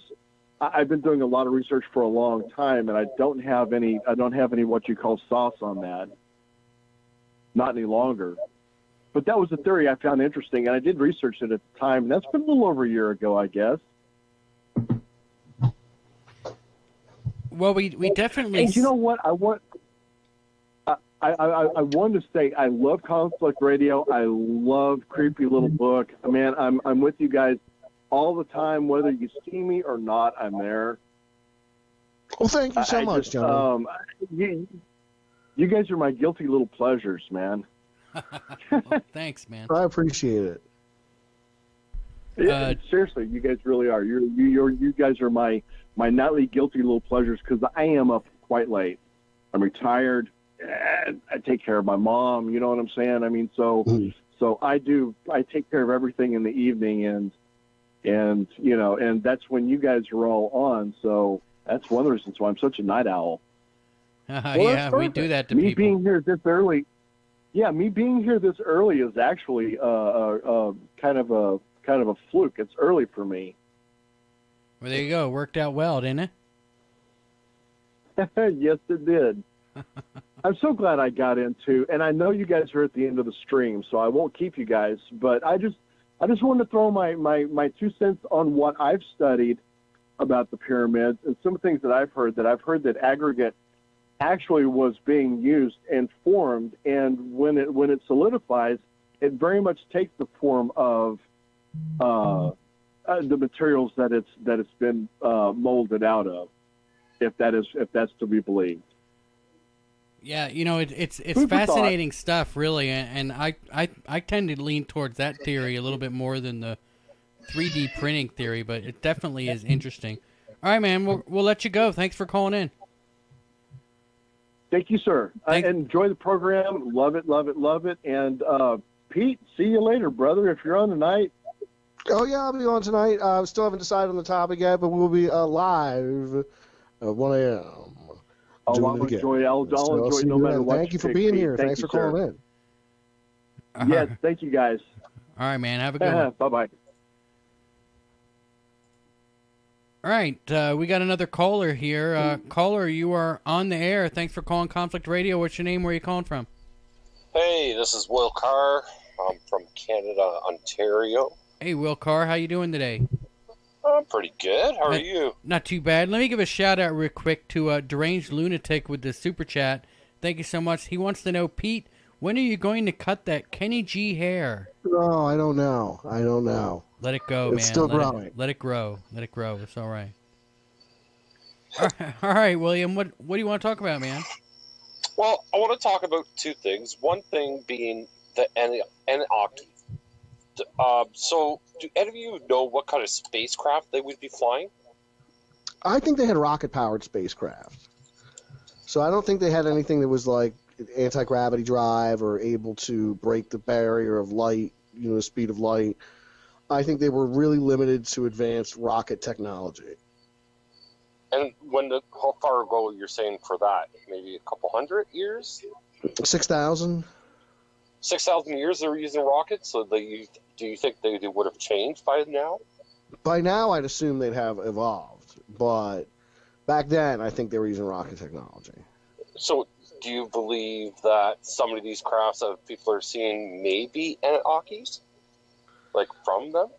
They could be from them. If the Anunnaki are still interested in what's going on here, if they still have any kind of interest in it. Their interest in the planet might have been done in the ancient past, and for all we know, they're either they've died off, or they've continued to exist on by finding other resources to rebuild their planet's decaying atmosphere. Well, there you go. Huh. Okay, so for my next question about Bigfoot. Now, I've been on GoofOn, and I mentioned this to him, and he thought it was really interesting. Mm-hmm. Now, we have spacecrafts that have crashed, landed on Earth, correct? And absolutely. We know from human history, we love zoos, right? We love different animals, different species and such, and we create these zoos for them to live their life. Who says that they don't do this on these spacecrafts? They could be just literally flying zoos, flying around. And it so happens that one of these crafts have crashed, had some species on there. And this is where we get Bigfoot. Could have been the case. Now, I mean, I leave the door open for a lot of possibilities when it comes to Bigfoot. Could Bigfoot be an elemental creature of some kind? Could Bigfoot be an ultra-terrestrial who originates from this planet but is not human in any way? Perhaps he's got the ability to phase in and out of our reality into like the realm of the Fae folk, if we're going to talk about him in that regard. Is Bigfoot a kind of... if Bigfoot was seen in Norway 400 years ago, would they have just called him a troll? You know what I mean? Right. Is there precedent for these wild men throughout history? There definitely is in the heraldry of Europe throughout the medieval era. You see lots of depictions of wild men on heraldry. And whether or not these wild men have anything to do with wild men myths that come out of North America or not, I don't know. Was there perhaps a European Bigfoot at some point in time that is part of a collective memory of these feral people that inspired the wild men myth? I don't know. Or is it something indigenous to Asia that came over the land bridge into North America? And that's why we see them from another planet, and the aliens just abducted one planet and caught a couple species, kind of like they do here, keep them on their spaceship and come and crash, right? Malfunction of the engine, whatever, what have you, crashes on Earth, and then but Bigfoot is in a cage. He survives. He goes out, and how long does it take for a invasive species to take over an area? Right? Bigfoot would have no issues. That's a good point. Big creature. So it might originate from another world entirely. Right? And it just so happens that they've been abducted, right? And they don't know where, and they had to make a home for themselves because, they kind of got stranded here. Because they're not really, they're just kind of like, excuse me, like an oddball. And we have several species like that on Earth. They're just odd. They almost don't fit, Right. Right. And so what a better explanation than saying, well, then maybe possibly it came from a spacecraft that happened to pass by and crashed. Because, you know, they wouldn't just leave them here, invasive species like that. You would not, well, we wouldn't do that, but who knows what they would do. But, you know, I'm just kind of putting it out there. That could possibly be why we have these weird species on Earth. And just because we can't, you know, we're just like, well, they're not from this type of animal or this type of mammal, or, you know, they're their own class. Maybe those the ones that, you know. Well, even the ones in Australia are so different than everywhere else around the world, right? Right. And so if you can collaborate on different crash sites, and maybe, you know, you'll have some linkage there in the sense of like where the world's weird species are. Maybe they have a lot of crash sites there. Who knows, right? Yeah, I mean, you make a good point. You make an absolutely good point. Yeah, Rich said the same thing too. So. All right, man. Yeah. All right. Thank you for letting me call in. You got it, man. Have a good one. Thank you for calling in. Yeah. Bye. All right, Pete. Somebody else was trying to get onto the show here in just a minute. You got a couple more minutes to hang out, or Sure. All right. Let me give a shout out here to Rainy Steps for the super chat. She says, or great show, guys. Thank you so much. I see Tina finally made it in here. How you doing, Tina? I know she's your mod over there at Creepy Little Book. Conflict Radio, you're on the air. How you doing? Hey, I'm doing good. How are you guys? Not too bad. What's your name? Where are you calling from? My name is Ori. I'm calling from Atlanta, Georgia. All right, Atlanta. How you doing, man?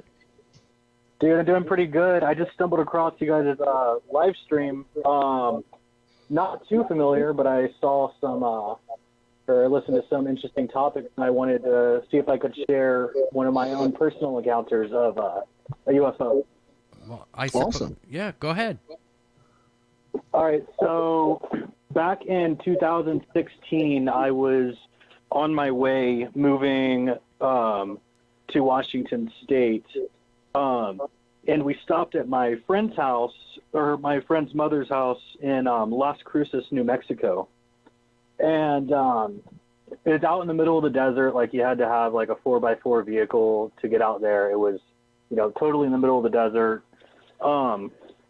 And she invited one of her friends who she grew up there with in Las Cruces. She went to high school with them and stuff. And we were sitting out back on the porch, and he just started remarking about how you can often see a lot of weird things in the sky around at night. And I was like, you know, that's cool. I've always like believed in UFOs, and I've listened to Art Bell and Coast to Coast AM, all that my whole life. I was like, okay, I didn't think much of it. Then after a couple of hours of just hanging out, the guy pointed up and he was like, hey, do you see that up there? I was like, what? He's like, look at that. And he pointed. We started to see what looked like just like a normal star in the sky. And it's like totally pitch black, no light pollution whatsoever. And he said, just look at that for a minute. And it got a little bit brighter than the rest of the stars in the sky. And it started moving just very slowly, side to side. And you could tell it wasn't just like a couple of 100 feet in the air. It was like way, way up there. And there's no noise. There wasn't anything, completely, you know, silent. And after a couple of minutes,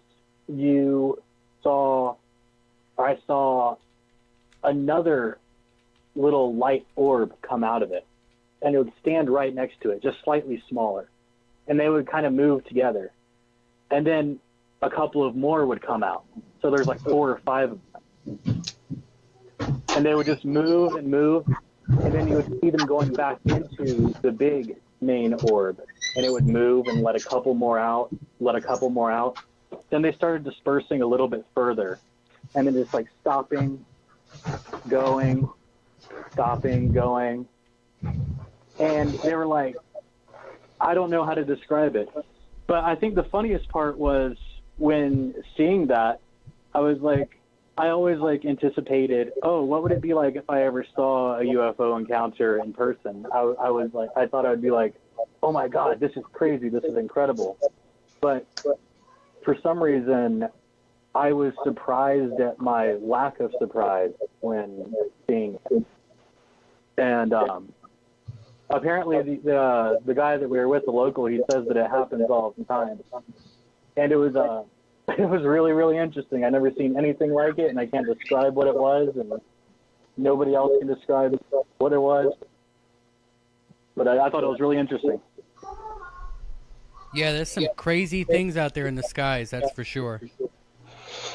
Yeah, and I tell you what, I agree with you. We were talking about you're an Art Bell fan. I'm a huge Art Bell fan, and coming up, as a young man, listening to Art and all these great stories, really, it was a huge inspiration for me. Yeah, Art Bell was the it best. was incredible. But that's all I have to share with that encounter. But it was pretty beautiful. Yeah, it definitely makes you think, doesn't it? Yeah, it really does. It was and it wasn't anywhere like where they didn't have like any I don't think Las Cruces, New Mexico has an airport. There's no military bases around or anything. That's all up toward, I think that's way like northern and central New Mexico. This was not, but I think 12 miles from the Mexico border where I was at in Las Cruces. So pretty small town. Yeah, it certainly is. All right, man. Well, thanks for calling in. Yeah, thanks for the story. Absolutely. Thank you for sharing. Yeah. All right, man. Have a good day, all right? All right. All right, Pete. What do you think, man? Should you try it? Yeah, why not? All right, let's wrap it up, guys. It's an interesting show tonight. I'll just go ahead and turn off that line number. Pete, why don't you give us your end of show? Right, let me give you the rundown. Let me give you the 2-minute elevator pitch. You got it. All right, everybody. My name is Pete, and I am the host, the humble host of the Creepy Little Book, a show with a focus on the fringe and mysterious, everything from the esoteric to the extraterrestrial, the spiritual to the supernatural, and all that lies between. Now, you could consider me a master of mysteries, an antiquarian of the arcane, or perhaps just a weirdo yelling in the dark, but we have fun, and we do it every single night of the year, including holidays and weekends. We are there for you, the night people, the community of the curious, to gather together and explore strange mysteries untold, ancient magics, and extraterrestrial events, and everything that your mind can conjure up. Possible or impossible, indeed. So, yes, join us. And if you can't miss the show, if you do miss the show and you can't catch us live on YouTube, you can find the podcast available on Spotify or Spreaker or iHeartRadio. But definitely check us out live on YouTube every single night at 1 a.m. Eastern Standard Time, Monday through Friday. And then on the weekends, it's 11 p.m. Eastern Standard Time. We get them in a little bit earlier. And sometimes I'll even do one at 3 a.m. on the weekends. Yes, there's some days you do too. Yeah, I'll squeeze them in too if I can get them in. All right. And I want to give a shout out to Polar Tash. He says, with the super chat, great show. Good to hear some voices from the chat. And that's the truth, man. We get to know a lot of these people in the chat, don't we, Pete? Just from, years of doing shows. It's great to hear so many people's voices. It's awesome to be able to give them a platform where they can call in, and always happy to provide that for you, my friend. And I'd like to, do this once a month. If you have the time, and we got you already scheduled to come on next month on your birthday, September 20th. So that ought to be a really good time.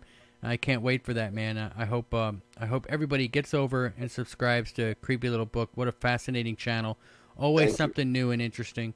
And that's gonna. I guess we're gonna wrap it up. I'm waiting for the bell. Where's the bell? Yeah, let me ring the bell. Here we go. Ready? All right. There we go. All right, Pete. Hang on a second. Let me wrap this up, and I'll get right to you. All right, guys. I want to Pete, real quick. You're on. You got the Apple iTunes thing all done now? No, I'm not on Apple. I don't want to download their nonsense. Oh, I didn't have to download anything to get on Apple. Yeah, they're giving me a hard time. I don't know why. Oh, all right. Do you use the embedding to embed your MP3s with all the things that they need? I don't know. All right, maybe we could talk about I that. don't know. We'll talk about that off the air a little bit. All right, remember you can always find Conflict Radio online. Just go to www.conflictradio.net. You can always find us we're on Facebook and Twitter as well. Just search for Conflict Radio. We're on Twitter, we're on Facebook. If somebody, I got questions in the Discord the other day, what my Cash App was, because people don't like donating on YouTube. If you want to donate to the show and use a Cash App, just search for Conflict Radio on Cash App. That's all one word on Cash App, and you can find Conflict Radio that way as well. And that's always a great way, because a lot of people don't like doing the whole YouTube thing because they don't want to give YouTube any money. So that's fine. You can give it all to me on the Cash App. That's fine. Thank you, everybody that does that and does the super chats. Really do appreciate it. Remember to check out our T-shirts and shirts. The colors that are there aren't all the colors that are available. If you click on the link, you can get all kinds of different colors. I've seen somebody asking about colors. There's all kinds of colors. Whatever colors Teespring offers is the colors that there are. I think there's like 10 or so colors, so definitely go and check that out. And I guess that's going to do it for us. Remember, the world's getting crazy out there, everybody. It really is getting nuts. Batten down the hatches and be safe.